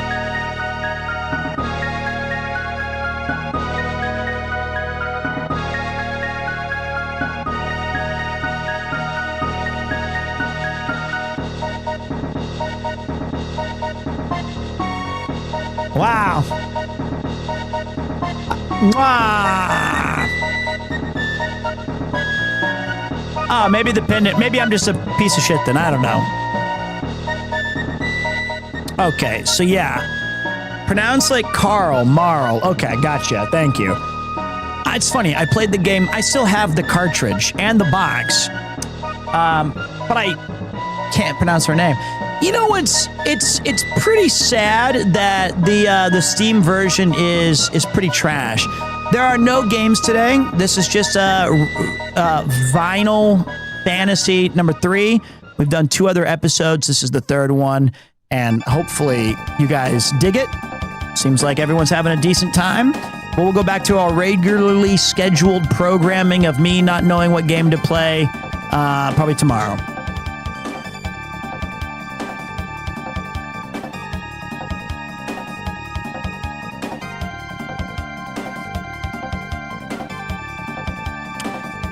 HD would be amazing. You know, I think the Pixel remaster of 6 is not as good as just the regular Super Nintendo version. They messed with like the pixels a little bit where it just doesn't look right for me. It looks like smoothed out. I don't know. Maybe it's the color grading on it or something.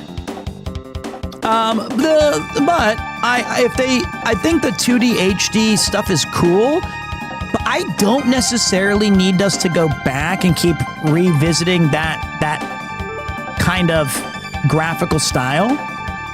I did enjoy Dragon Quest III 2D HD, but that one didn't really have a sensible replacement yet.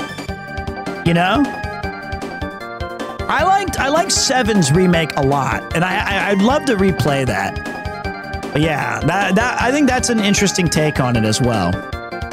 I couldn't play Chrono Trigger as a kid because my brother's friend who lent it said, "Don't let him mess with it. I'm afraid he'll delete my save," which is a sensible thing to be afraid of. At that time, that's all we had. Those were huge moments. You can't just let a kid play Chrono Trigger. He doesn't know what he's doing. He's going to save over the file that says footsteps follow. And then I have to go all the way back to 65 million AD BC again? No. Absolutely not.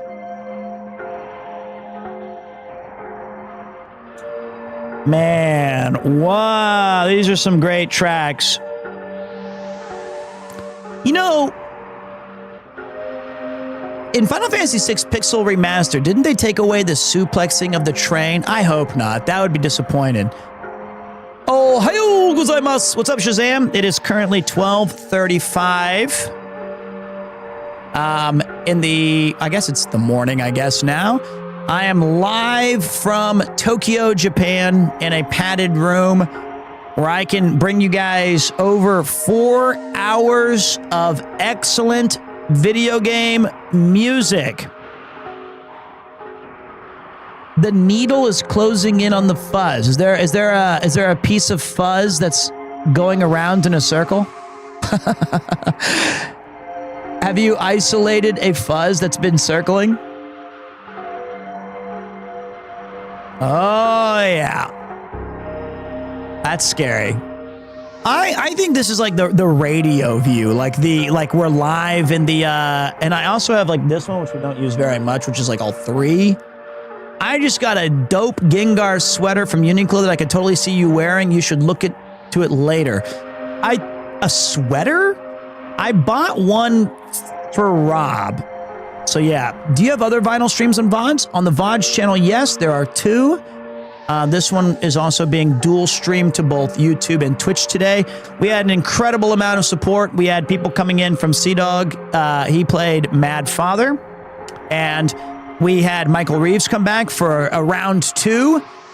After a 15-hour marathon stream, he showed up from the world of Minecraft, and we've been chilling for 4 hours, giving vibes for free. I would love that original taco. I have no P.O. box at this time, but I will try to eventually get one. Pete from Sphinx Edit. Have you played Grandia? If there's a JRPG. No, it's a crew neck. It's what it is, Shazam. You're right. If there is a JRPG that's come out before 2011, I have played it and I have enjoyed it. Now, this is not an excuse for you to challenge me on a random obscure JRPG that I have. I just have to say, yes. I don't have the clip ever since we reformatted the Roadcaster. So it's not that I'm proud of it. I mean, I'm embarrassed by it, but it was my favorite genre for a large portion of my youth and adult life. Hey, Pete, lovely stream. Hope you have a good rest of it. Thank you very much, Kexoms. Enchanted Arms. Why are you doing this? Why are you saying Wild Arms? Why do you guys only choose Arms games? What are we doing? Why are we talking about Seventh Saga again? Why are we talking about Beyond the Beyond and Azure Dreams and Alundra? What are we doing? Why? I mean, I do like it, but I mean, I think it's easier for me that if you have a favorite RPG, then you can feel great that I'm an ally. Like I'm there. I was in the trenches with you, or I have since revisited it. One of the ones that, I mean, I was playing Persona 1 on its release. That's how pathetic that was. One of the games that I did show you guys that I thought was tremendously forward-thinking, but extremely awful was Vandal Hearts 2, which was crazy. We replayed that on a retro run back where we did Persona 1, and I showed you guys Vandal Hearts 2. It's a tactical RPG where you have to guess. When you move your character, the enemy also moves at the same time, and you have to guess where they're going to end up and swing your weapon at that blank spot, and then it plays out, and you just have both AI and human missing each other constantly. It is sad because the first one is awesome. Yeah, the Vandal Hearts Xbox Live Arcade game, like, I almost wish it had never come out because it gave me that fake hope. It was like when Suikoden did some sort of GBA or Game Gear. Like, there was a weird Suikoden title that came out late, and I was like, oh? And then no. Hey, welcome, Raiders! Sergeant Pepper's Party of 7, your table is right this way. No. See, we're not playing the game right, you're awesome. When I said I've played every game from 2011 and before, my exact follow-up was, you don't need to challenge me. Have I played Rogue Galaxy? How could I miss it? Yeah, T-Chris. Rogue Galaxy with the cell shading graphics, and it's all, you know, of course. Dot Hack, Xenosaga, you know, I was a fiend, man. I was all over the place. Yeah, the Nintendo DS, T-Chris. It's not that it was like decent or bad, but they were like using, I feel like it was an IP a lot like Breath of the Wild. Everyone's going to hate this again. It was like, it seemed like an IP that originally was something else, and then they said, fuck it, make it Suikoden. Or Breath of the Wild, they were like, we have this awesome tech demo. What if we just slap a couple of Zelda stickers in there and we're good to go? So there you go. My friend, Jotaro Kojusuke, says you are the coolest streamer. So I had to raid you. I hope you're having a good stream. Well, I will try to live up to these lofty expectations. But I think, luckily for me, we have incredible music playing in the background. We have this fantastic Chrono Trigger selection piece. Hopefully you guys are enjoying that. Let's go big screen with it. Chrono Trigger is one of our special double plays. So we listened to the entire disc. Last time we listened to disc 1, 10 out of 10. Disc 2 starting to get into that somber feeling. So now we're going to be, that's a very heavy theme in the second half of the entire games, or in the second of the game. That was side 1, but now we're going to switch it over to side 2. And Raccoon Sensei, welcome to the party, pal. Pierre, what should I do? Study for my persuasive essay for my English lecture, required for my education, or study fashion and take notes, required for me to have fun? How about a little bit of both? A little bit of both. And thank you very much to Dr. Greenlee. Appreciate you. Thank you.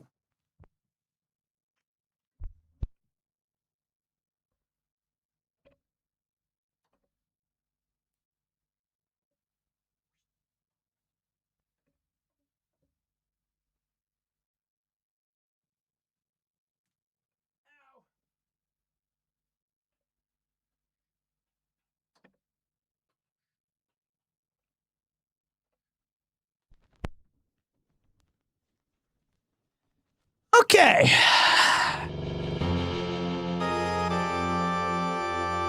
Uh-oh. Checking my notes, I believe this is Robo's theme.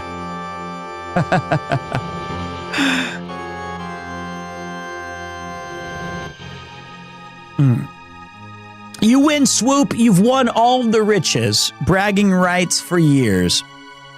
I love the click of the needle hitting the record. I know, man, the hiss. Is this Castlevania? Mukaimura? All right.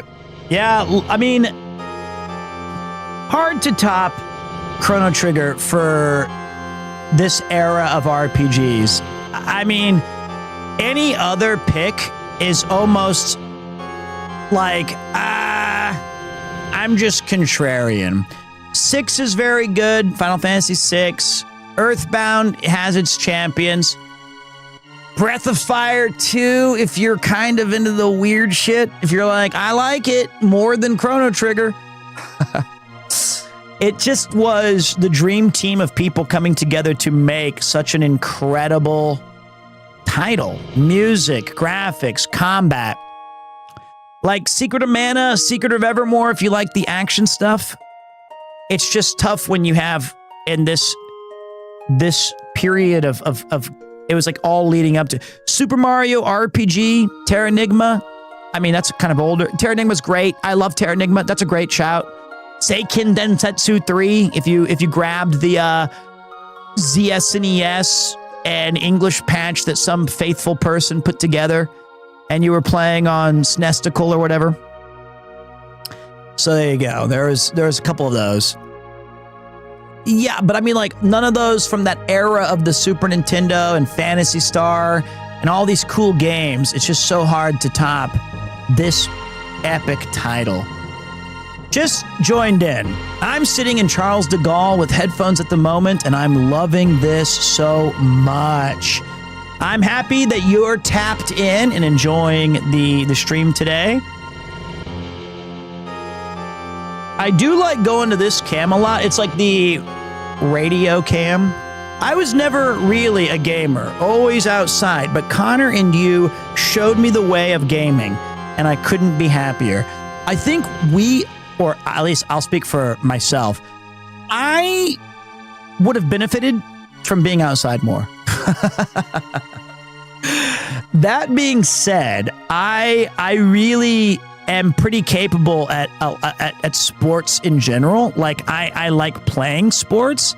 And if you give me a bat or a ball or a racket, I'm not going to be like first pick, first round, but I'm going to be a dependable contributor on any kind. Well, I mean, I'm 42 now, but I mean, up until now.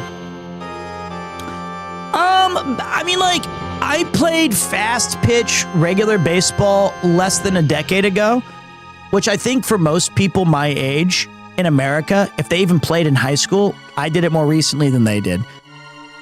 Yeah, the Ease series is very cool and awesome and good. It's like, I feel like the Ease or Wise, whatever, their fandom overlaps with anime more than I think certain other RPGs do. So it's kind of weird, I guess. I mean, that's how I visit it now. I see it this way. I did not play Unicorn Overlord yet, but I do really want to. Man, this song is so good. Damn. Look at this.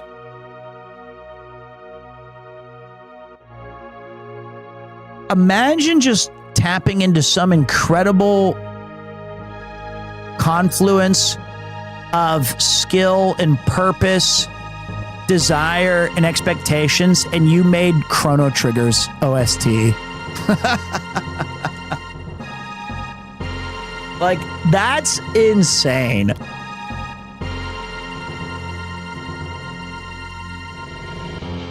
Holy shit. I wake up. I go to work. I see Pete streaming. I'm now on break from said work, and Pete's still streaming. Yeah. Okay, time out. I'm going to take umbrage with this comment.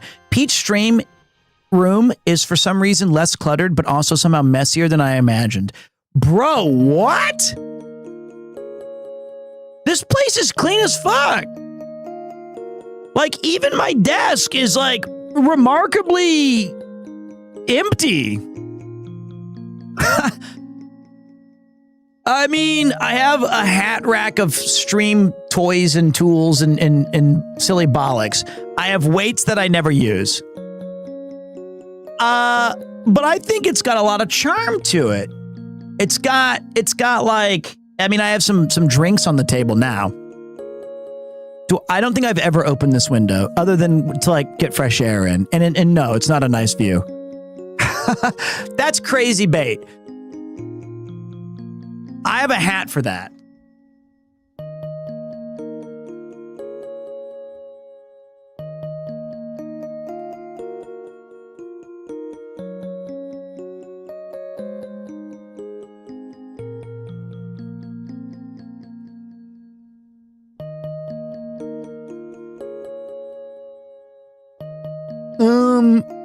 You sure about that? Okay. It's a white corduroy hat with blue, like powder blue on it. Tim Robinson, man, he's just too funny.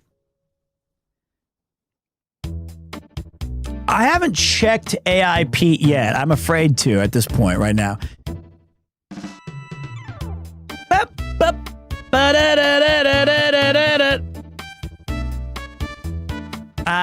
That hat says, you want to be single for a day? Oh, man, there's too many good quotes. I mean, it's crazy that his most popular one is probably the 55 burgers, 55 hot dogs. But there's like, I think my favorite sketch is still the one where he's in the courtroom and they have to re-listen to the entirety of him arguing about his hat with flaps on it. And they're reading out the court testimonial back to, and he's like, what the fuck is this? Because like two of the lines in between that entire thing is about like embezzlement. The parking one is great too, though. All right, hold on. Let me get back to what Robbie Wasabi says.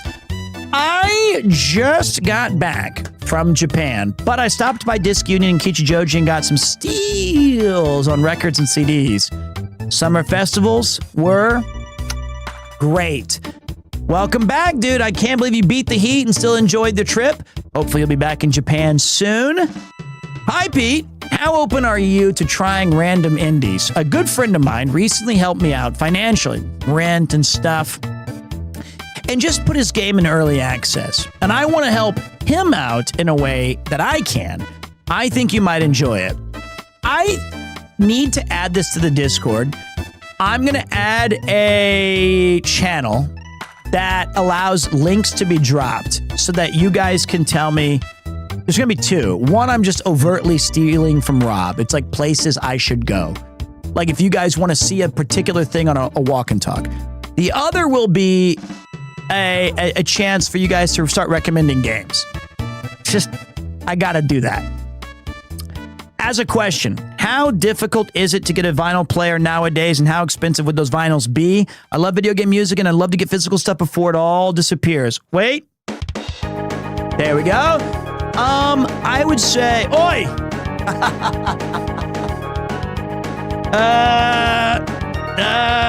How do I turn this? Fuck. There's music and ads. You just have a paddle. Repellers go down faster and with more control. Elusive, evasive, persistent, righteous traits for a merman. A parched throat, ever seeking to be sated. Guacamole Game of Fart 9000. Use promo code Premiere for 10% off your order at checkout. There we go. Nice little ad read for you guys. Don't worry about this other guy out there who's just trying to... I don't even know who that was. I thought we need to get better band detection. He's been evading it for a while. Yeah, Rob he's the king of great ideas and very good execution. I think it's like at some point I have to acknowledge that so many of you guys have asked me to go to a thing or to certainly play a game. So, ladies and gentlemen, the next song is probably my favorite character in the game.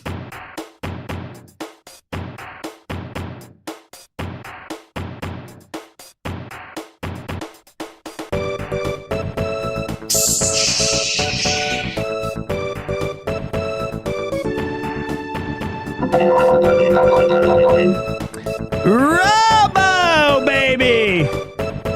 I stole your Spotify playlist today, so we'll call it even. For now.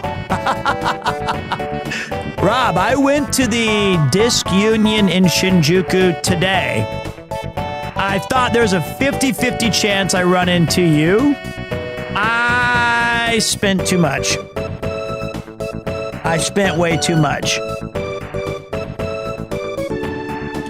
But I got some cool records.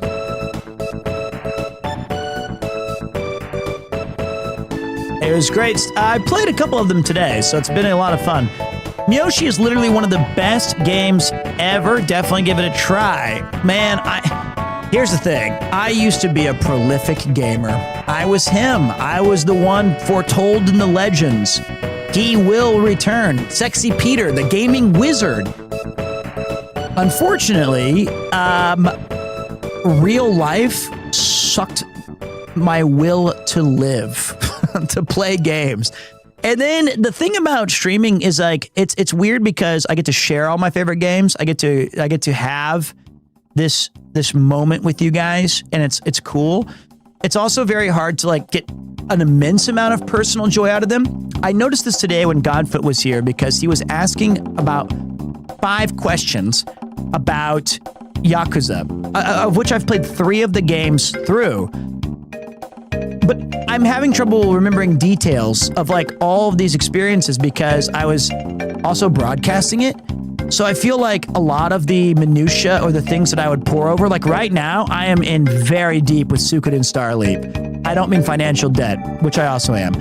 But I know so much about it. I could tell you right now that Angie gives 15% HP, physical defense, and attack if you share a water type with him and your party and you set him as a leader.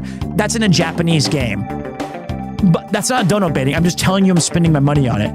The point of it is that I like when I'm into a game, I'm like, I'm gonna research it, I'm gonna have fun with it, I'm gonna do all these cool things, I'm gonna and then it's like, if I was streaming it though, I have like kind of, I miss it. Like I don't get to see all those details. I don't get to obsess over them like I normally do. I played Chrono Trigger right after I completed Persona 5 Royale. And it was such a nice change of pace from a 100-hour long game to a nice, consistent 20-ish hours. Chrono Trigger was a delight to play through with so much personality. And despite not liking the OST at first, the game really changed my mind on that. Also, I think you're cooler than Bro himself, Johnny. Hard to say. I think that Johnny's pretty cool. And I also love the OST, but I have my gripes with it as a gripe. It's like my steak is too moist or my lobster's too buttery. Moist is the worst word for a steak, by the way. But I mean, I think that the second half is kind of exhausting. It's like I much prefer the stylized era choices of the first half of the game. It's okay though. Juicy was what I meant to say. I will be playing Wolverine on stream. I will be playing Onimusha. I will be playing the other games that are coming out. You know, that's... There you go. There's a couple of other ones that are about to drop. Pete, I want to ask a question in a similar vein. I have trouble remembering all the little details about the games I play, or even movies I watch. Do you remember details on your first playthrough?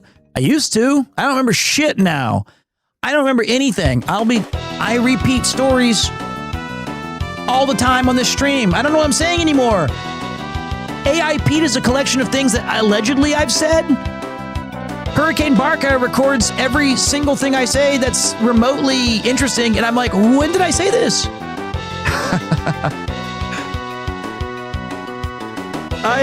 The only thing I can officially remember is that I crushed everybody at Magic last night. That's all I can remember.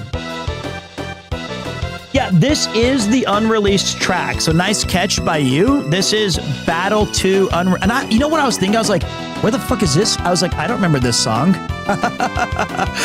I was thinking, is this like at 65 million BC for like 2 seconds when you're talking to a lizard? I don't remember this. Good to know that it's not. It's an unreleased track.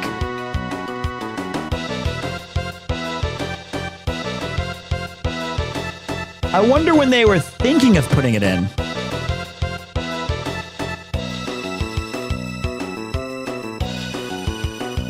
I have pretty good callback on a lot of Final Fantasy knowledge or Castlevania. Like when I was playing with, like if I played Tactics, like when Connor and I played it together, I had like pretty decent callback on like minutia and like details.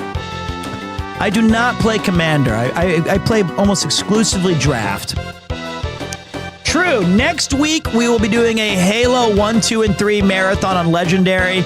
It's either going to end when we beat the games or I assassinate Connor out of frustration. Are you going to bed? You want to say goodbye to everybody? Put your fingers in front of that camera just like that. You don't even... I'm going to mop. Yeah, I will. Oh, no. Wait. Let's see if you showed them. I think a little bit more. There it is. There's the mop. Okay. Oh, there's your victory song. Ling, ling, ling, ling, ling.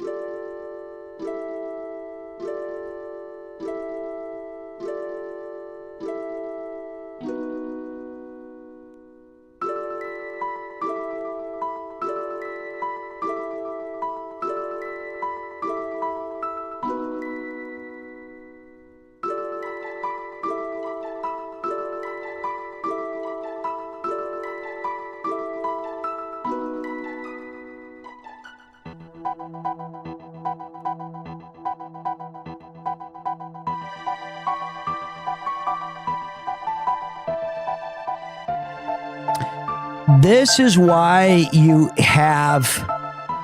the foot near the drink's fine. I'll be all right. This is why you own a record player, is for these moments.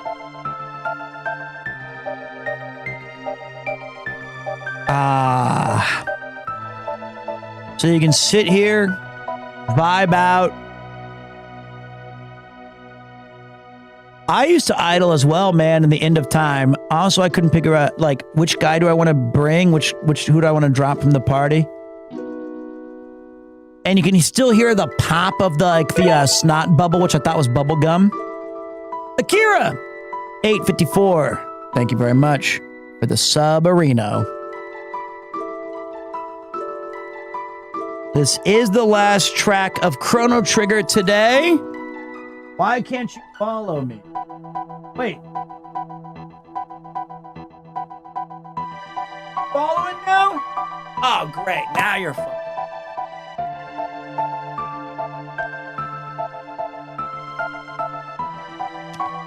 I want the chair so bad. Those are Family Mart socks. Yeah, they're like the Yomiuri Giants ones. The cam it's supposed to be following me, but I kind of broke it earlier. Oh, man. The brink of time. Hi, Pete. I know it's a tough ask, but would you consider trying the Trails series, especially with remakes coming out? If you want to sponsor me, I'd love to show the community. But right now, I'm a bit backed up on RPG stuff to just start ripping those. Guys, that was 2 sides of Chrono Trigger. You were here for it. That was awesome. Let's switch it up. Thank you very much, Larking Top Pops.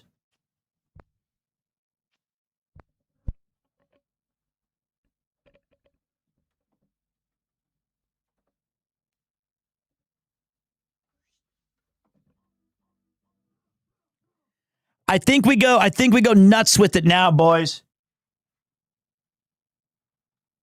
A little self-indulgent.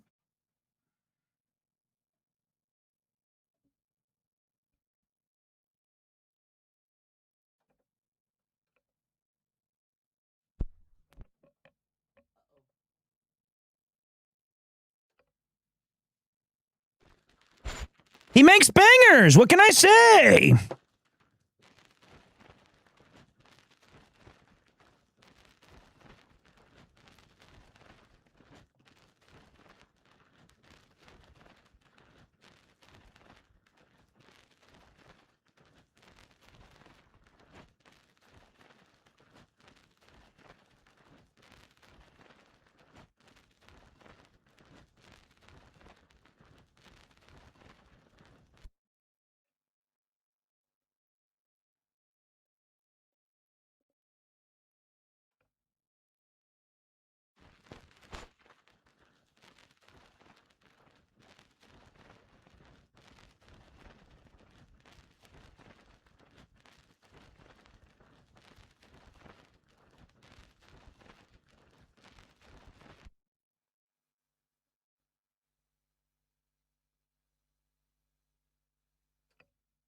I think it has. I think it was like it has like an edge around it that prevents you from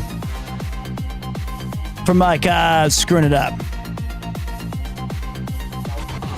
The child of Ball has awoken. You have much untapped power. Do it up. Hell yeah! Vocals on this are just way too good.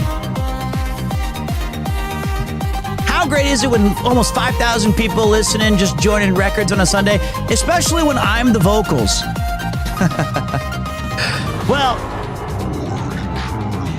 Cambomb did an amazing job. They act sooner than we had anticipated. Now kill the thing. Shake and bake. Perfect.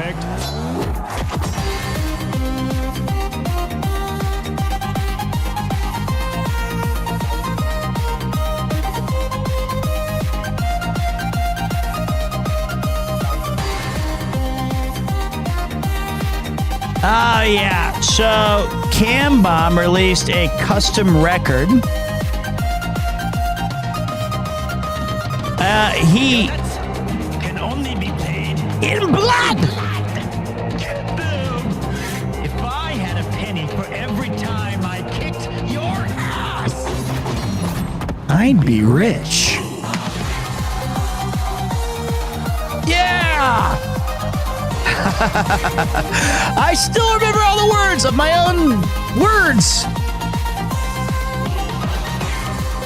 Yeah, this is the Cambomb record. I think he's going to be working on a way to reprint it. So side A has The Journey of Valabar featuring Premier 2, Golden Axe, Monkey Island, Pete's Party Palace, Gaming Wizard, Stomach, and Grundle Freeze. And then side B has Van Gang, Grace Kelly, The Frozen Frontier Rap Battle featuring Joey, Natsuki, Premier 2, and Abroad in Japan. Cambomb's classics, Break Into the Summer, The Robots Are Taking Over, The Hound, and The Sun Ray, and The Pirate's Delight. Bangers. And I am commissioning him to make some new music for the channel, because these are all really high tempo, super sick, really fun. But I also would think he could crush some lo-fi or some more classical stuff so that we can just have some different vibes as well. It's not a cover album, it's all his original music. And that was the first track, The Journey of Valabar. No, man, I love this one, though. If you ever are early to the stream, I asked him to make a medley, and I said, you gotta put this one on there.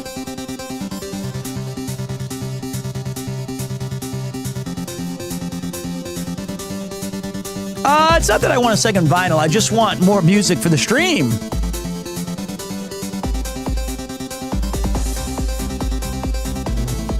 For real, this one is a banger. It is. It's his take on Golden Axe, which I just think is so freaking good.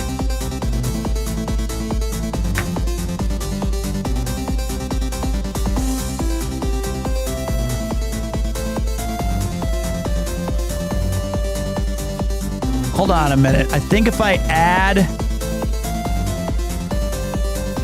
I think it's audio output game. Give me back my son! Give me back my forehead! Give me back my son! Give me back my forehead! Quiet, you idiot!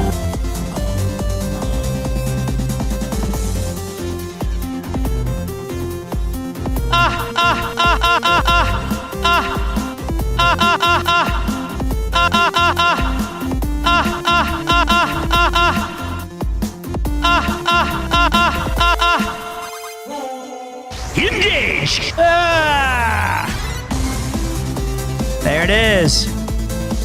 Te voy a hacer picadillo! No, my anus all. It's like, okay, so like seriously though, before we do a stream, I'll show you. Watch this. This is me. He's twerking on our pate. Stop! Sounds like it's a rough place out there.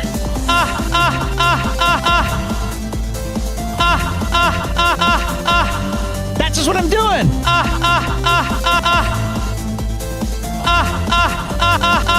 Easy operation. You look like a can of fuckable meat. No, my hand is all. He's twerking on our pate. Stop!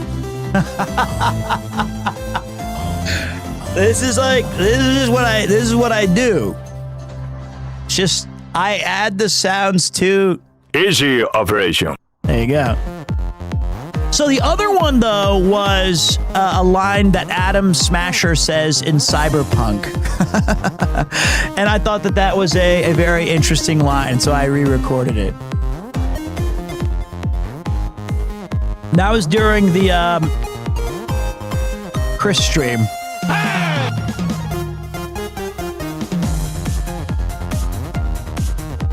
Yeah, this is a banger, too. Have you ever thought about looking into a dual turntable? I don't need one of those. I do not need to spend my money on another turntable. I think I'm good. This is a remix of Monkey Island that he took the voice acting stuff from way back when. You can still find one of our very early I was like 10 kilos lighter. Hi, my name's Guybrush Threepwood, and I want to be a pirate. Don't sneak up on me like that. Still same voices. I'm over this way. Well then, Thriftweed, Threepwood, Guybrush, Yeah, this is a fun set. Very, very fun. Monkey Island is really great. I think those old jukeboxes, though, normally they have the smaller records, like the 7-inch collection or whatever it is. 7 inches is small. But like it's the smaller LPs. And so you get like one track on either side. I think. 45s, that's what it was. Yeah, 45s. Singles. You'll find them in the Cambomb. Thanks. Gosh, thanks. Oh, I'll do that. I'll do that. My name is Guybrush Threepwood, and I want to be a mighty pirate. We still do. We do a yearly playthrough of either Snatcher or Secret of Monkey Island. I think we could clear Monkey Island in one day easy. Because now we know what to do in it. I'm off to seek my fortune. So I think it wouldn't be that hard. Where did you say Might have to try it. The Scum Bar. Right. Thanks.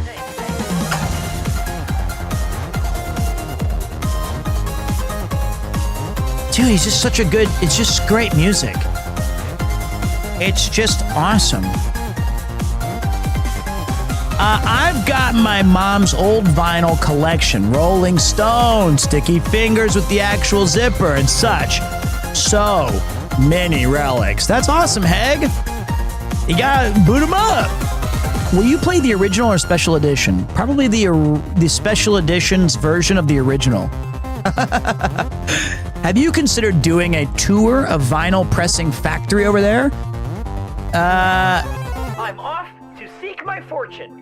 Good luck. Good luck. Thanks. Thanks. Pete's Party Palace. Pleasure, pain, and Peter.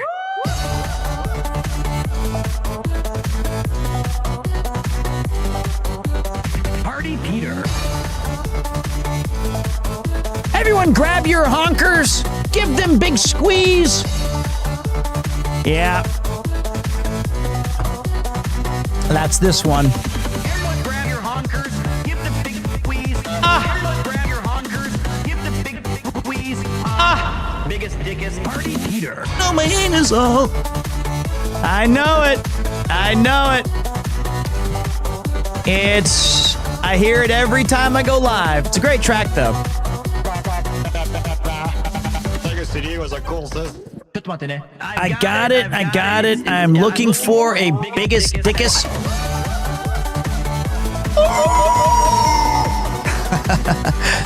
I don't know, man. I don't know. It's Everyone grab your honkers, give the big squeeze. Everyone grab your honkers, give the big squeeze. Biggest dickest party Peter. my hand is all. There you go. What do you mean? What time is it over here? It's 1:15 in the morning, and we are still live in the great city of Tokyo, Japan, as you are witnessing the third Vinyl Fantasy.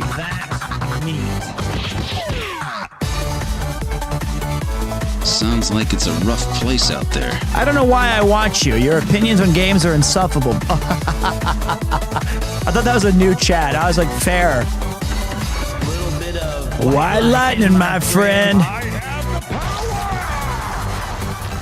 Party Peter. Okay, that was Party Peter. This one is the original song that started it all. It's a great track. It's why I'm called the Gaming Wizard. Gotta love it. And so some people are wondering, like, hey, you know, isn't it too loud? As you can see here, I paid to have those walls sound protected. And then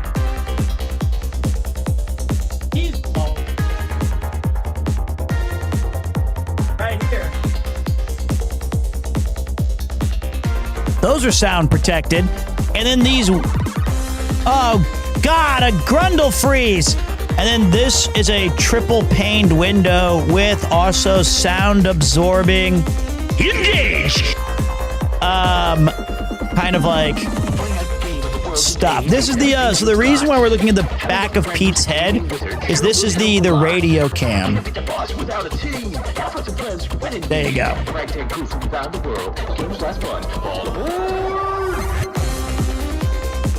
Easy operation. There you go. That's Cambomb if you need him, baby. He made a lot of the music for the early days of this channel that we still use to this day, and he was nice enough to give me a custom sign. I know he was selling it, and it's weird. I said I would buy it because I've been on his Patreon for like 3 or 4 years. 5. And it's like, I'm glad that it happened where he could hand deliver it in a way. I'm curious what's behind those curtains. Is it just the night? What are you talking about? What do you think's behind the curtains? It's a f***ing window. I'm in Connor's basement. He doesn't even know I'm in. He has an extra studio. Get me out.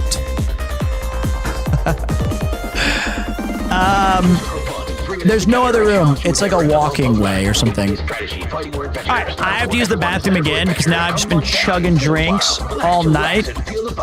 Wait.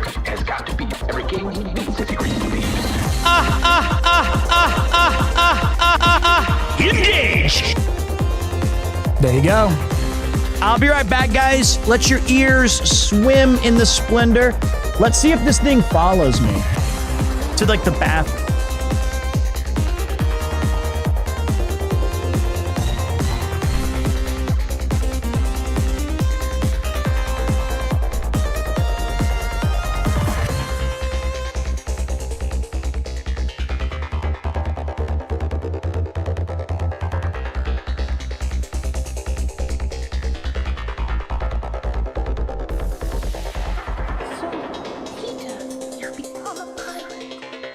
No, I've become a gaming wizard.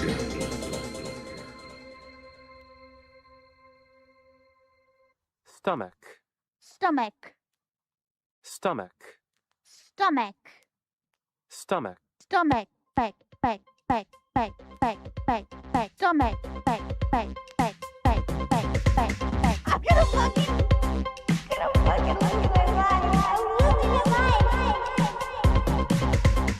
What the fuck? How is it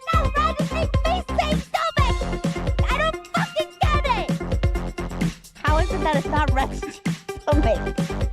I'm saying a fucking word. Like, what the fuck?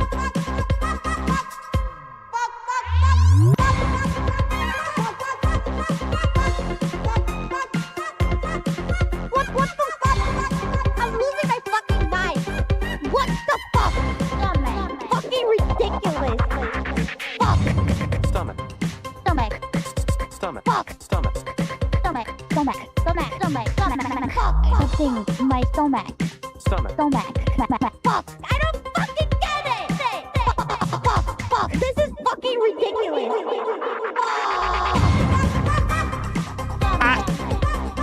I love this song. It's so freaking good. Oh my god. Stomach.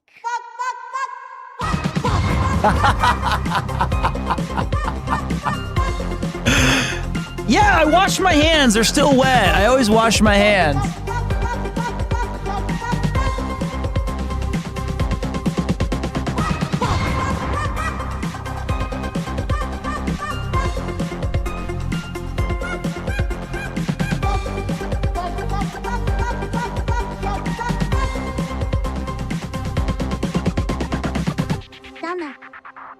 Stomach. Stomach. Stomach. Stomach. Broken. Stomach. Stomach. Stomach.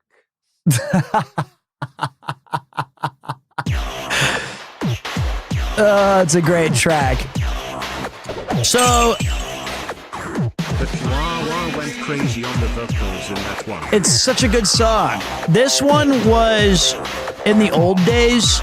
My camera would just like freeze. And I'd say, oh God, because one time I was bending over. And I said, oh God, a grundle freeze.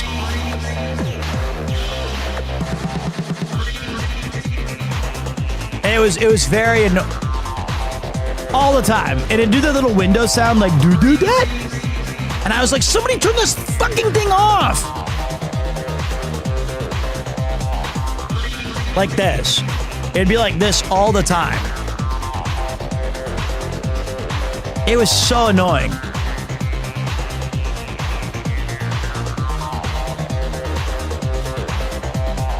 You gotta be careful. You gotta say, kids, don't jump in that there lake. You're gonna be able to get some grundle freeze. Oh God, a grundle freeze.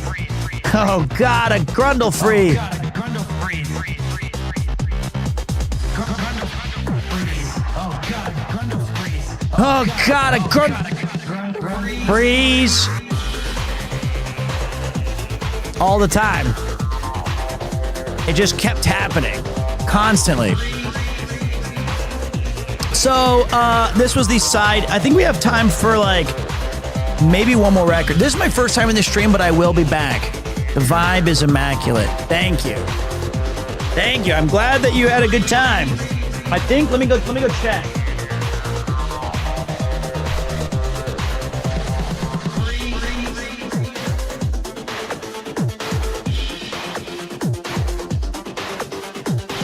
Oh God, a grundle freeze.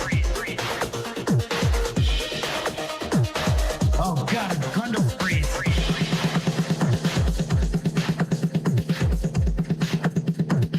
Oh God, a grundle freeze.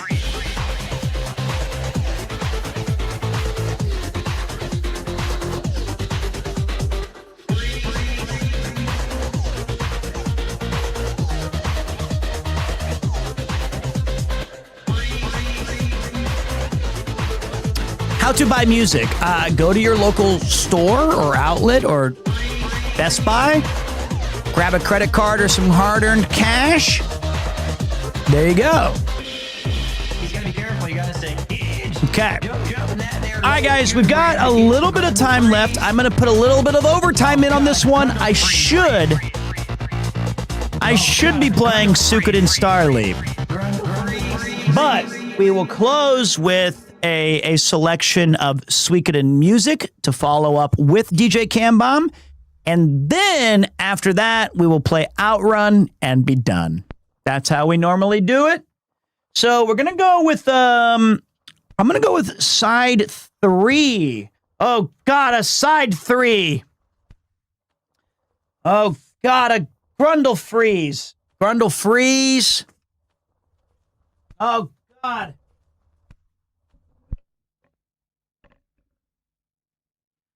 But DJ Cambomb, he crushed.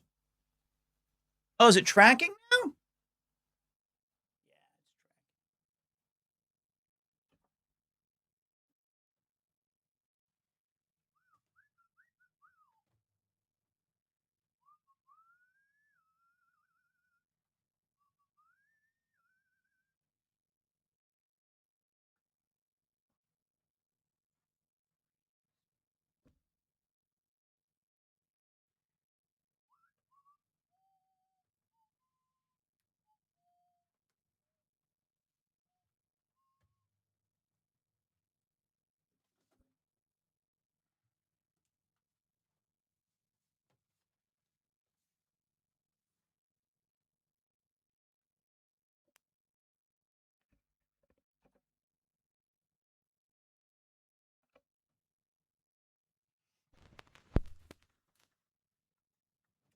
Okay.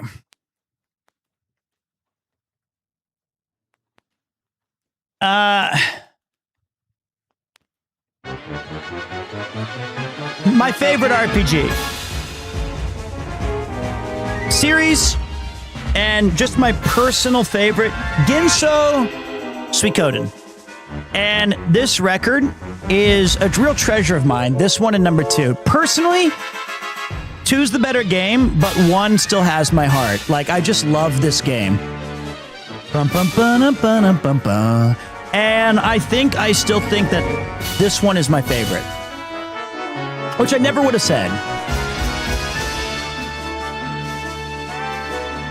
So random, but I'm moving to Mitaka soon and was watching a walking tour YouTube video, and I shit you not, you were passing by in your NPC mode. What the hell is my NPC mode? Like, I'm depressed? Like, I was, like, listening to music and had a scowl on my face? Was I wearing sunglasses? Sounds about right. But Suikoden was a gift from my friend, the Spriters Resource. He got me the first and second vinyl, a thing that I never knew they even came out with. And I do listen to this particular record a lot. I love this game.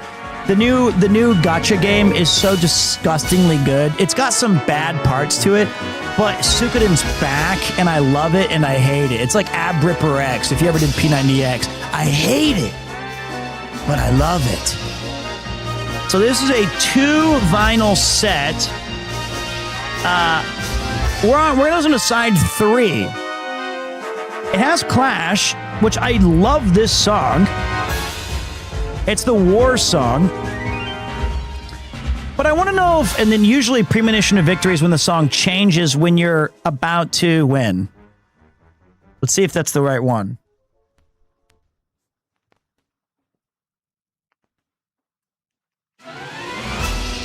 Yep. But my favorite song, usually like somebody usually gives like some sort of valiant speech here. I do not have Xenogears. I've never even seen it. I love the War Room like battle discussion music, which I don't think is on this record. So yeah. Suikoden. Yep, I gotta get up.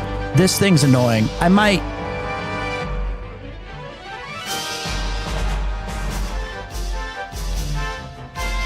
Yay! Yay!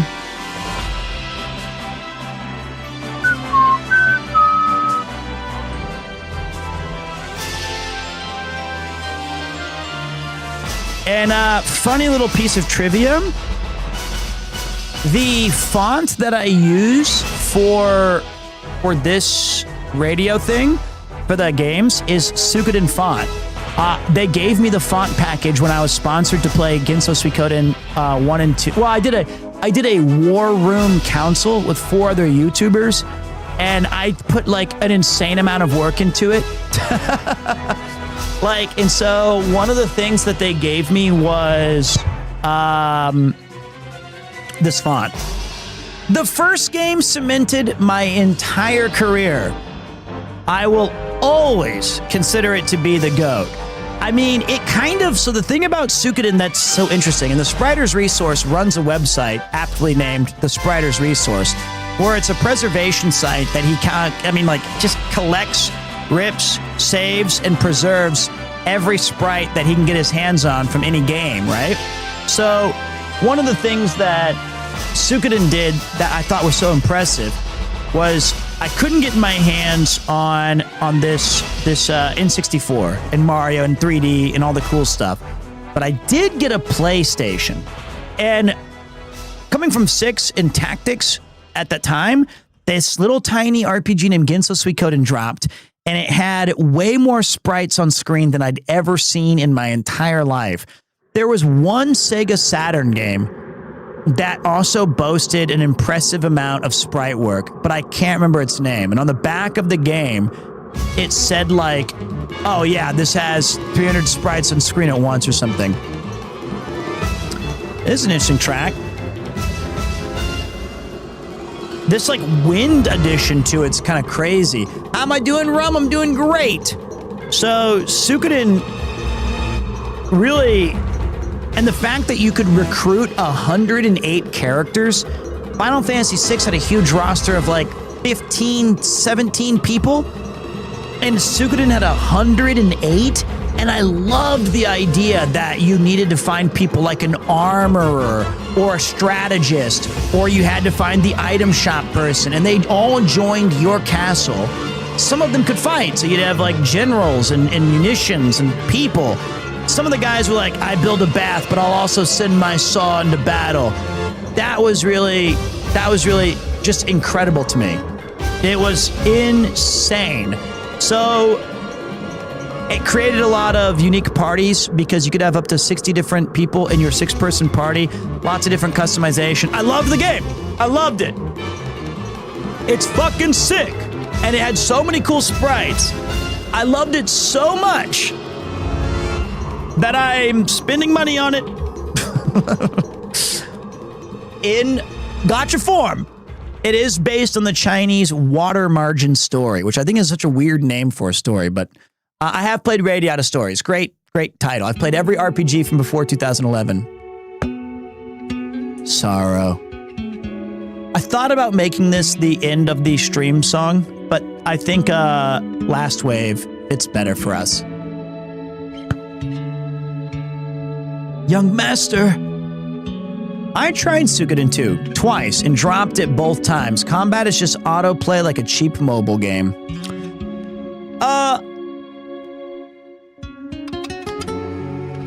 Yeah, it's fine. I mean, I think that what you're depriving... Here's my take on this, is that I think every RPG... Not every. A lot of RPGs that were popular in the SNES through the PS2 era are basically like, you get so strong that you're just trying to auto-battle anyway, or you just get a repetitive gameplay loop. So what did I like about Suikoden that did things differently? Is that it had far and away the most interesting story that tied the games together. And I thought that was really interesting. In addition to that, even though the game had kind of like, you go fight and I'll cast magic sometimes, it still, I always looked forward to a different team concept before there was a thing called cheap mobile games. And making a really busted party in Suikoden 2 is fun. It's an engaging and exciting game that has awesome art, really great sprites, and I like that it kind of level caps you at each area because it's not really about the combat, even though it's a big part of the game. It's about the mini games, the characters, the music, the story, and your fighting in the game is a very small aspect of seeing that through to the end. But I get it. It is a very basic system. It's pretty cool. No problem, Strength Hammer. I appreciate you being here, man. Hopefully you guys enjoyed it. This is the last official record of tonight before we hit our closing songs.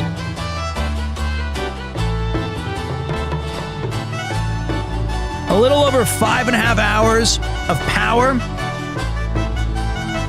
Trying to remember, is this the Warriors Village? I feel like it is. Or is it...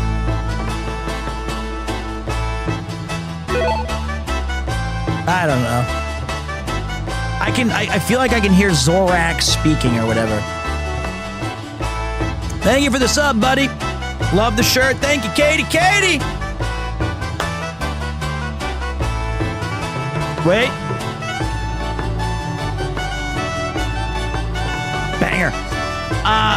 It's been great having this on, doing Sunday morning cleaning. Thank you. Been hungover all morning. This music stream has been nice to listen to. I was there the other day. Still won my magic sets, though. Did you enjoy Suikoden 3? I did. Trying to replay it now is brutal and awful. It's kind of like, because you could also upload your data from Suikoden 2 into Suikoden 3, which is crazy because you went PS2 to PS3 or PS1 to PS2. I would say the 3 was ambitious and it had some really revolutionary, forward-thinking ideas, but 4 was pretty bad and 5 was good again, but then it kind of leaned into the anime stuff, which I'm not as into.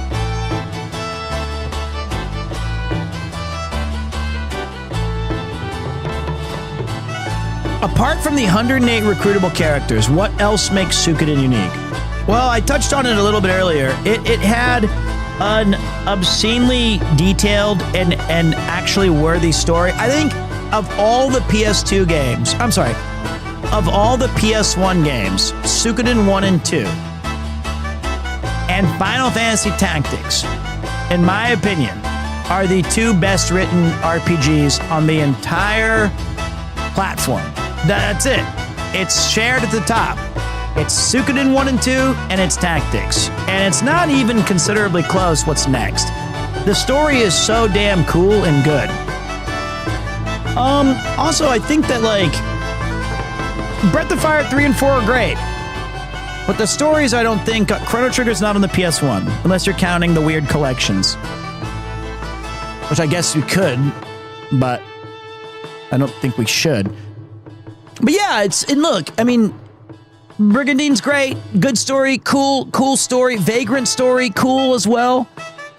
But Suikoden 2, it just hits all the right notes. And I feel like the diverse nature of all the different places and things you do in Suikoden also has a bunch of mini games in a time where like only like Final Fantasy VII rivals it with like its minigame addiction. It's like it's fun. It's a fun game, and wow, look at this one.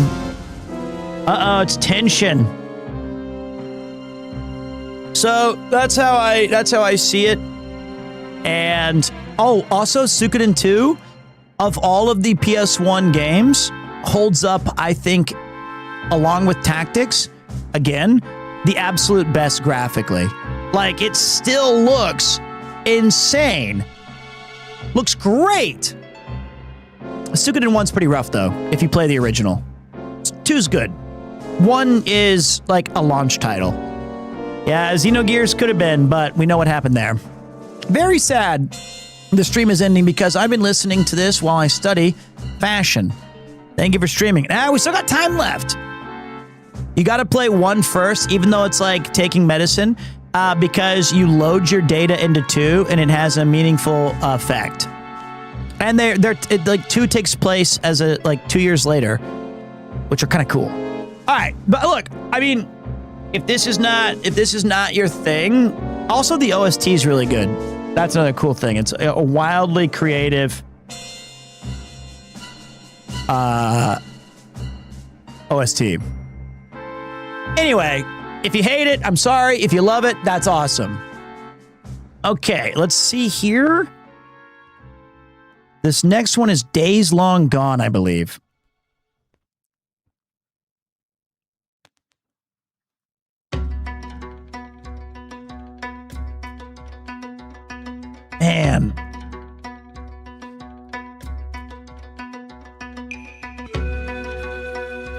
I think oh, this is Ted's. This is like the flashback. Cool. Beto Fra, thank you so much, man. Appreciate you. This is a little Peepo flute action. All right. When will Walk and Talks return? Tomorrow. Tune in. You don't want to miss it. Be here at 7:30 p.m. Make sure you sub up. Really? I don't know. No. Not tomorrow. No. Walk and Talks are strange things. They're hard to, the tech, you know, I'm trying to figure out how does these, I haven't used the tech stuff in a while. Don't lie, Peter. Listen, guys, it's so freaking hot outside. It's insane. It's like, it's not even fun to be out there in gear. It sucks. And I like exercising. I like walking. I like showing you guys cool shit. But it's miserable, man. It's barf.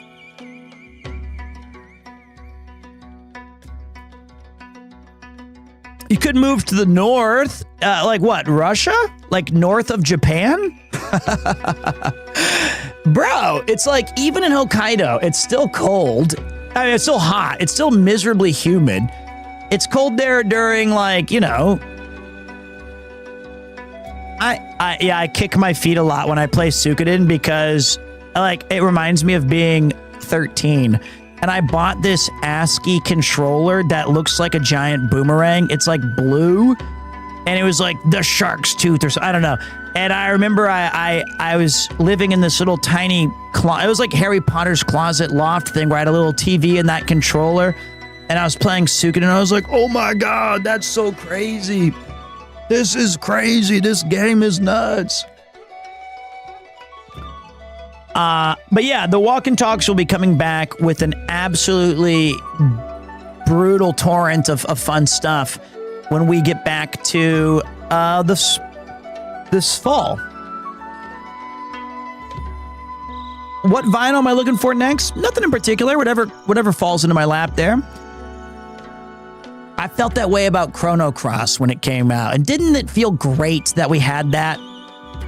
The character Matt is a character named PJ from Parappa the Rapper. He's a like Parappa's friend. And if you couldn't tell from the sweater I was wearing, I like Parappa. This next one is called Passacaglia, I think. Is this going to be the... Yep. This is the Neck Lord stuff. Yeah, the Walk and Talks I know are an immensely popular series. You guys do remind me of this very, very frequently. And I promise they're coming back. I just don't know when. Isn't it a massive mental debuff having your view count sitting in front of you like that? Only when it goes down. The one that I hate more is when I have like, because there's two sheets or there's like two presets. One is that it has like this one that shows the view count, which I think is a good thing to, I like looking at it because I just want to know where I'm at or what's going on.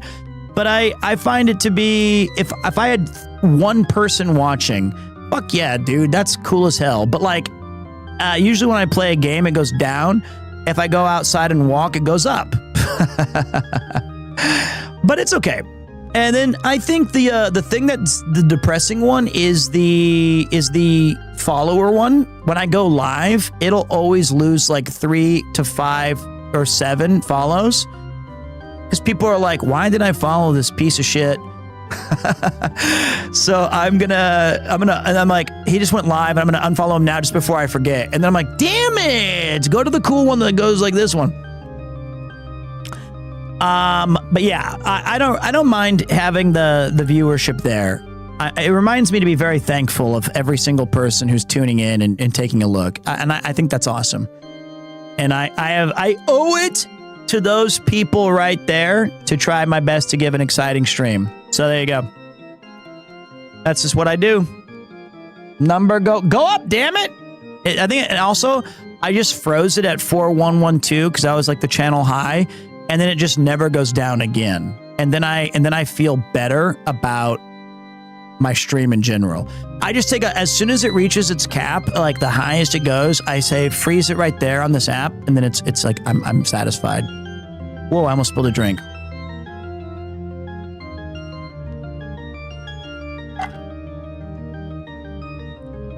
Also, Twitch is one of those weird things where normally like you start the stream and it should like a normal stream like goes up to a point and then it kind of crests for a while and then it starts dipping after X amount of time.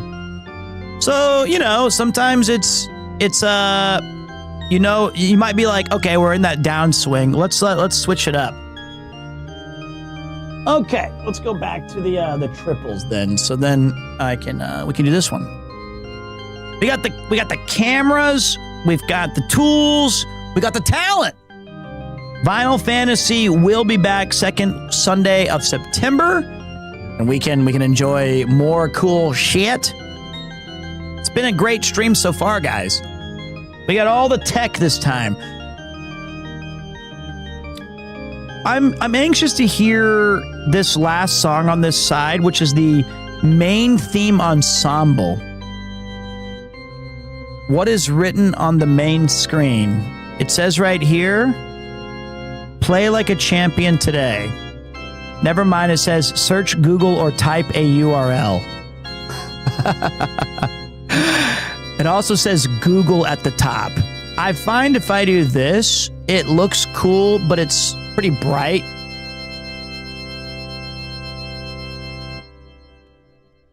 Banger track.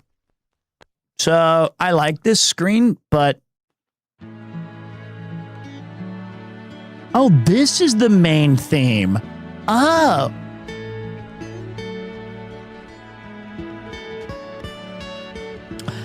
I think it's because your content is so shifting. Like I started watching you because I saw you playing one of my favorite games when I checked the tab with Iron Mouse. Then you did some IRL beer thing, and I stuck around.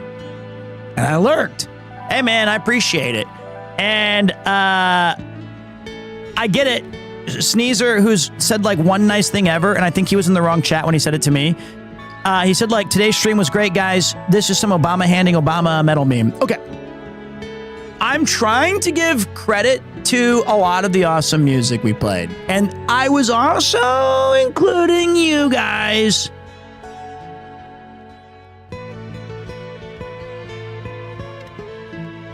I don't know how to play guitar.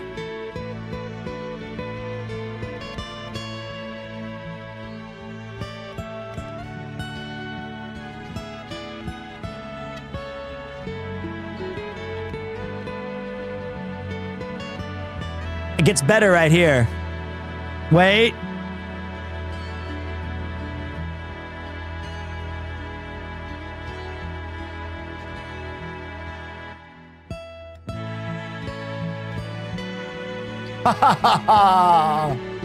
So good. I love it.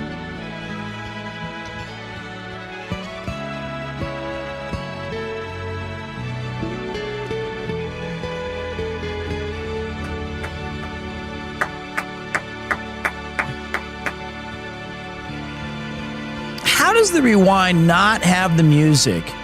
I'm gonna tell you, it was probably already muted for copyright, which is fine. I'm not going to try to dispute that with the people. I'm just trying to give you guys my take on the music and my memories of the music. And if they say, hey, that's not yours to claim for money, I'll go, okay, you can have all the ad revenue for that. It's yours, dude. But I wanted to, it's transformative. It's free use. I want to talk about this. So, all right, last record, boys. We're in the home stretch now. We're in the home stretch.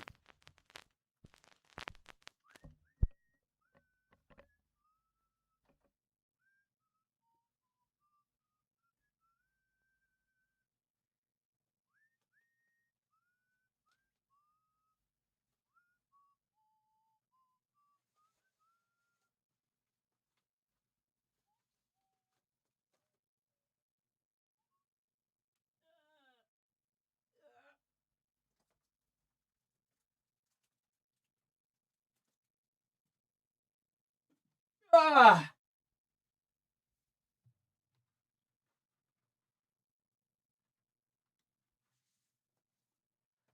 All right.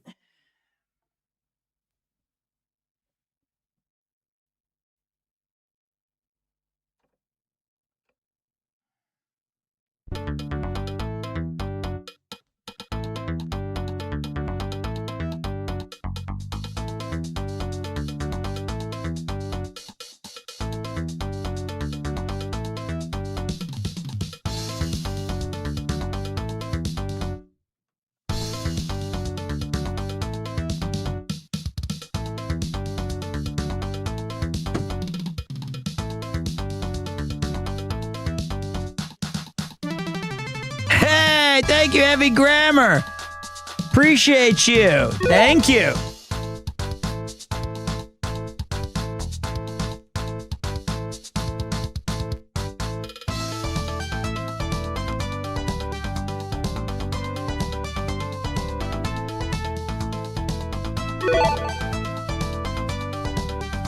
Okay, so somebody asked me, what is the most common record that you play the most?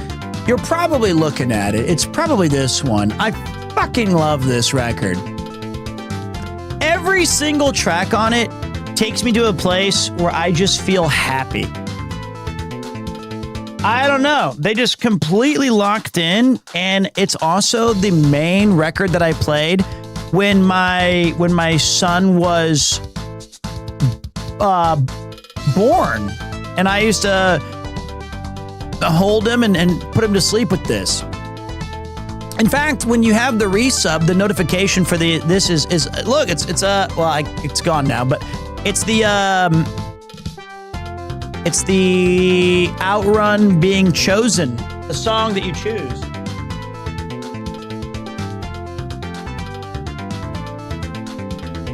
I think one of my favorite streams that we did recently was replaying Outrun itself. That was awesome.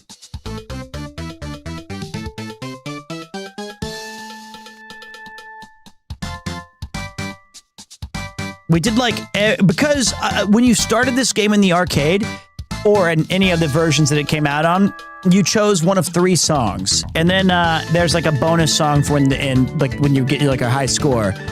And they're all 3 just an unholy amount of awesome. So there's the little dialer that you guys see when we resub. This is Magical Sound Shower from 1986. Remember when we were listening to the Capcom classic games and how we basically went into some sort of bit hell when 1942 played? And this is just such on a ridiculously different level where it has this incredible vibe to it. It's so good.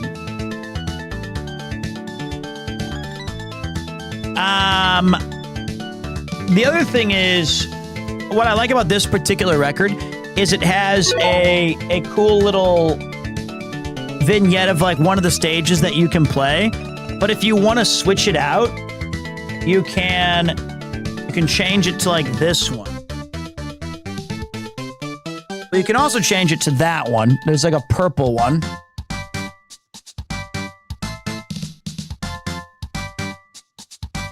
Or you can have it be the first stage or the second.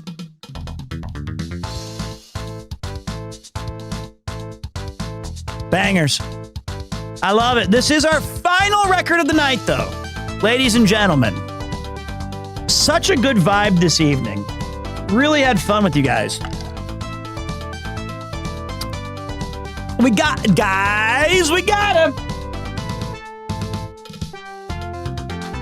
And because this ends with our ending song.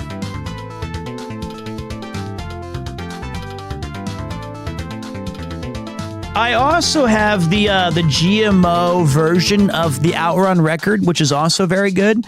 It's a bit more hard on the ears, especially the Splash Wave song. Not this one. It's the 3rd track on this, Splash Wave. I love this song. And if you ever hear it on like a headphones or on Spotify, the way it just bounces in and out of your ears, it goes, the original one's a bit tougher. Oh, go, Peter. This is so cool. I love these kind of records. Oh my God, the Parappa shirt as well. Ladies and gentlemen, Ash, she's one of the best. Today, to give you guys a little review, a retro run back of what we played.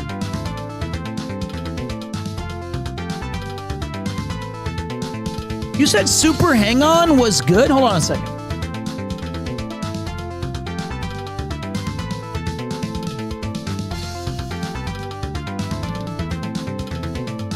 I was wrong. So on the on this one, Sega Game Music Volume 1, which is also a cool ass record sleeve.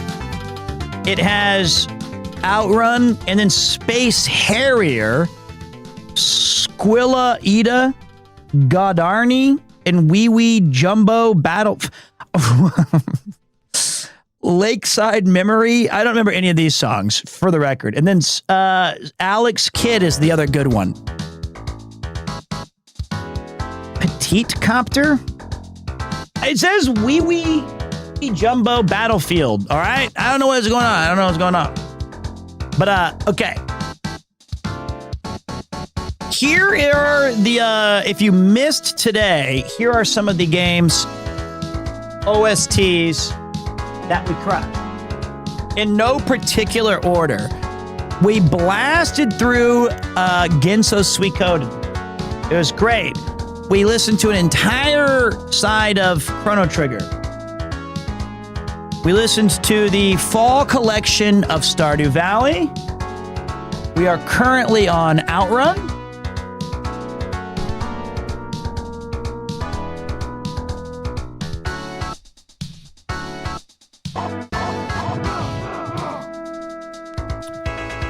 Thank you very much to Emily, gifting a subscription to the Sneaky Snake.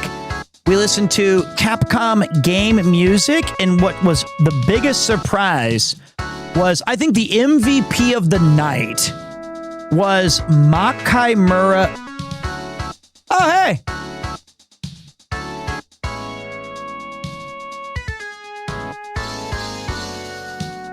Oh, thank you very much. I appreciate that. I'm sorry that your kids, you had to take, or your cats, you had to take them to the vets daily. I remember what that was like with little Kupo, and I hope that your cats are okay, or they have recovered. But I appreciate you being so thoughtful. Thank you for the super chat. Seriously, thank you.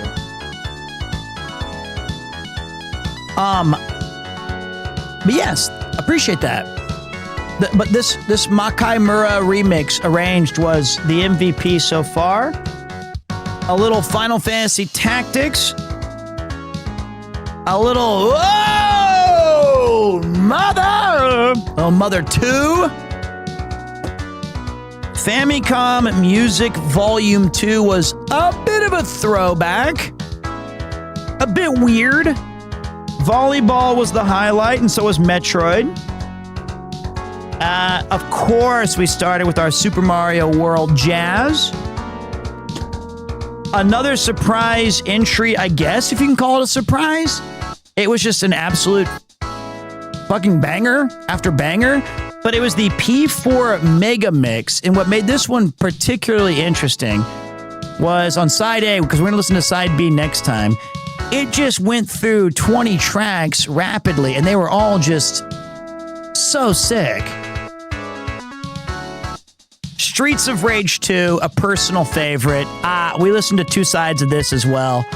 It basically describes one of my nights out drinking. It goes, go straight, in the bar, never return alive, spin on the bridge, ready funk, dreamer, alien power, under logic, too deep, slow moon, round clear. And the other one that we...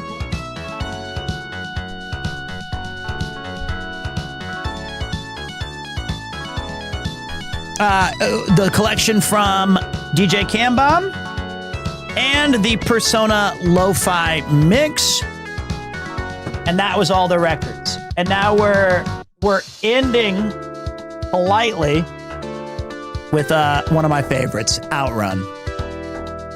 So that's what we got today, guys. Do you have any of the WoW vinyls? I do not. I would love to get a, like, the first 3. Classic and TBC and Wrath of Lich King. Got a Discos collection set up? Yes? Not yet. Is that all the records you have, or do you have many more?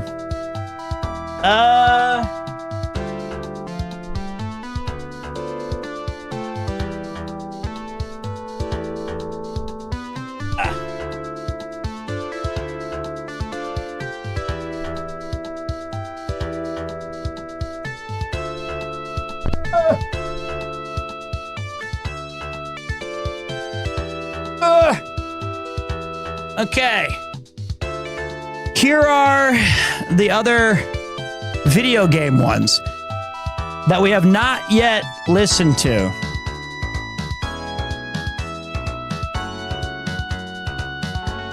Silent Hill 3. Donkey Kong Country 3. Chocobo and Friends. Donkey Kong 64. Breath of Fire. Chocobo and Friends again. Castlevania Piano Collection. Dragon Quest 3. Stardew and Chill. Konami Classics. Persona 3 Reload Episode Aegis. Final Fantasy Super Collection. The Music of Mother. Another Symphony of the Night.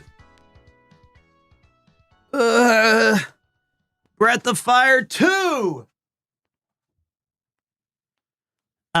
Snake's Revenge. The Return of Obra Dinn. Sunset Riders we listened to today. Streets of Rage 1. Piano Collections of Chrono Trigger. Cyberpunk Snatcher. Final Fantasy 3 Four Souls. Rondo of Blood. And Suikoden 2. That's not... We still have Super Mario. RPG. Kirby. We still have a bunch. I still have a whole nother, like, 70 records. So there you go. There's a lot. There's a lot of stuff there. That's what we got. I think I broke something on this cam.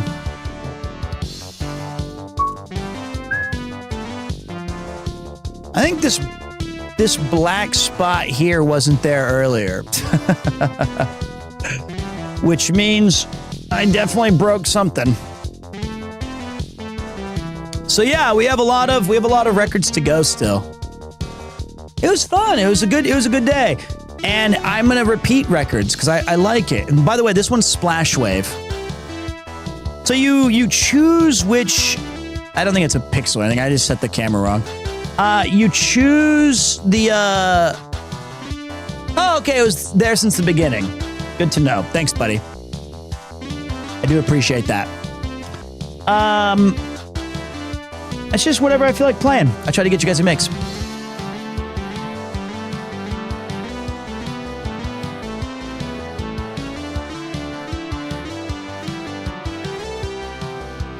Banger.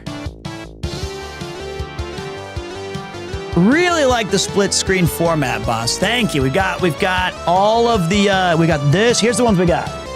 We got here, which has the Diglett cameo, and it looks like I'm sitting on a chair that's too small for me. I'll fix that later. We've got this. We've got this to show the records. We have this to show weirdo tracking cam. And then we have the big 3. We have like the all 3 special. That was what I spent the last 3 days trying to fix and kind of fix up for you guys. Peter, your hard work is noticed. Well, you should go thank a guy named Nutty, N-U-T-T-Y. His YouTube tutorials and advice really helped pave the way for making it a lot less daunting. And I think that he did a really good job to make that easier for everybody else to kind of pick up and copy. Poor little Diglett. Yeah, he's there. Do your feet not touch the ground? They do if I'm a child. Nutty is awesome. He's super impressive. And I think that I tried to like, and he also made a widget that I paid for that was not, it didn't even like cost money, but I wanted to say thank you. So the channel is Nutty, N-U-T-T-Y. He has a really, in particular, he has a great video that I think every streamer should watch, even though a lot of it, you probably can see I used it, but some of it's not going to be for you, but it's, he tried 100 OBS plugins and rated them kind of. My favorite looking record is a clean, simple black record, but if I had to switch it up, I do like Gunsmoke Suikoden 1 and this Outrun color. He's a very capable creator. I really like Nutty.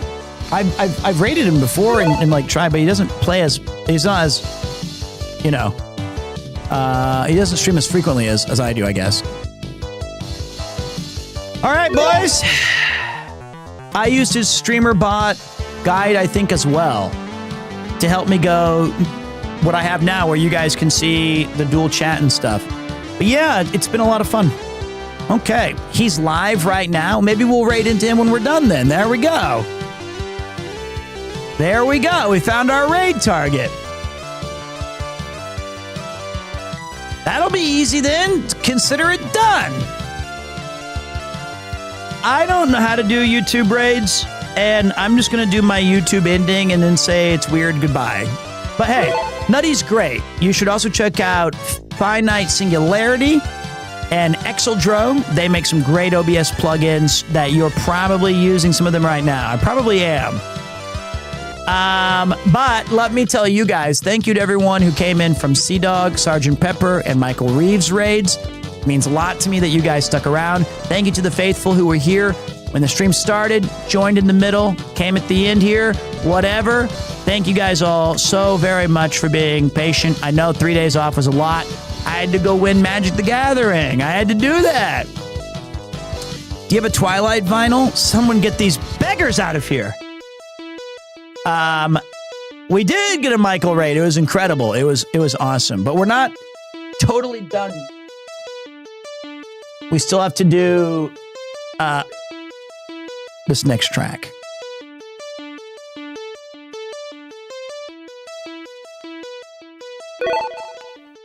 So good. Sugary Requiem. Wait.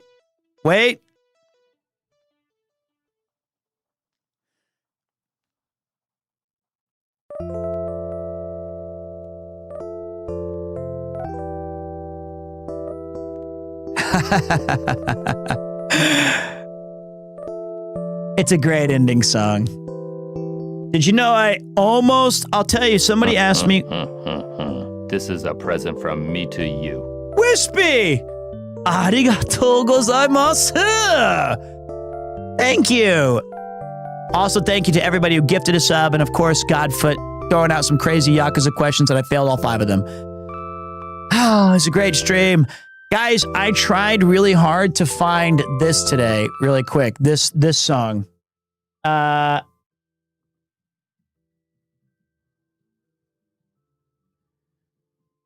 That one. I can confirm that there is a record available that has it.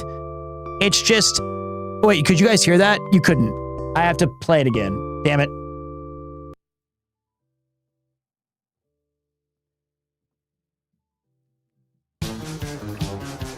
This one. That one.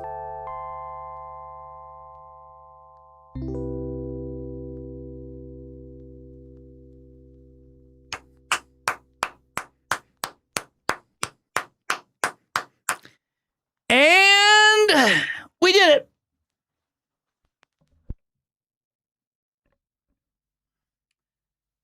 Great stream, great vibes. Demonetized that VOD within 10 seconds of me going live. I do have some stats for you guys that I can rip and tell you guys in about a minute. Let's get the raid set to Nutty. And we're going to say, I can't. DG, can you please send it, because I have this chat bot that doesn't allow me to do it. Premiere High.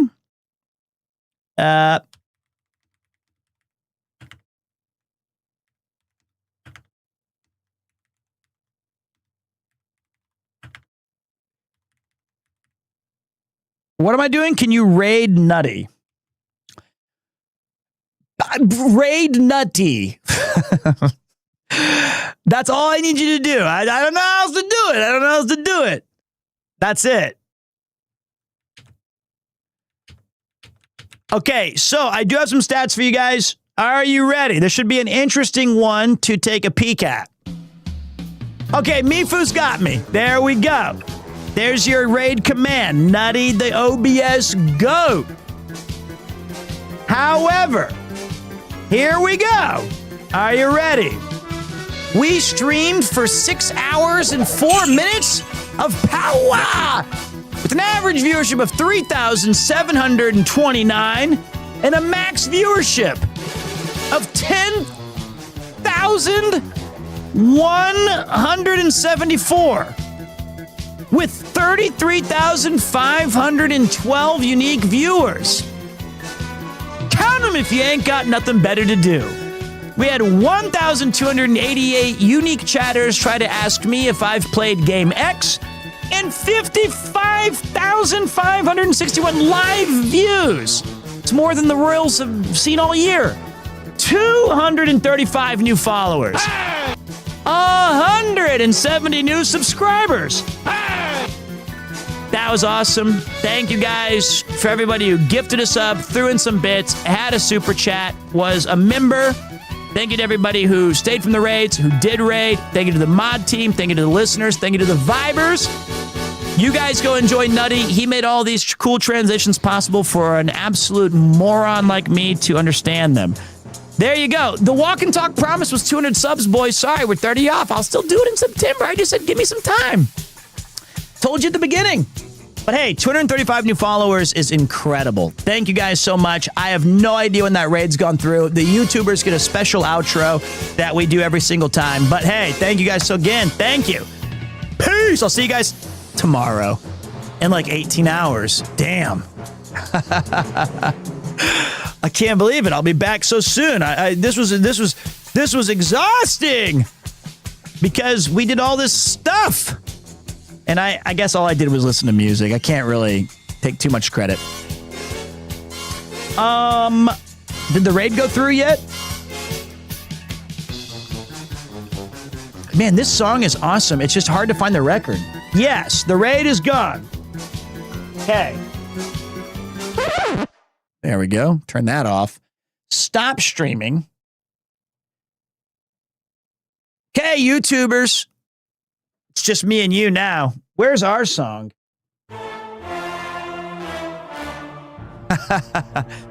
They said it went through. They said it. They said yes. So I hope I didn't just cancel the raid. So there we go. That would be unfortunate. Special outro. Do we have any other songs for you guys? Because it's gonna get this is all getting muted anyway. Flawless victory. That's not a song.